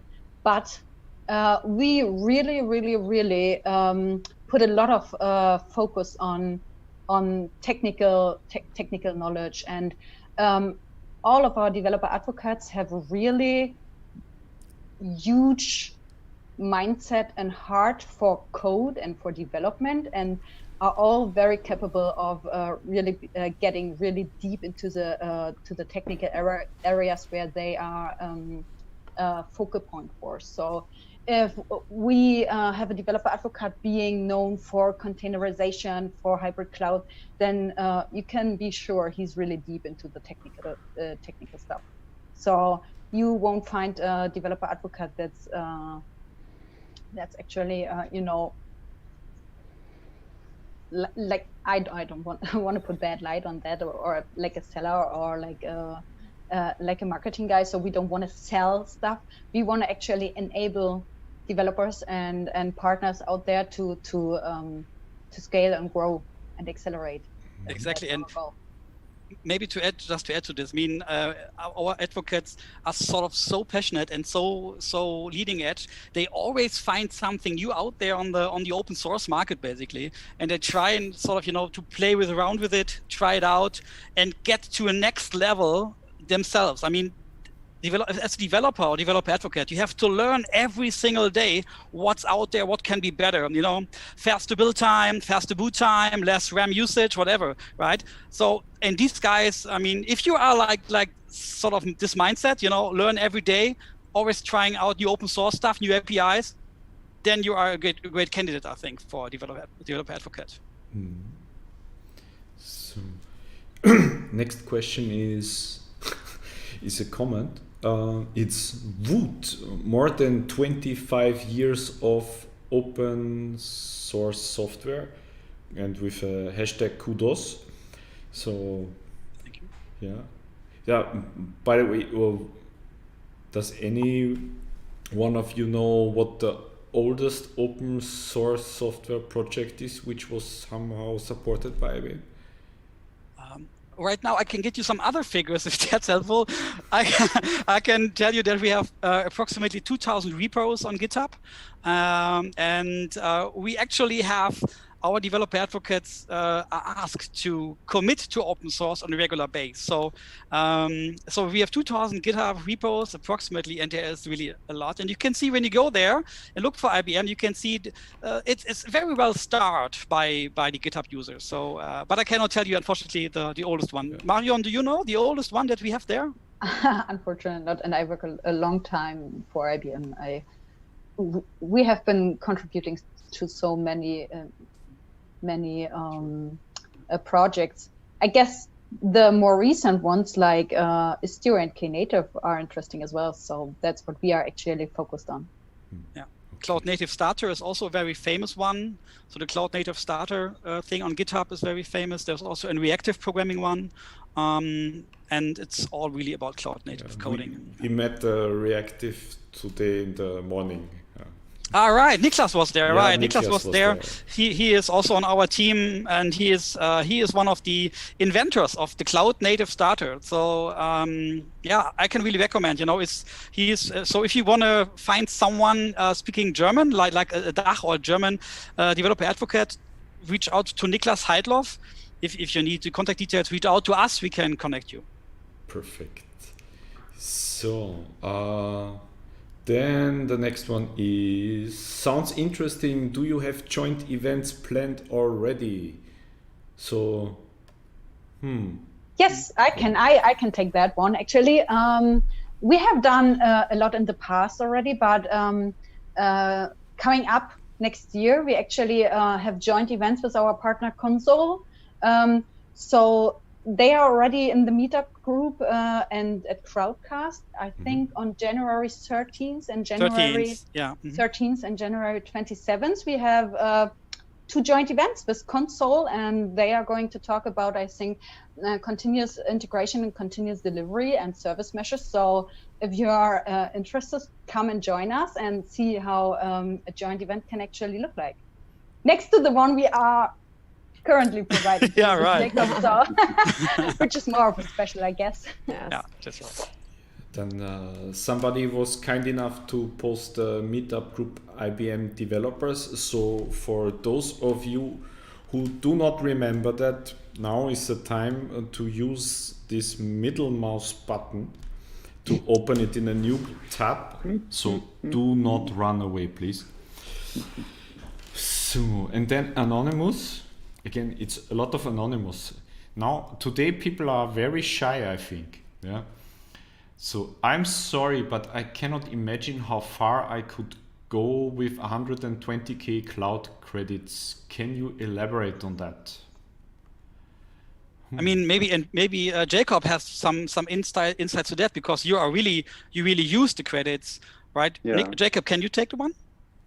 Yeah, of course. We run 3 Kubernetes clusters, and the main one is the production one, which runs 10 nodes, I think, currently, or 12. I do not know the current numbers. Depends on daytime and week time. But yeah, it's difficult to answer this question, but you can run about 20 to 30 nodes of an average size, so 50 gigabyte of RAM server. So this is pretty much for big kind of use cases. Thank you, Jacob. From a hackathon perspective, maybe to bring some more from this perspective, we do a lot of hackathons and also public ones, not only for customers. And we give free credits out there to the guys who are joining the hackathon, like the VMware vs. Virus hackathon where we joined, and many others. And I guess it's 1,200 credits that we give, and you can survive like at least over the entire weekend and playing around with all the stuff that we have on the cloud, and you even have some money left. Yeah, so I guess it's really a lot. 100k, 120k is really a lot. That's really a lot. I think it pretty much depends on what kind of services you use. So it's different if you only use cloud object storage or if you use AI, for example. But all the startups that are participating say that is quite a lot, and it's easy for them to monitor, not to hit the free or to go over the free credits. And there are only few startups that say, no, that's not enough for us. Really few.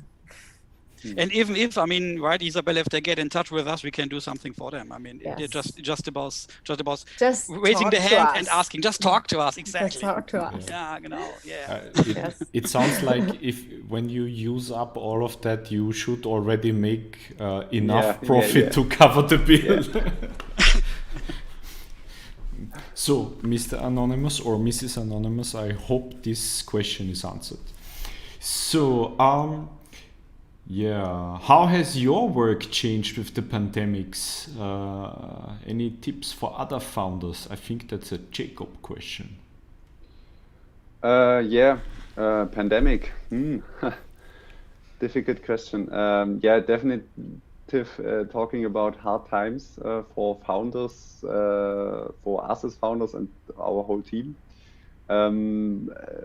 We planned to, or we aimed an investment round for March this year.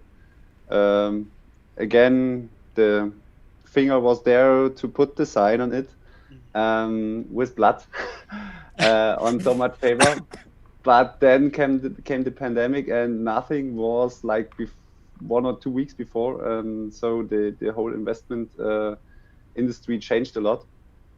Yeah, and then we need to look a little bit around, and yeah, the whole team had to wait a little bit, and nevertheless we made it within half year delay to sign the investment round in early August. So my team is watching the stream. I think it's time to say thank you for surviving this time.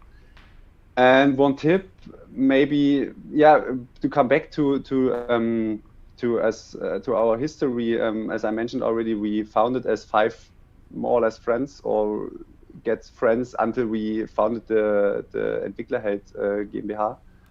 And yeah, we know the founder team it's so good to know each other, to know your characteristics so well.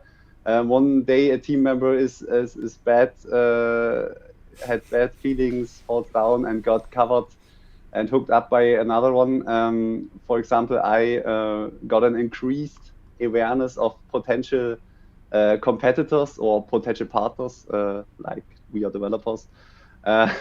And the others do know exactly the trigger point instantly to lift my mood. So I think that's can only be done by friends. So yeah, I think that's one. That's cool when you have friends to which one you founded with, and you gone through hard times with these people, then you can survive pandemic. Not easily, but better. That's true. Maybe if I can a little piece to this, what we experienced was also the digitalization, right? I mean, everything is now digital. We have no on-site events. I mean, we are developers, you guys as an organizer, right, of events. I mean, it's all happening now remote at the evening using any of these screen sharing tools. It has changed our way how we enable people, how we approach the community, how we train and how we connect. So it's all digital now, all happening in the browser, and that's sort of also offers the opportunity for people that they can look at replays of like this session and other sessions anytime. So self-enablement, you know, self-paced learning of the stuff that we do, but also attending live and reaching out. The digitalization thing, I guess, had really accelerated. Yeah, there was this saying, who in C-level made the digitalization come through, and it's not the CEO, it's COVID. It's COVID. Yeah, right. So, more questions for IBM. Look at this. Are you into blockchain, and what can we do here with IBM? No question mark, but I think it's a question. Of course, we do blockchain. We have actually in DACH, it's actually still one of the more I would say well-used technologies that we have. We don't see that much usage, I would say, at the rest of the world. But in DACH there is still, but it's only a tiny thing. You know, also maybe when you have seen the latest updates on use, we are really focusing now on hybrid cloud or data and AI. That's the 2 main pillars going forward. Of course, we do still support different aspects of blockchain, but going forward, it's data, AI, and hybrid cloud. Okay. And to add to that, the knowledge is still there. We still have developer advocates focusing on blockchain and holding sessions and enablement workshops about blockchain. So Yeah, I There are guess many you activities need going on. that if you want to get in touch with more businesses and they might use the technology, you need to know what they might need when it comes to hybrid cloud stuff. Yeah, I mean, because the customers in Germany it's a lot of customers in Germany using that, or in DACH across all the countries. So of course we do have all the technical experience on board. But it's I would say it's rather DACH than the rest of the world, where this is still so hip. It's like it becomes commodity. Blockchain, everybody does blockchain. Yeah, that's true. And there are so many different blockchains. So another question which I think is interesting is the one, if you want to work at IBM, how does the application process look like? Is it like Google with 7 steps and half a year of time? I can quickly share my experience. It's only 3 months, but you got like jumping through 6 loops or so. Yeah, it's not that easy, maybe, but what I experienced at IBM, it's worth it. It's really worth to jump through these loops because the people are joining a same or very similar mindset. All are very entrepreneurial. All are have this growth mindset. They speak up if something is not okay. We are living in inclusion and diversity culture. It's a familiar atmosphere. I like it a lot.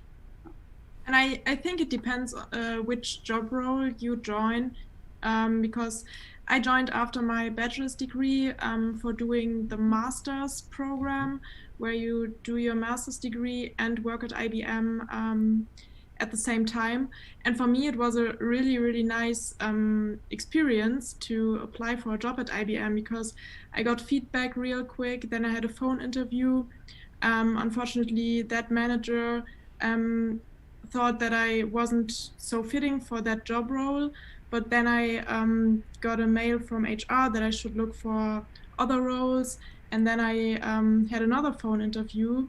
Then I had a in-person interview at the headquarters, and at that day I got the news that I could join. So that was really a great experience for me. And this is why we have you here on stage. Thank you for sharing that. So, hardcore question: Are all developer advocates developers? Marion, maybe you know better, but I would say they have been in the past, and now they do also, because we like to show code, so they still have to do development. I guess yes. I guess it's a yes, Marion. No, it really depends on their focus topic, I guess, right? So we have a lot of developer advocates focusing on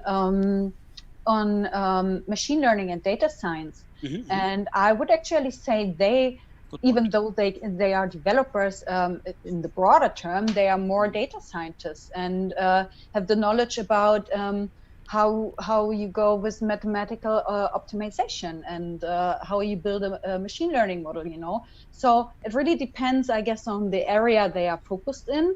The biggest part and the biggest piece of being a developer advocate is to stand for what you are doing, love what you are doing. You know, if you are doing AI, then you have to be passionate about it. You have to look to the left and to the right. You know, and drive for innovation and see what's out there on new technologies and new innovation in your field. And I guess that makes a great developer advocate. This sounds good. It's like the machine learning guy who just wants to know how Julia works and learns it. So, Anonymous, it is. Dear Mr. Anonymous, thank you for all your questions. Yes. Do you have projects for fighting COVID, and how can one join? Yes. Marion, would you like to take the one? I mean, you know that better. So we had this huge hackathon going on for months. It's called Call for Code, and we this hackathon was actually a global initiative, and it addressed the pandemic, like COVID-19, and how to actually tackle some of the biggest challenges around the pandemic. And there have been just in October, I think the winners have been announced, and those projects are currently implementing their solutions. And I'm pretty sure it's not too late to join those projects. And I would put maybe we can put or provide the Call for Code link. Yeah. To you, so you can provide it. Or all these people, they watch the WeAreDevelopers Live Week #1. Yeah, because where I talked exactly. in real detail about it. Yeah. What kind of challenges there were, and how you could participate. There will be a Call for Code next year. I'm pretty sure of that. So we can be stay tuned on what the new challenges will be. But if you want to join one of the projects already going on, you can read either on the Call for Code page or on the developer.ibm.com website. We actually blogged for about the winners and about the projects that had the highest potential. So, wow, we have so many questions. Okay. What? I think this is a little bit out of context because I do not know where it belongs to. Maybe it belongs to another question. What are your next steps, milestones? Question mark. I think maybe for. I think that came when Jacob was talking. Yeah. Okay. I don't know. I can tell something about this. For this year, planning a remote Christmas party, definitely. And afterwards, one can emphasize two things. I think one is that we are trying to take more out of platform features we are built over the last 2 years that cannot unfold their full potential, like community features for our hardcore or core users, to get more interaction with these people, more content, and extend our achievement system, which is pretty cool, which can do cool stuff and geeky stuff in combination with the code the challenges submit. And of course, react on the changed market situation. One of our new projects, we team up with the biggest talents of our community to not solve challenges on the platform, but solve challenges for the real customers directly, as solve problems with these talents. Go into projects and solve their problems directly. This is what we are trying to figure out how this works. Thank you, Jacob. So, Gary already tells me that we are running out of time and we should try to close the thing. Okay, first I have sorry because somebody said my Mighty Mouse don't have middle button. Mine has. I'm sorry, but you can also use right mouse buttons. I think the last question should be if any one of you has a short, if every one of you has a short wish for the next year, what would that be? And let's assume that COVID will slowly become history. Now, So it should be like any sort of wish, yes. Or a technical one. A technical one, because we are developers. All right, then I would say to be in the intersect of let's say private and tech, like a biotech solution. Also, I would really hope that that our COVID vaccines are going to work and everybody is up and healthy by then. So that we really can get back to a standard, to a new normal where everybody can go out again, have fun, and not get infected or things like that. Yeah. Yeah, and I would like to be second. I have actually a wish for you. I would like, stay healthy, stay safe, really do what you love and what you are passionate about, just as we are. And my wish for next year is that I can work with even more developers and people that are passionate about technology out there. Me too. And, of course. And I'm really eager to learn a lot more about you and the community out there. So that would be my wish for 2021. Okay, so maybe I will go as a third. And you really pointed out a lot already. Stay healthy, stay safe. The same from me, for all of you. And there's a really personal wish I have, that we get more digitalization into our schools. As I have 3 children, so the last half year really was a big challenge for me, but it was okay. I survived and my children survived as well. But it really would be nice if the whole school system could participate a little bit more into all of the digitalization we already have. And yes, that's it from my side. My wish for the next year would be that I can meet all of my nice colleagues again in person, and of course all of our clients, developers, startups, that we can finally meet in person again, talk to each other, connect, not only virtually but really personally on events. Yeah, that's it.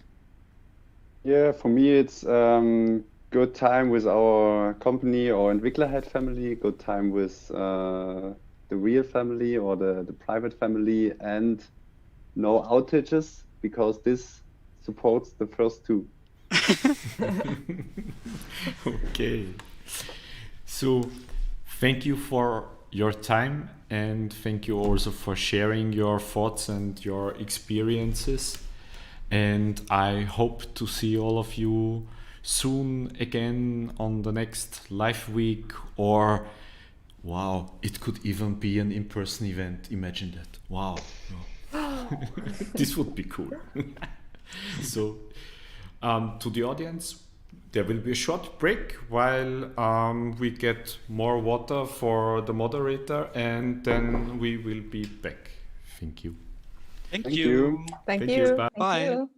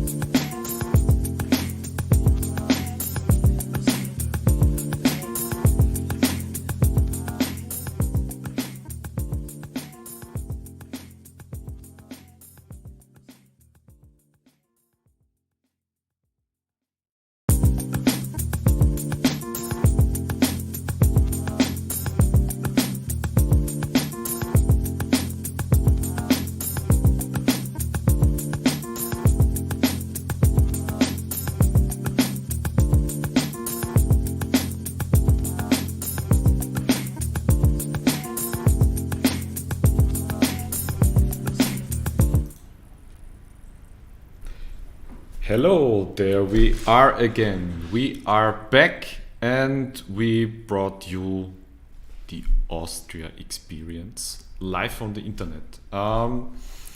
For those of you who look at the screen right now, I wish that was the view out of my window. Is it not? But now let's get to our guests and say hi. Hi everybody. Hi Stefan. Hi. So whenever you say you are ready, then we start. Stage is all yours. The stage is all ours. Thanks a lot. Yeah, great picture presented here. Tourism might be down, but tourism is not out, and that's what we are looking for.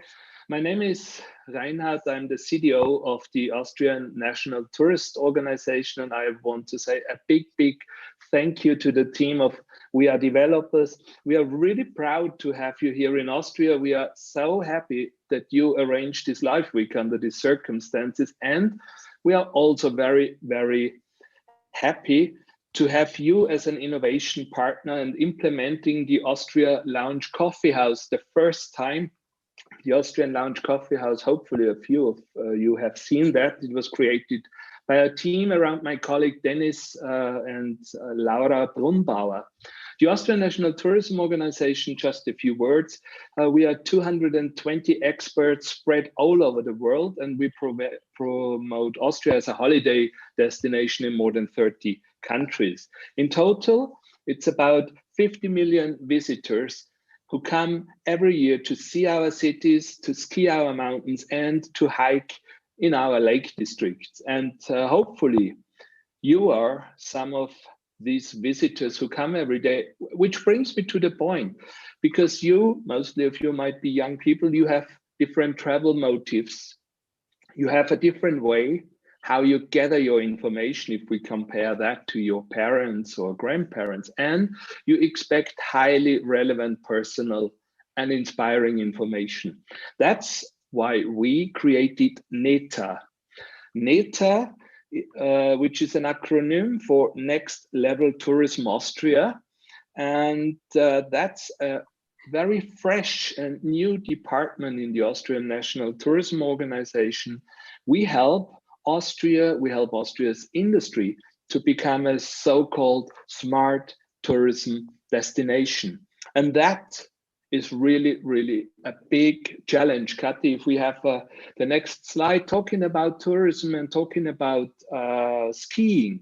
For instance, if you come on a ski holiday, you enjoy it as one experience, but behind the scenes, it's lots and lots of decentralized and fragmented industries. We have many family-run hotels, we have ski lift companies, we have sport and city guides, and mostly they are one-man shows. And if we talk about digitization, all the data are stored in decentralized, fragmented silos. And that makes it really difficult. If we click and have a view for what a visitor says to it, you have, as a family, you have to surf on many different websites and you don't really get the information. What can we do there? Will it fit for the kids? And it's very complex. If we think about managing such a destination, then the difficulty for the managers is we don't have an overview. What is really going on in all these different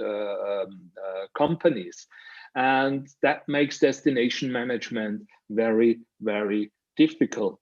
So the Austrians Experience Data Hub is an idea how we can connect data, get data out of the different silos. How can we define standards? How can we assure quality?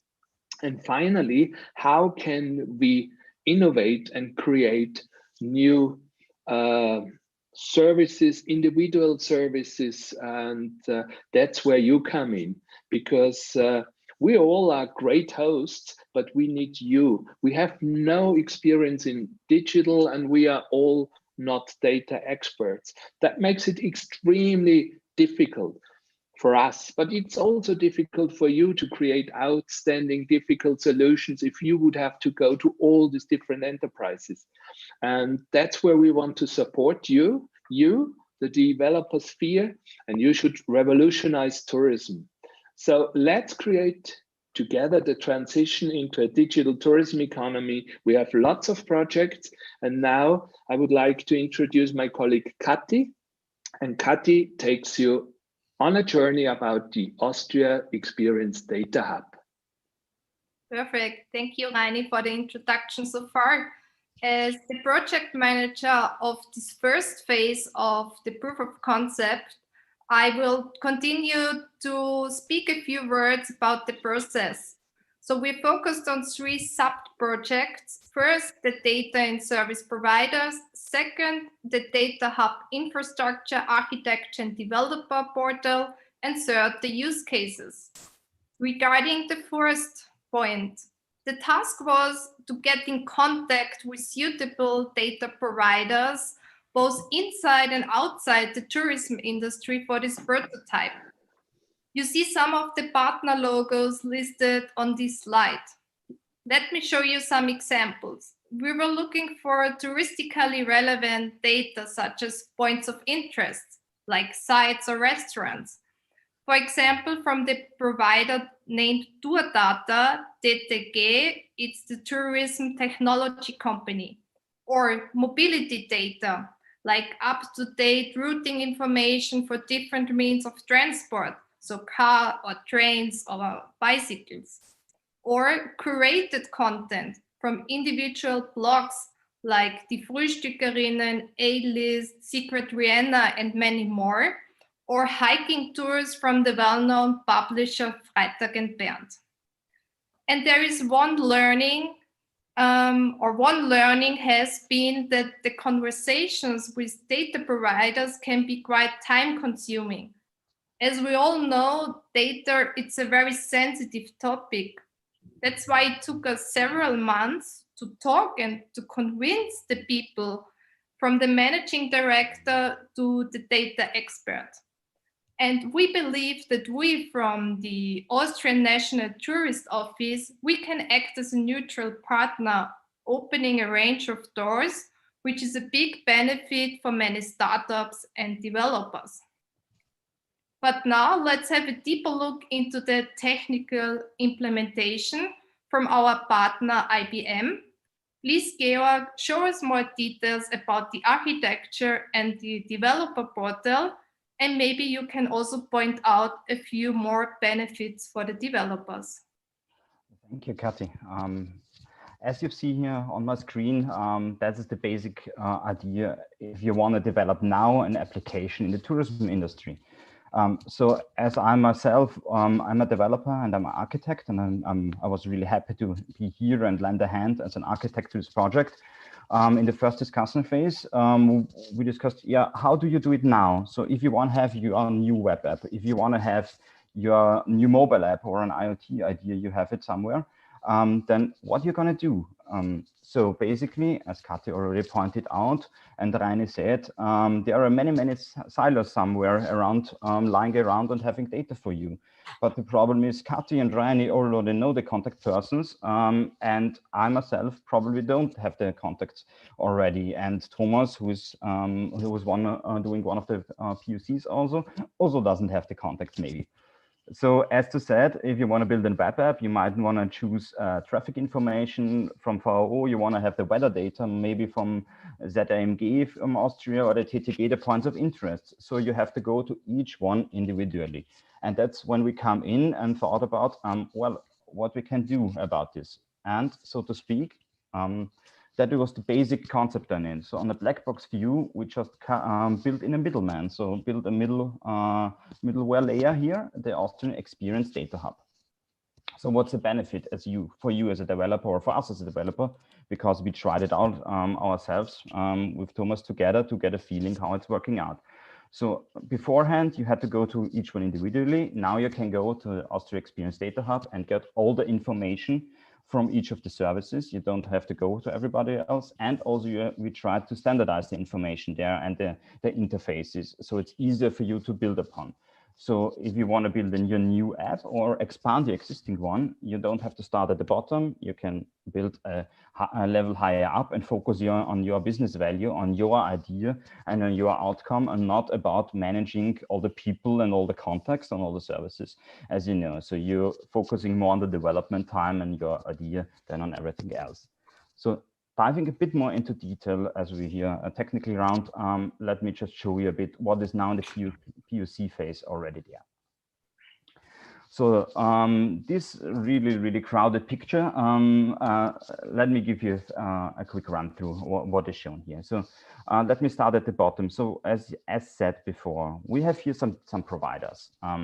You see here at the bottom, we have the weather data, we have the traffic data and so forth. So the first idea is to have some technical services to enable everybody else to consume that. Why we have at some points technical services? Well, for example, the weather data is not consumable for you as a service, as a developer. So we get the data pushed for ZMG and convert it to a nice interface to have it ready to consume it. And also for other information like the points, we did the points of interest, we did some adaptations. The second, the fourth in the line of the technical services, the web crawler, was also an idea. As Kati said, curated data. There are some information out there that it's easy to fetch because there are services, some information out there that we can adapt from ZMG, for example. And there's much more information out there that you cannot consume easily. So the idea of the POC was that we implement a web crawler of certain pages to get also this information inside for you. But why were we doing all this information here? Because we want to have the blue one, the blue bubble here in the middle, in the business services and insights level. We wanted to build a location aggregation service because, of course, it's nice to have every services exposed, but it's way nicer that you have just to have one service that provides all the information to a given location. So this location aggregation service, as the name already says, is doing right that. So it's doing the aggregation for you. So if you're calling that, you get all the information about public transport stops are around this information. What is the weather around this location? Also, what points of interest are there, or what information are in the blogs about this location? So to sum it up, everything you need to know if you want to build a tourist information or tourist application or experience application around this. And as you see on the top left, Make My Day, the follow-up talk by Thomas. If you want to stay on, he did one of these applications, and it was much easier for him to start up because he can build on the location aggregation services. But there are many more lines here. So why are we not stopping at the location aggregation service? Well, Thomas said, well, I'm building my backend. Well, I have it as a service in my application. We can also share it for others to use. So there are some use cases where you think as a developer, hey, I have a nice service or I have an idea of a service. I can use it myself, but maybe somebody else wants to use it too. So like if you see again in the provider layer on the bottom, we have like Staymate, that's Thomas, Freitag and Bernd, or Enter and Go, who provided services that are not hosted on the cloud, on our cloud, but are just represented in the API portal. All these services also you can consume. So basically, as said, there is a top layer with the API portal where all the exposed stuff you can use if you're a service consumer. That's really nice. So on the top, you can see we're waiting for your new web apps. We're waiting for your mobile apps or IoT ideas to build upon this. But also, and that is the other 2 points that we would like to stress here, that you can also be a service provider. So if you want to be part of this, you can say, okay, I want to expose my service here. Or I have an idea, but I don't want to expose my service totally. I need some kind of circuit breaker or caching mechanism to have this, to decouple my backend with everything else. So as said, for ZMG, you can have a nice service here. And the even more interesting part is that you have new ideas what you can build as a business service or the insight service, because as of now, we have just worked on the small, I would say 1% of the ideas we already have, because it's just a location aggregation service. But the next thing is to have data insights, build new combination services, new ideas of existing services. And also that's the point we want to stress it here. You can build upon it on all the parts, on all layers. So to speak, it's an open portal. That is the idea behind it. We have also developer hub that's going to show in a couple of minutes. And we are stressing or focusing on to being language agnostic and open to build it in the kind of way you want to do it and you want to need it. So we hope it's easy for you to use the interfaces and have just one single point of references. But I think enough about pictures and everything else. I think it's easier if I can show you it. And just give me 1 second.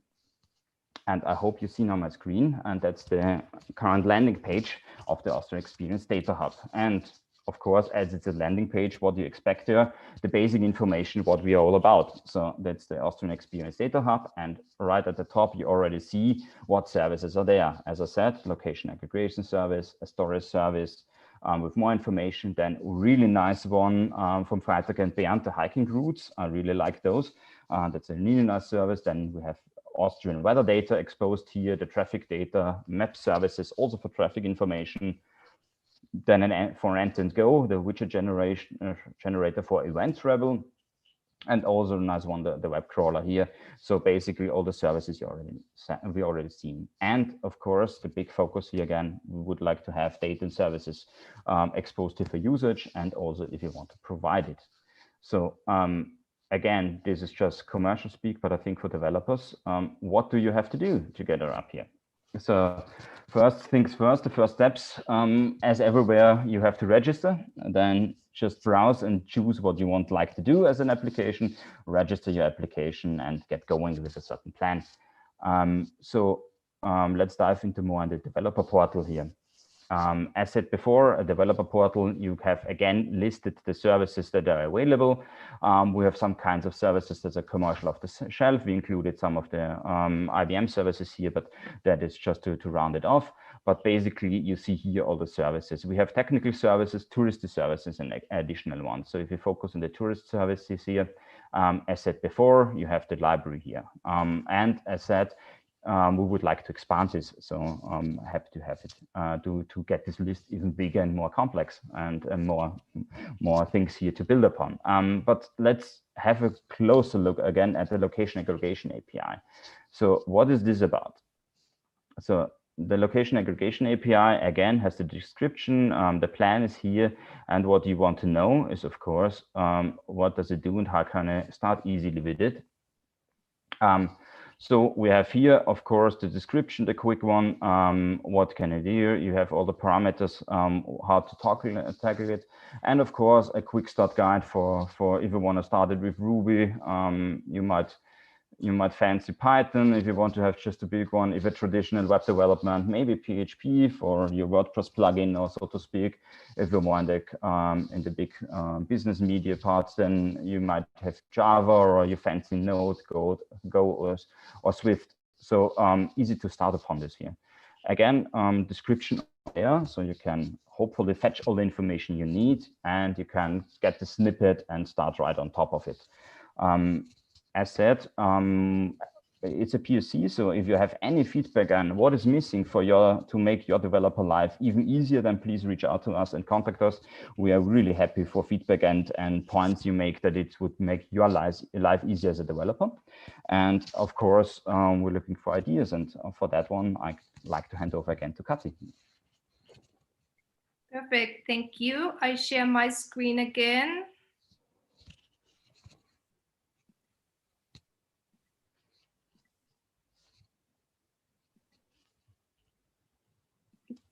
Can you stop sharing yours? Maybe this helps. Sure. Thank you, perfect. So let's talk a bit about the use cases. I show now one of the use cases we also developed as a prototype. It's the MakeMyDay.wien application. So our aim was to make the data hub and its potential for innovations visible for all stakeholders. And that's why we were looking for possible use cases.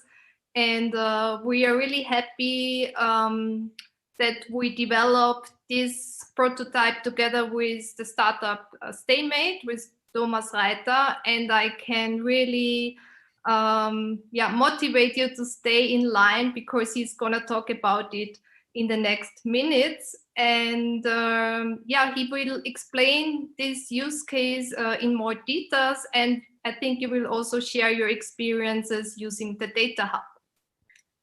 So I just move on, and this is already our last slide. I think we still have a couple of minutes left. What are the next steps?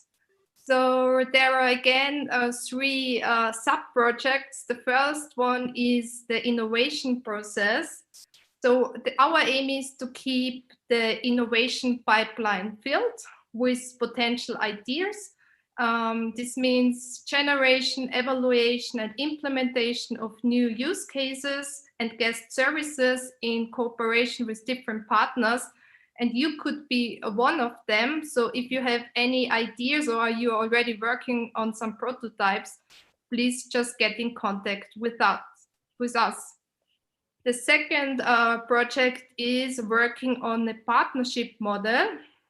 So this includes all the legal and the business aspects, like there is the need for some framework agreements and contracts for different formats of collaboration, the development of a business model, and so on. And the third one, it's the technical operationalization.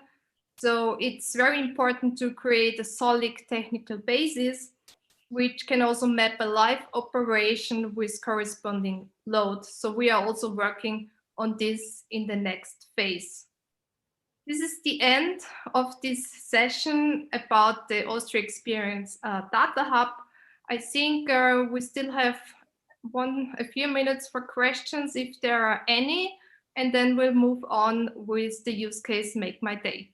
Thank you.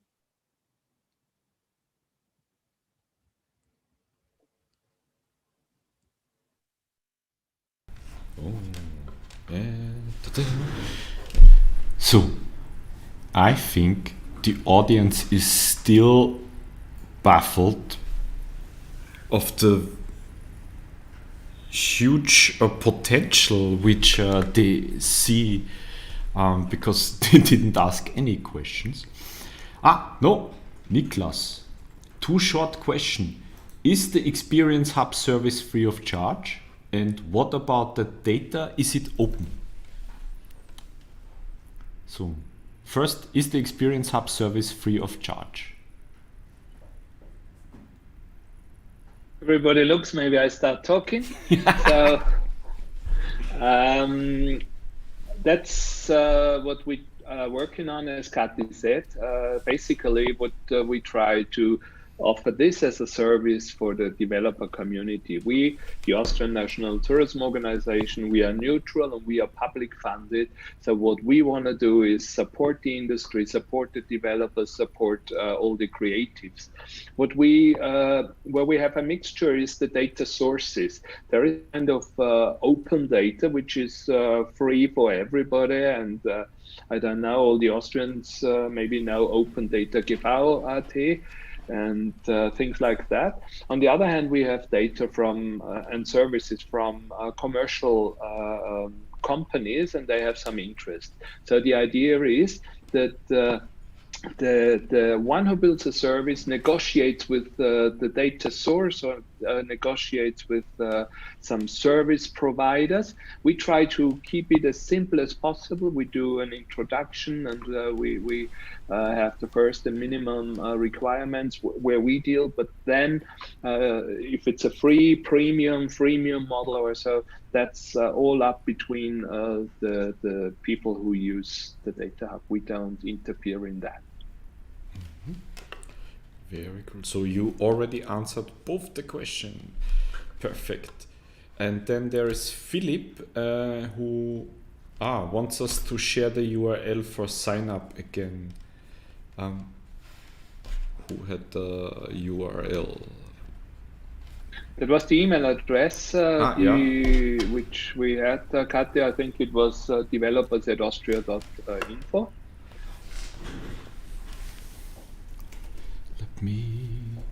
Then I posted into the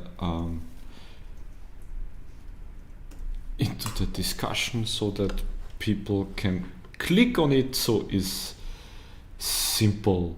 And Candida is back, still watching. Hi. Me too, please give the URL, thanks for it. But that's the email address, and this will be recorded, so afterwards you can also like rewind this thing and rewatch it. So this was the thing. I was just dreaming of a lot of people trying to build their own hiking apps, yeah, with these stores. So okay, Niklas has one last. You mentioned proof of concept several times. What are the next steps for bringing this to life? Proof of concept is that, or the problem we had, nobody understood what we were talking about, especially the tourism industry did not understand. And we are very, very lucky with our partners, IBM, Georg and his team, and Thomas from StayMate, because it was really there. Without them, we couldn't have proved it that good in the tourism industry. And what we hear now is interest in both terms. Some tourism organizations are interested in getting the services of the recommendation system, which we will see in a couple of minutes, and some of them are also interested to use the data hub. The big challenge at the moment for us, or the hurdle what we have to overcome, is the legal aspects. Yeah. We have 6 different ways how business happens. So it's the contract between the Austrian National Tourist Office and for instance, the technology provider. It's the contract between the Austrian National Tourism Organization and all the different data sources. It's the contract between National Tourism Organization and with developers and. So that's where we are at the moment. We are discussing it. I must say myself, due to security and legal aspects, that's more difficult than I thought before. But we are quite lucky that at the beginning of next year we are heading into a good mode to go next steps. Definitely, we will start the next innovation step in January, and come up with more solutions, and that will help us to come into productive phase, let's say, the first 5 months in the next year. Perfect. So, thank you. Then Philip says, so there is no self-registration yet. So I think, Philip, you interpreted that right. So, now out of questions, but not out of ideas.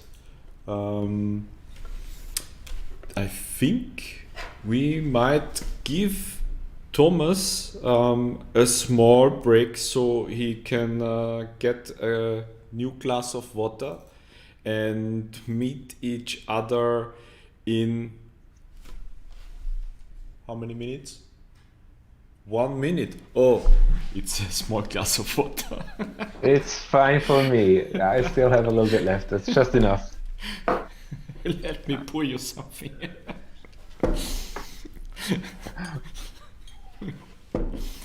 Okay.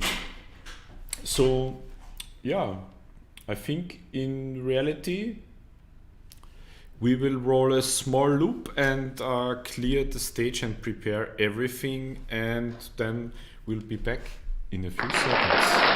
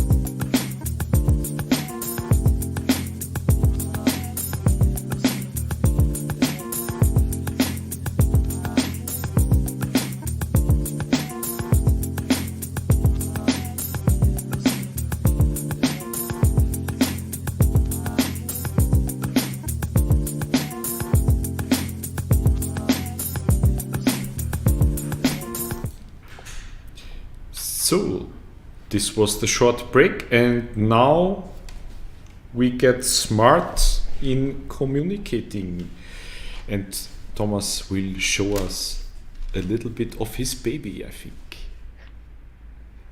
Thank you very much, Stefan. Good evening to everyone.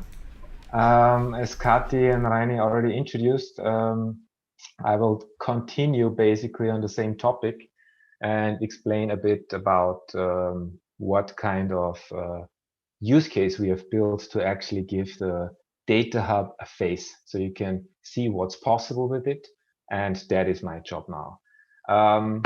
I will walk you through actually what we've built, give you some experiences that we had with the Data Hub, with architecture, implementation details, and also what we've learned from dealing with heuristic data. A quick rundown. Our tech stack that we're going to see is in Node.js, and it's a Vue app. The architecture is microservice-based. We use natural language processing. The stage of our implementation is a prototype. So it's not a finished product, but it shows how to interact with the Data Hub and what there is if you aggregate different kinds of data. And days 100 million. It didn't take that many days, but that's how many suggestions. It's just a rough estimate. Probably it's more, I don't know. How many suggestions Make My Day can give you what to do in Vienna tomorrow. But before I'm going to jump into the prototype, let me give you a quick rundown of the tourism industry. For all those who are not in the tourism industry and are developers like me, I just got into this industry 1.5 years ago. I've been a developer and architect in semiconductor and finance industry, and I'd like to explain a few words and vocabularies you might hear so you're not confused. POI or a POI is a place of interest. It's a landmark, a site, a restaurant. That's a place of interest. And in the tourism industry, they don't use the word customer or user like we do in other industries, but it's the guest. So guests are customers or users.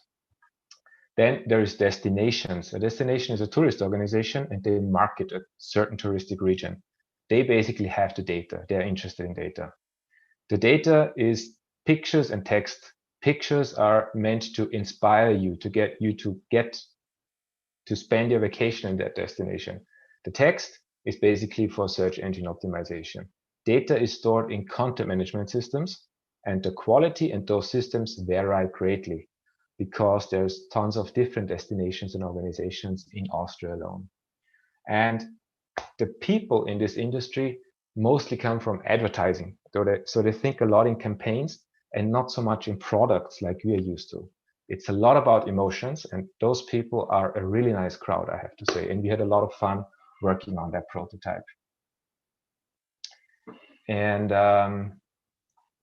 let me just jump right in and tell you what we've built. Because basically, I always like to think that we solved my problem. What's my problem? I've moved to Vienna a couple of years ago. I didn't grow up here. So I know the city, the usual, the big landmarks. I've seen, the famous places. But every now and then I have friends coming over from Upper Austria, from Salzburg.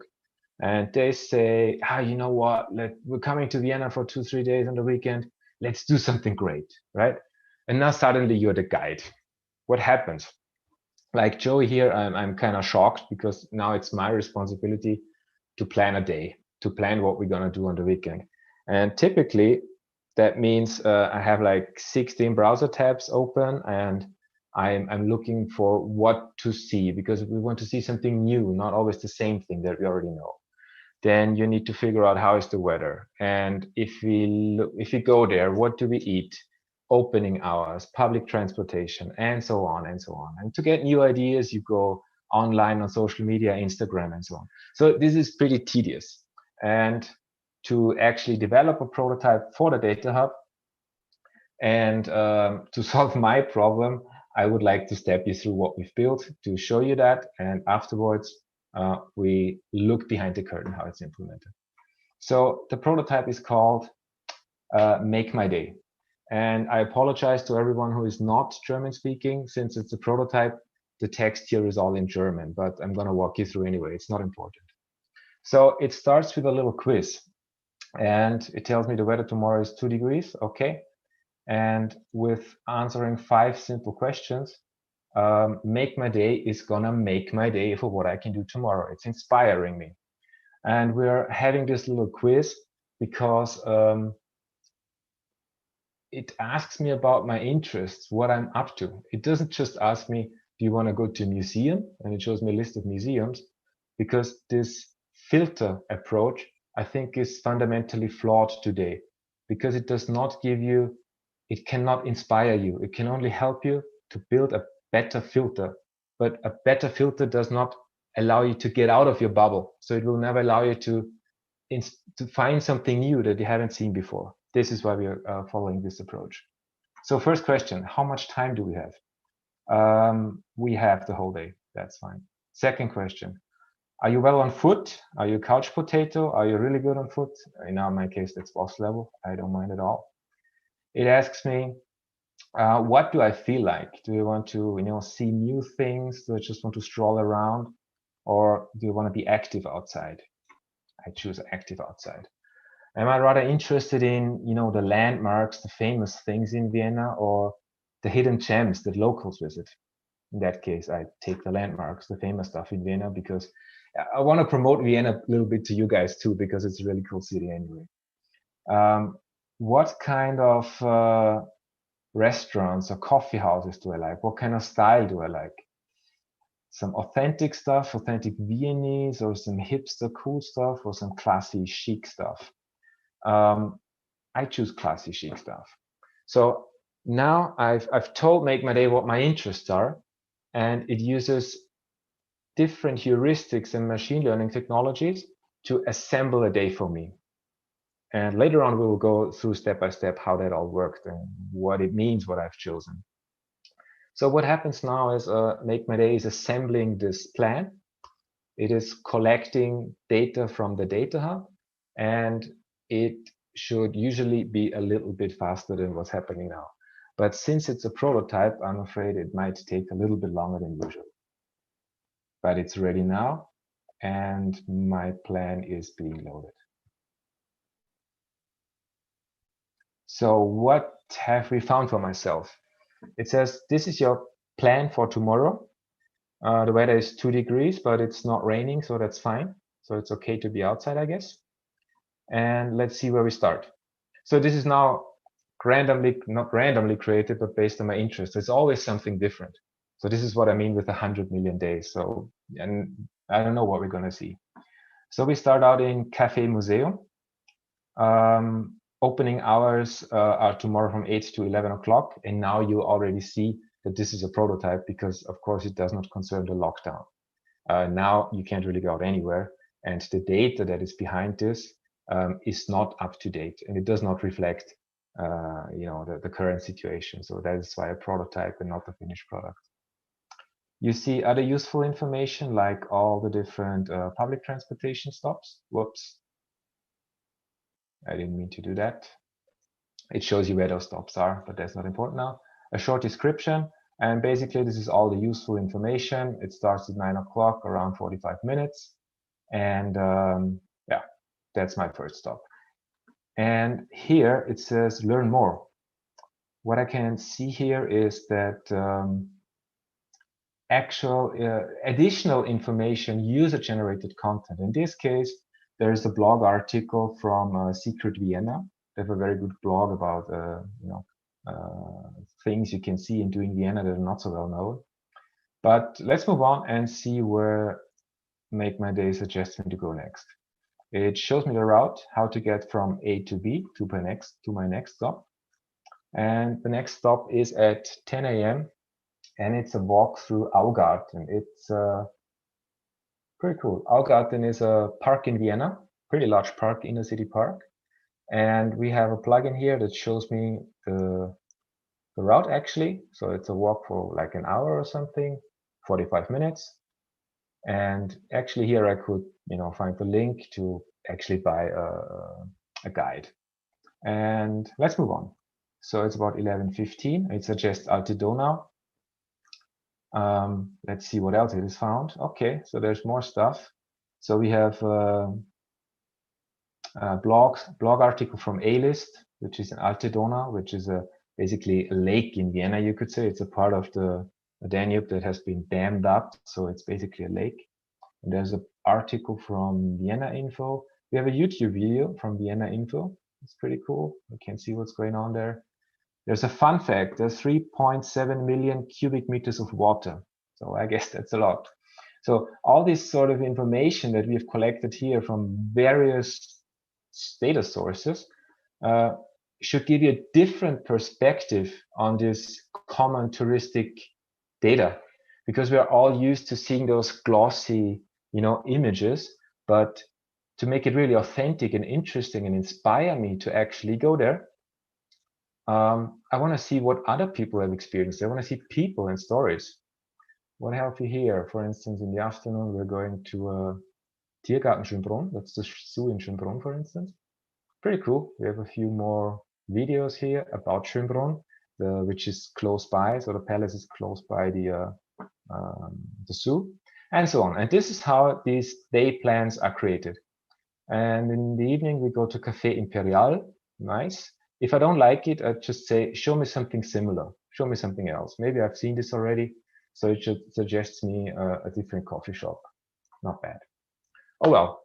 So this is Make My Day. So it has planned my day. And the important thing about it is that this is not a blog where I read something and I'm not sure if I can actually do it or not.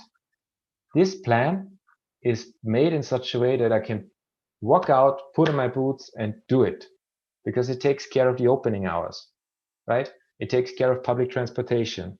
It takes care of the weather, and so on and so on. So it really, in a sense, is like a ready-made solution. I do not need to build the day myself, but it already suggests that plan for me. All right, so let me move back to my presentation and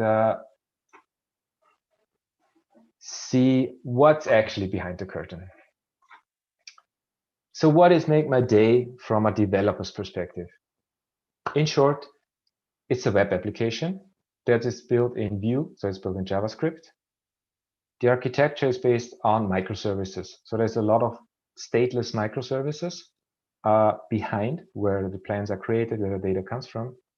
It uses an AI. It uses AI technologies. I shouldn't say it uses AI. There's no such thing. There's just AI technologies and algorithms. And it's a recommender system that mostly uses natural language processing to actually classify data and to connect those storytelling data with those point of interest data. And another big part is it's a data aggregation pipeline, because all this structured and unstructured data needs to come from somewhere. And basically the approach is similar, like what you guys from data warehousing might know: extract, transform, load. So these 4 topics I will talk about in the next few minutes.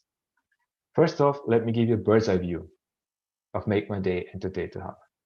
And I've done it in a specific way how I personally think software architecture should be communicated. So if you are a developer or an architect or in an architect role, I can highly recommend the so-called C4 model by Simon Brown. I've used it a lot in my old teams before, and it's a really very simple and concise way that forces you to think about actual software architecture, not just boxes and lines. On a top level, we see that Make My Day is a software system, and guests use the software system, just like I did now. I create and browse plans. Make My Day, the software system, uses the Data Hub. And as you see here is what Georg has explained so well before, that I have a single point of contact. I, as a developer, as Staymate, I talk to the Data Hub, and I don't need to talk to, there's many other systems like Tourdata, the ZAMG, it's the Austrian National Weather Service. Then we have another company that is planning tours and traffic routing. And of course, there's tons of blogs and websites. And so this really shows the benefit that I have when I implement it, because I think those guys wouldn't even pick up the phone if I would call them here on the right side. So this is much easier because I have only one point of contact. And now let's step inside this and this software system. What I mean in this and this software system.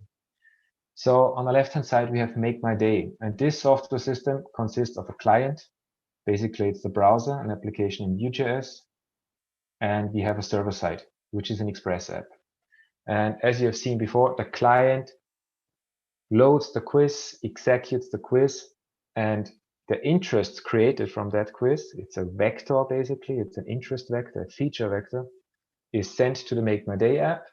And this Make My Day app on the server side creates the plan. We will see in a minute how it does that. But to do that, it uses microservice from the Data Hub. And now we see closer what the Data Hub actually abstracts from me, because I, plain vanilla REST JSON communication with Data Hub. It abstracts like some SOAP XML interfaces from one of those content management systems, touristic content management systems back there. And it abstracts probably, Meteo data in FTP format, all this kind of complicated stuff I don't need to worry about, because the Data Hub either forwards these calls directly, or maybe it builds a backend service that, actually allows data providers who are not really, maybe it's not their core business, to offer an API service, but to share their data and have someone else implement an API service. But from my perspective, the real benefit and the innovation in this picture is that I am not only using the Data Hub, I can also provide a service to it. So that means I, as Staymate, as my startup, I can share a service for others to use. And in this case, I'm using it myself, of course.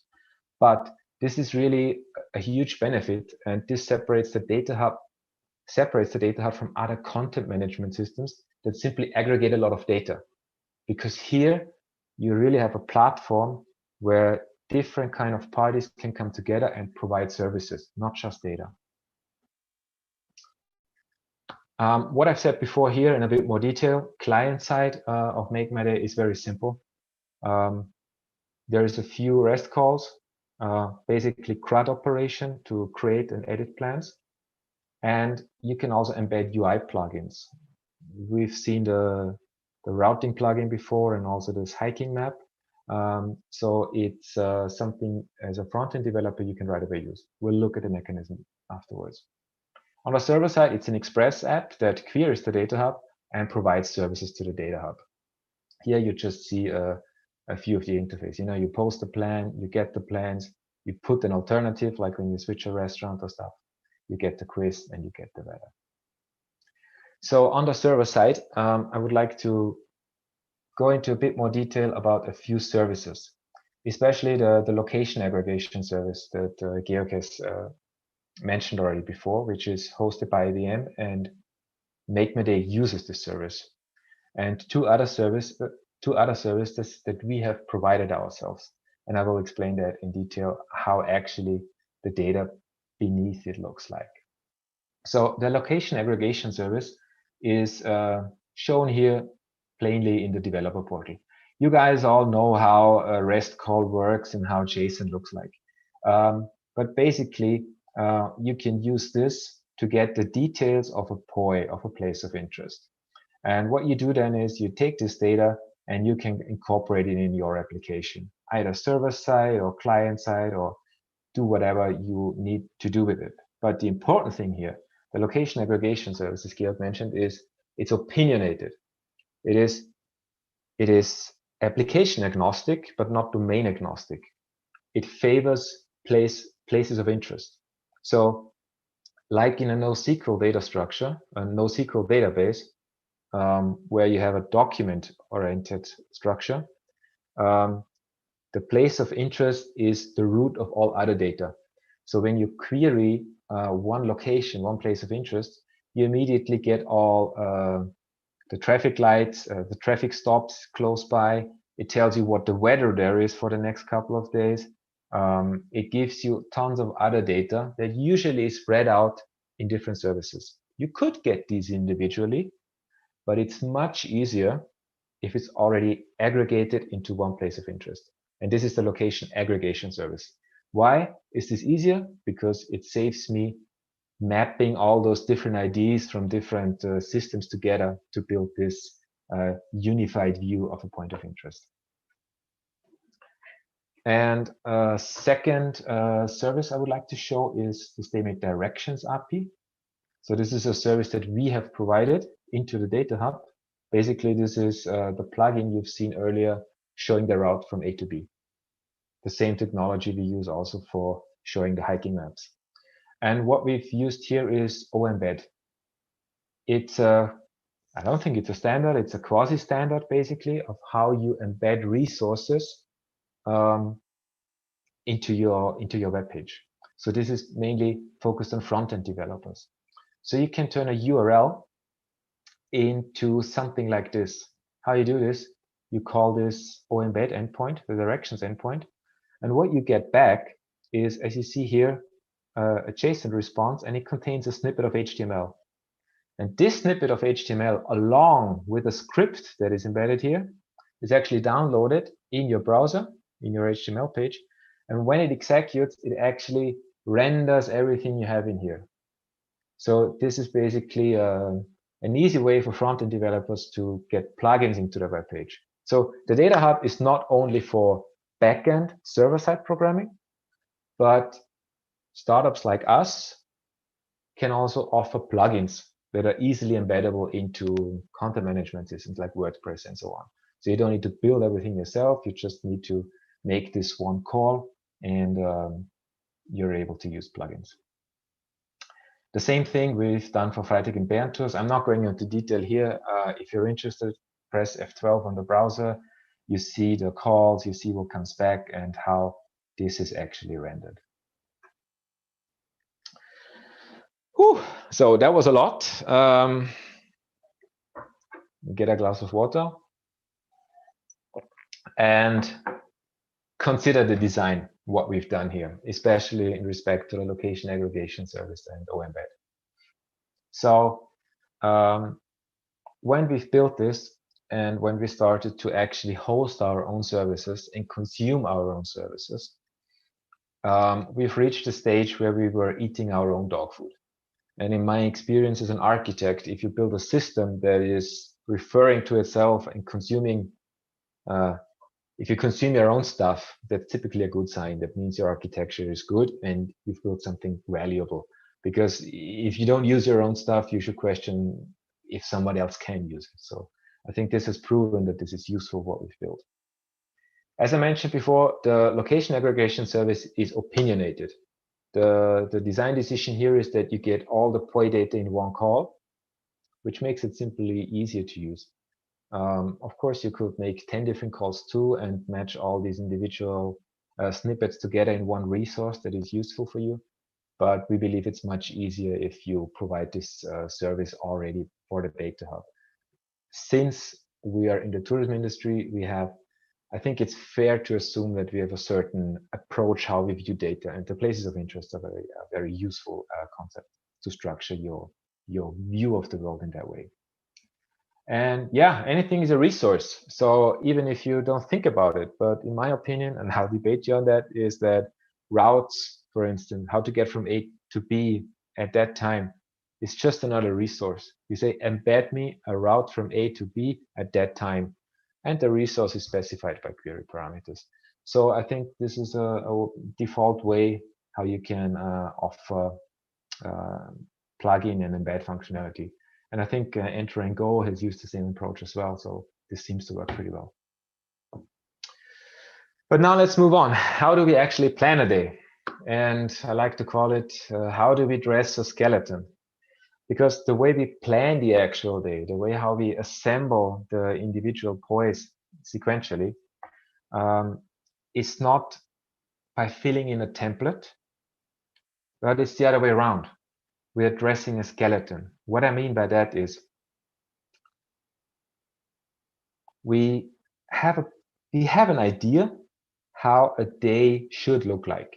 You know, typically in the morning you have breakfast, you're gonna have lunch sometime if you spend the whole day, and maybe you're gonna have, you know, dinner in the evening, something like that. So your day has much more, it has a structure. And if you have a basic skeleton of a day, It's much easier for us to build a meaningful day out of that, based and fill it with interest. Like you can consider the skeleton like a rough plan. I'll show you later on. And we put clothes on it. You know, every point of interest that we add, we add onto the skeleton. And depending on what kind of how far we are with the dressing, we will make sure that the follow-up place of interest matches. So if you're wearing a tie, I'm not going to match it with bathing trunks or something like that. And it sounds complicated, and it's actually, if you consider it, not too complicated, but let me go through it. 10 simple steps. First step is we execute a quiz and we get a feature vector of interest. So this feature vector consists of certain topics, like you're into outdoors, fine dining, culture, museum, and so on. Based on that, we have a pool, a closet of skeletons, I should say. We have a closet of skeletons, like by design, and we pick the skeleton that matches your interests the best. For instance, a whole day skeleton. After that, we fetch a lot of places of interest nearby, basically all of Vienna. Then we classify those places of interest depending on what your preferences are. Do you like a chic place, or you like a hipster coffee house? Do you want to see landmarks, or do you want to see hidden gems? Then we take those points and we build topics out of them. And a topic is not a category of a place of interest, so it's not museums, galleries, yeah? But a topic is, for instance, culture or arts. And in that topic, we might have different categories of places of interest. Like culture might contain a museum, a gallery, some exhibition, and so on. Then we sort these topics and poise based on their similarity to our interest vector. We throw away bad poise that, you know, lack data quality, like bad pictures, no text, this kind of stuff. And after that, we incrementally dress the skeleton. We take the empty skeleton of a plan and we pick the best matching topic. And from that topic, we pick the best matching place of interest. And we do that over and over again until the plan is full. So what do you mean by pick a place of interest? When we pick one, we make sure that, you know, it's not too far away. It doesn't take too long. Does it take too long? Drop it, take the next one, and so on. And we do this for like 20 plans. And after that, we have a global heuristic that looks at the plan as a whole and chooses the best matching plan. We select a winner. After that, we add storytelling data and we send it back to the client and display it in the browser. So what are the places of interest in that algorithm? On the right-hand side, you see the skeleton here. So this is a simple JSON model, and it has a few cornerstones in there. It says, okay, we're gonna have at 9 o'clock, try to find a coffee house. And since this is a plan for nature lovers and people who want to be active, try to fit in a hike and try to fit in a lunch break at 12 and so on. So this is the empty skeleton of a plan, and during the algorithm, this gets bigger, and aggregated with lots of poise. And one design decision we've taken here is that we are modeling. And modeling for us is knowledge by design. So as I mentioned earlier, we have a certain idea of how a plan looks like, and we express this in a model. What else could you do? You could simply, you know, try to develop some AI that you just throw in anything and it chooses whether the plan is good or bad. So this is a reinforcement learning approach, but that's the same as saying, yeah, your problem is really hard. So we start in our prototype with something that we can control better and see immediate results. One design decision is that we match skeletons and places of interest. And we use feature vectors and cosine distance to find what's similar, what's not. This makes sure that in our algorithm, we don't have any categories or places of interest hard-coded. And that means it's easy to switch those, and the logic is still the same. And as I mentioned earlier, the strategy we're following is a procedural one and weak AI, very narrow AI That means we classify POIs, we compare them with skeletons. We don't have an overall global approach where we throw data in and train some huge neural net to decide whether this is a good plan or not, because it wouldn't be explainable and it would be very difficult, I think, to come up with something meaningful fast. And nobody knows whether the data is actually sufficient to learn what a reasonable day for a human is, right?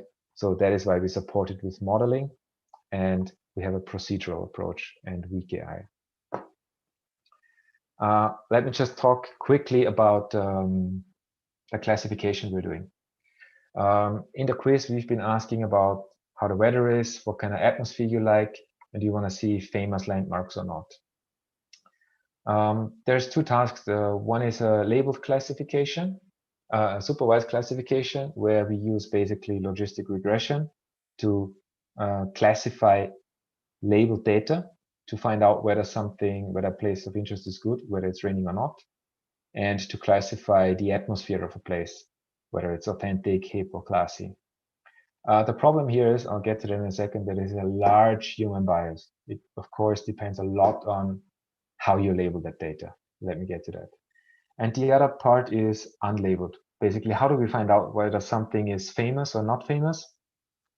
It's very simple. We're inspired by Google's PageRank algorithm. If certain places of interest are mentioned a lot in other places of interest, in descriptions, then they are probably very famous. If stuff is not mentioned that often, then it's usually a hidden gem. So this is how we classify the places of interest during building the plan. Classification with logistic regression. This is what we have done, for instance, with weather and the atmosphere of a place. Very simple approach. We've done it in TensorFlow.js because we could stick with our tech stack in Node.js. As features, we use categories and text. Of course, we pre-process them. And as you can see here, we build like input vectors, which are very sparsely located, which are very sparsely encoded. And we use logistic regression in TensorFlow. That means it's a fully connected layer, cross entropy loss, and softmax activation. Basically, multinomial logistic regression. And with a simple setup, I mean, this is one of our prototypes we just started out. You see that it converges fast. It's not really big and complicated, and the confusion matrix is fine. So that means there is something in the data that works well, and you can even build better models on top of it. So, but let me get back to what is good or bad weather anyway. You see here, we have a few places of interest, and these are the labels. In this case, everything is fine, even if it's raining. And so you have people labeling this. In our case, it was a bunch of people we asked to do that. And what happens is you always have these people. So there's always someone who will argue about what is good weather or bad weather. And actually, they're right, because it's very difficult to say. If you don't have a specific persona in mind, it's almost impossible to say if something is okay when it's raining or not. Especially when you see the prediction here. This is one example of a Heuriger. This is a wine place, winemaker's place. And the people who have labeled that, and I'm among those people, they would never go to such a place if it's raining, because I wouldn't think of it. But later on, I talked to one of my other co-founders, and he said, what? Of course you can go there. They're always open if it's raining. You don't need to sit outside, and so on. So yeah, depending on where you get your labels matters a lot, of course. But once you get into it, you really see that classifying something as good or bad weather is difficult if you don't have a specific persona in mind, right? If it's for anyone, it's hard to say. Another problem is that we've discovered, of course, is that sometimes there's little data. In this case, this is classified as a miscellaneous gastronomy. There's basically no description text. It just says second floor. And you can see here that the net, it decided okay, but is super confused actually. 76 to 23 with this kind of activation function is actually pretty confused already. So these are the things that you have to take into account when you work with touristic data. Opinionated people and data quality varies a lot. All the storytelling content that I've shown you earlier, like videos, blog posts, stories, social media posts, are all from curated data sources. That means those posts, the individual posts, are not, linked manually, but we've chosen certain data sources that provide good quality because they have good content, basically. And we read their content and match it with places of interest to enrich them. And let me show you how we get that. So we have a very simple, not simple, but common data aggregation pipeline. Like data warehouse people use ETL, extract, transform, load. We do something similar. We use retrieve, recommend, aggregate. So these are our 3 stages where we get structured and unstructured data from all kinds of different sources, and we get it to us locally. Once it's here, we let our classification engines and our recommender engines run on it and classify it and link it to places of interest that we already know. And once we have that link, we aggregate it into our database, and then we can host it on in our Statemate API, which is the Stories and Facts API, and then we can provide it again. If you look a little bit closer how technically it's implemented, as you can see here, we have this aggregation stage, and we have different modules for different kind of data sources because they all have a different API, of course. And in Node.js, you're kind of spoiled because there's a ton of NPMs you can use and to read all kind of data. So that's pretty easy in Node.js. Recommendation, natural language processing. I'll talk about that in a minute. Not that easy in Node.js. And once we have classified stuff, we aggregate it into our database. And in this case, we do so as structured data according to schema.org. So that helps us a lot to actually not just have a database, but have a knowledge graph, which allows you to build much more smart applications on top of it. So that is our data pipeline. This is where the data comes from. And now let's look at how do we match this data? How do we recommend? So in the background, it's not important. We see a ton of text, and this is the text that accompanies a YouTube video from Wien-Tourismus, for instance. And this is how the recommendation stage works. First off, we derive features. We take all the places of interest and build features based on the text. Typically, this includes metadata categories that are already there, but mainly bigrams, because it's simple and it works pretty well. Because a bigram in touristic data is, I call it a poor man's named entity recognition. For instance, Kunsthistorische Museum is a bigram, and it's also the name of something. So if you compare bigrams in different data sets, you will find a lot of links, named entities referring to each other. Very simple approach. Then we featureize the data we have in our database. We featureize the video data sets.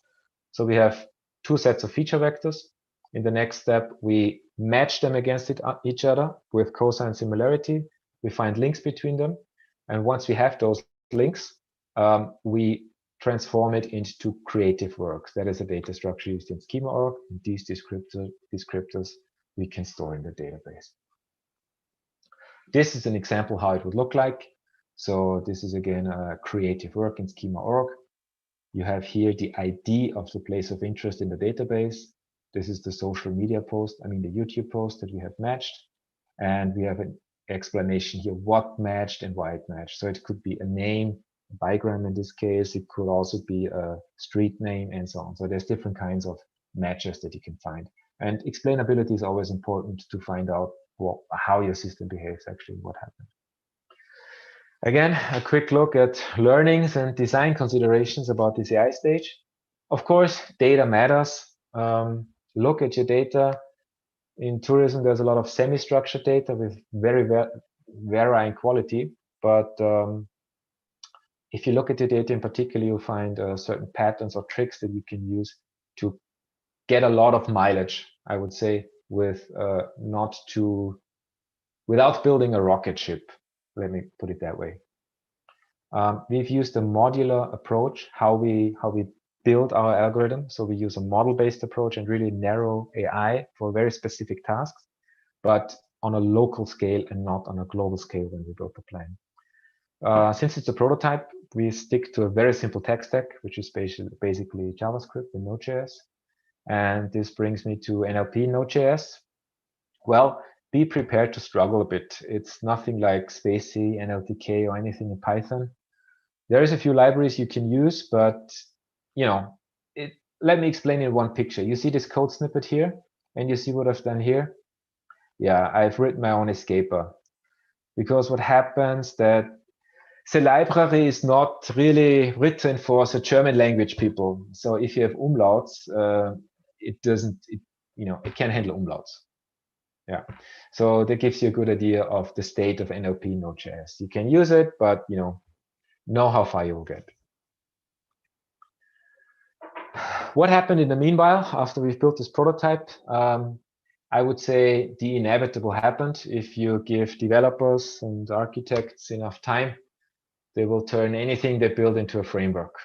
And we've done just that. We have added a layer and turned it into a framework. What does that mean?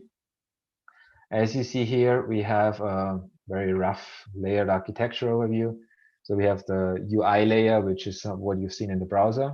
We have the core layer where we do all the planning and the ML. And we have the data layer where we extract all that data. And these two layers we've pulled out into a framework with hotspots where you can plug in different data modules for different data sources. And you can plug in different behavior, like how it plans the day and what kind of plans it creates. And we've added this layer so it's easier for you to plug another UI on it, because what we've done is in the browser directly, but you might incorporate it into an app or into some other application with a different UI. So UI is typically not reusable. So core and data and these hotspots are in a framework. Yeah, it's a nice framework, but why did we do this? We've done this because what we built now is for Vienna. But we will be very interested to see how we can use this approach in Salzburg, in Tirol, in Vorarlberg. That means in the holiday destinations. And holiday destinations are different, of course. There's different places of interest, different activities, and so on. Like if you go on a summer vacation, you typically spend 6-7 days there, and not just one day. So it doesn't make sense to make a suggestion for one day, I guess, but maybe for the whole week. What can I do in this week? What can I do in my vacation? And there's different data sources. So all these things that are variable, we try to externalize and make it pluggable. So we can reuse this prototype and build an application out of it that is really productive. And of course, we also want to use it in our main product because our startup builds digital concierges for hotels. And of course, it's also important for us to reuse what we built as part of this prototype also in our core product. And this brings me to the end of my talk. Thank you very much.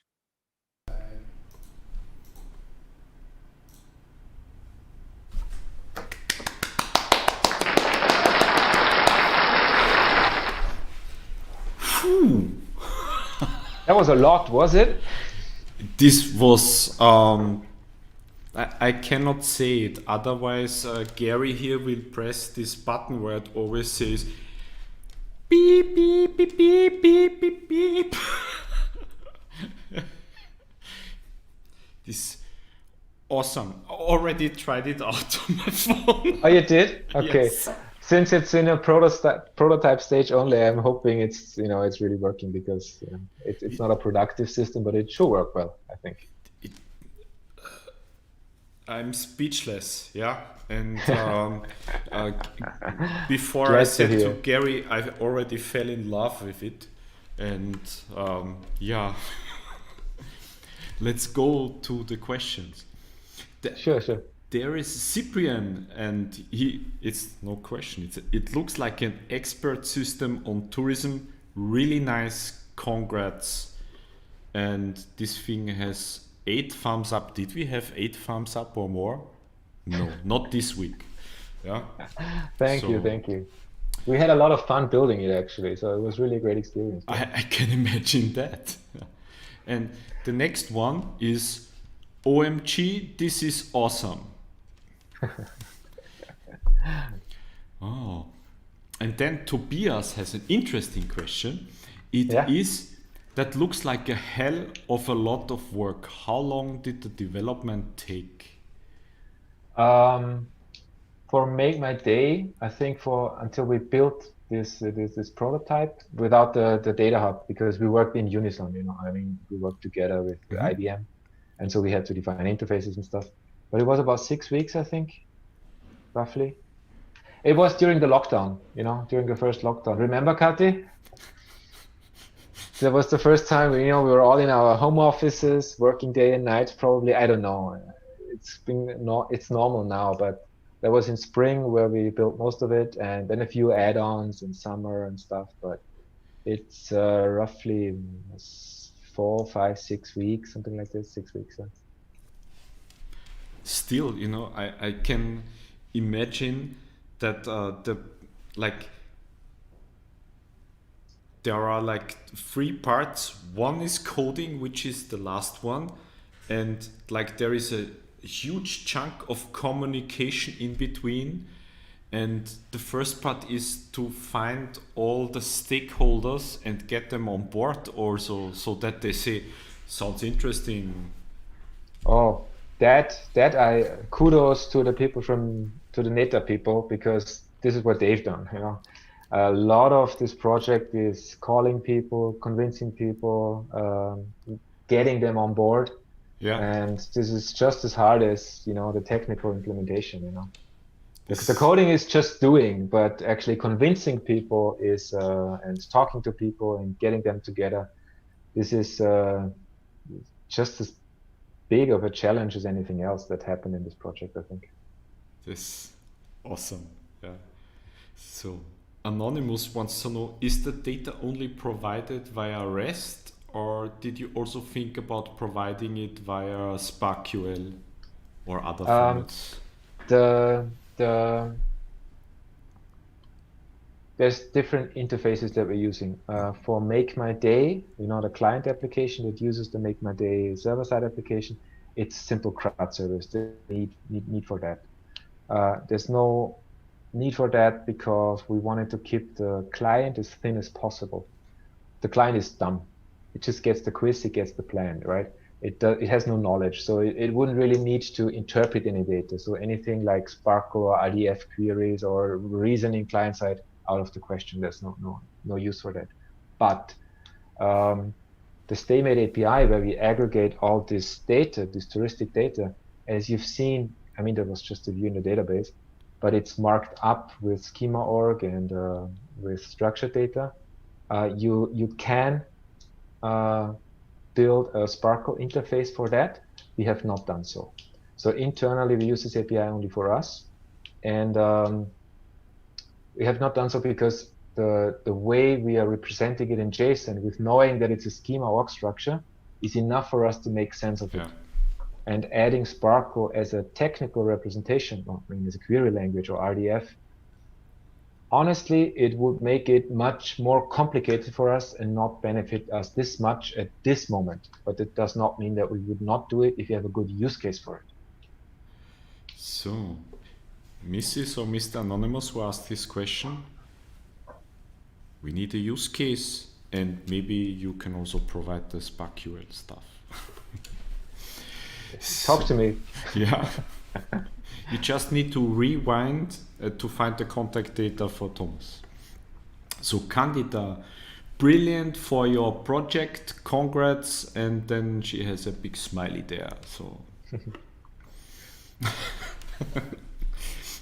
Anonymous, I will try to say it. The library is not built for German-speaking people. LOL. Yes, that is very true. I've seen that too when I've used it, and it made me lose a little bit of my hair. It's not the yellow from the egg. Yeah. Yeah, but you have to deal with it. There's always a trade-off. Do you want to keep your tech stack simple? And, the truth in development is that it's not good or bad. Usually it's ugly, and you have to decide how ugly are you tolerating. But moving, to Python and do it in Python and host the service there, it was just not worth it for our prototype stage. Doesn't mean that for our products, of course, we use that, but for the prototype, we wanted to keep it simple. And as a first step, get an idea if there is any gold in the data. Can you do anything with it? Yeah. If with a simple approach you don't find these first nuggets, then there is no point in digging further with a bigger shovel, right? So it was okay for us. Yeah.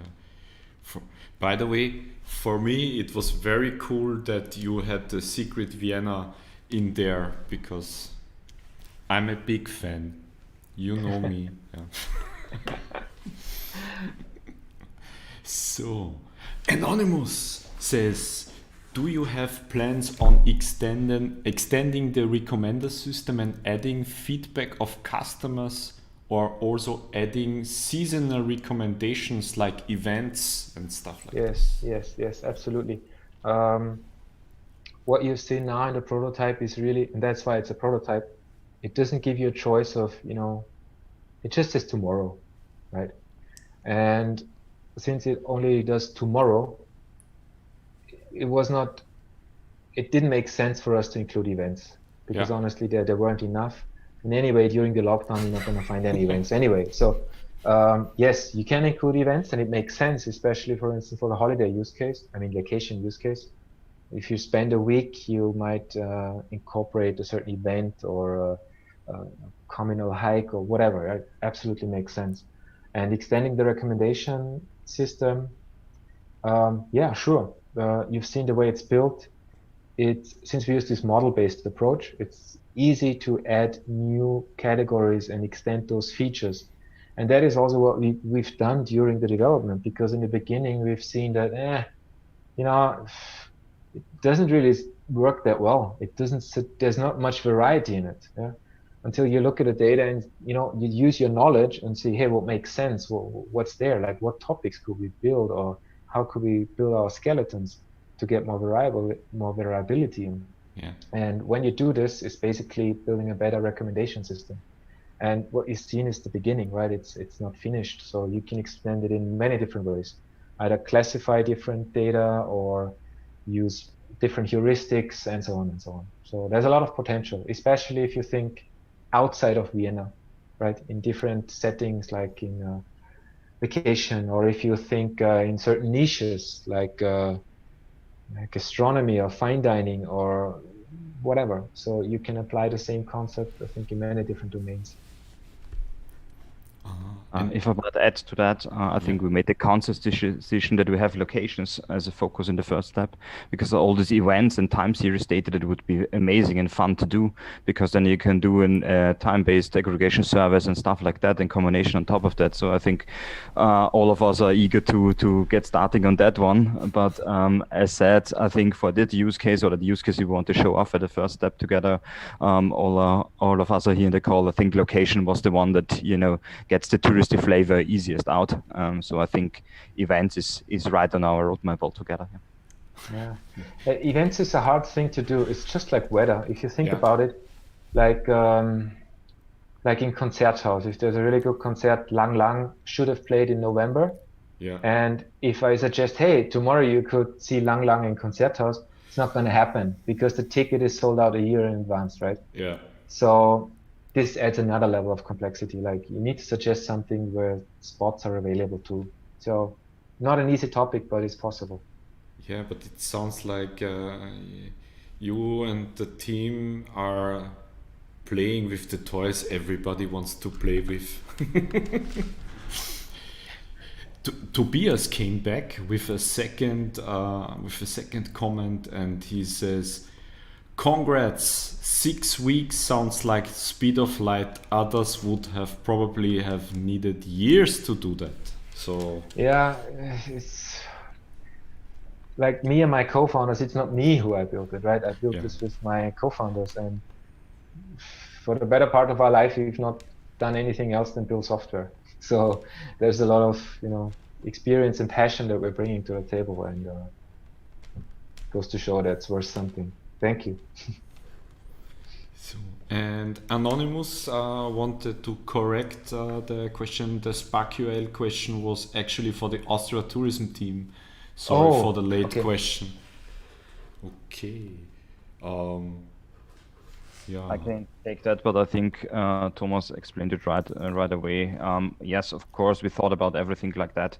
And as we said, it's also a POC, and Thomas put it right there. We're thinking about it, what it can do, expand it for different types of use cases, interfaces, and so forth. So yeah, but for Thomas' use case, we cut the corner that we need for that. Yeah. Maybe I can add, we have different projects going on at the NET, at the Austrian National Tourist Office, and we started a Spark project, an RDF project, a couple of years when I was in Salzburg, and at the moment we try to deliver a kind of knowledge graph and which can then be included there. So that's another project which is going on. Yeah. Actually, that's like what you've seen in the prototype. We have a few interesting facts in there. Like, you know, there's 3.7 million cubic meters of water or something like that somewhere. At the bottom of the result, or? Yeah. Like, I'm not sure if you've seen it, but WeAreDevelopers, they have these interesting to know facts. Like, you know, there's the 1600 steps or whatever, you know, like interesting facts. And this would be something what you could read from a knowledge graph, where you could extract knowledge in a structured way. This would be a good data source, I would say. Yeah. You know, not just offer you data, but actually read structured data that you can reason about, and you know what it means, so you can incorporate it and maybe even make a quiz or a gamification element. So there's a lot of potential. So, question which is not there. What are the next steps for the baby? The next steps for us, I mean, as StayNet is we try to use a lot of the technology we've built and incorporate it into our, you know, bread and butter product, you know, to make it available to hotels, parts of it, but also to see if we can build a real product for destinations out of it. And of course, what's also going on is the NETA people are, you know, fleshing out all the details about legal issues and organizational issues, and that is much harder than turning what we've done into a product, I think. Yeah, it makes you lose hair. Yes. The problem is if you lose it before they get gray, you know, they don't even get gray, you just lose them. Well, maybe it's also your body is protecting you from yourself, so you don't see it. Well, that's another topic for another live event. It's called We Have Gray Hair Live Week #1. Okay. Well, this was really amazing. Yeah. When I read the description, yeah, I couldn't imagine that it would be like this. Yeah, it's really awesome. It's a product I myself, as a person from Vienna, would use, and not only when people come to visit, but also absolutely what we're gonna like, do tomorrow. Yeah, like Friday evening. Yeah, your wife asks you, "What are we gonna do tomorrow?" Right? So it's perfect. I know. Yeah, it's the missing link. It's the digitalization which hits the tourism industry. Yeah, because I think like what our intent was when we built this, I think that a digital product nowadays needs to be based on two core principles, which is personalization and on demand. Yeah. If it's not for you, and if it's not ready right away, then it won't have a future. And that's what we were trying to do, you know, to give you something that fits you right now. You can use it right now. It's made for you. You don't need to, you know, plan your day or use filters and, you know, see what's open. No. It's like Netflix, you know, or like Spotify. It's ready-made for you. You don't need to do anything. It's just there. Just take it, right? So and it's I think this better than Netflix, because on Netflix I have to decide what I want to see. This is well here too, yeah. But anyway, this is one of the core intents, and where we, you know, try to really digitize this information, not just like Reini once said, and I found this really good. He said, a lot of the data is often just electrified, but it's not really digitalized, right? There's a room for a lot more. Yes, and this is more or less the way, and there is a really solid foundation that I see for a lot of things to come. I'm really excited. Okay, so people of this nice meeting, do you want to spend any last words, because we are the last ones? It's not the last words for every time, it's just the last words for Life Week number 3, day 4, which was about building software, and I think this was a really cool ending for this day. So feel free to give any last thoughts, wishes for the future. Well, then Thomas.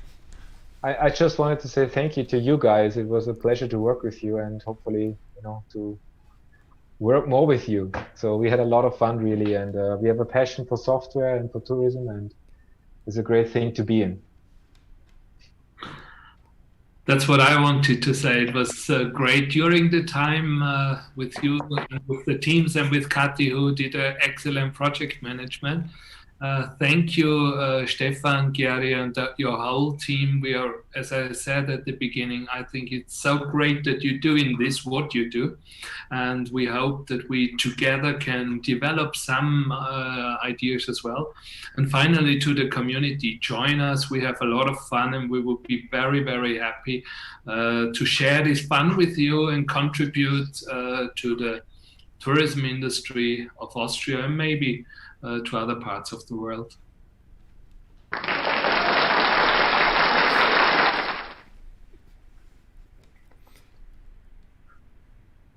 All right, if I just continue, Reini, and again, as Thomas said, thanks you guys. I think it was really fun working, because normally if you do any middleware project, you have two problems. The one is to get the services, and that was amazing job by you, Reini and Kati, to get everybody on board, that we can do it. And the same part is how to show it off, and that was just Thomas with this prototype. I think it was really fun and challenging for all us together to get it everything done and fine. As you said, Thomas, you need to eat your own dog food. So it was good that you have a prototype and not build just something and then say, okay, there you have the spec, do whatever you wanna. So that was a really nice sprint and a really fun sprint. And for the wishes, actually, mine would be to have lots more services on the Data Hub and cool, nice projects, because that was just is now, please Thomas, please don't be mad about it, but this was just one project. So I think it's going to be fun to see what everybody else can imagine on that.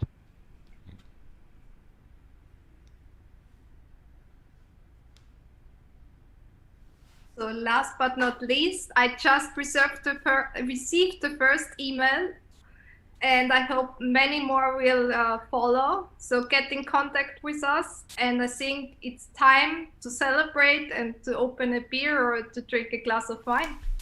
Have a nice evening.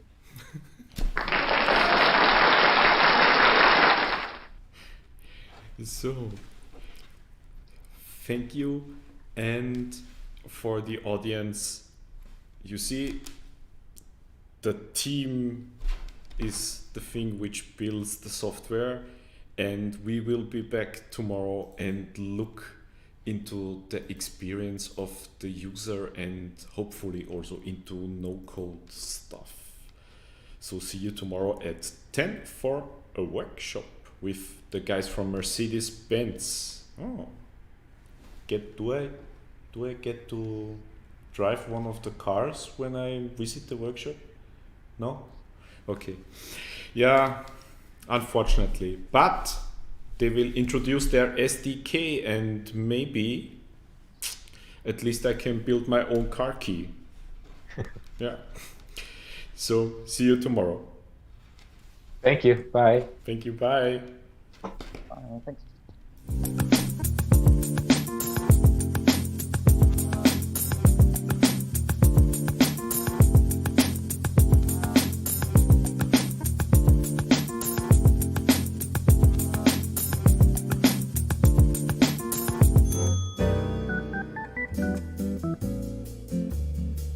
Your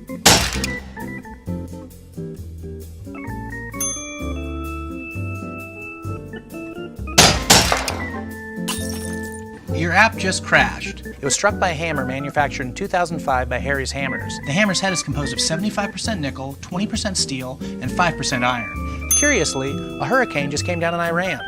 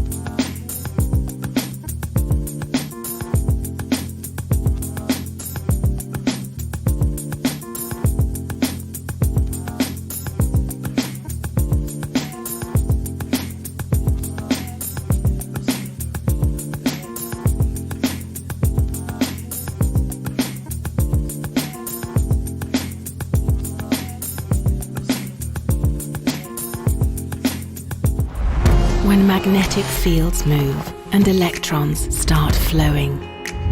When you feel that anything is possible. When the night can turn into day. Then a new modern world is possible. Electricity gives impulse to our imagination. Passion and precision are at the heart of our work. Anytime.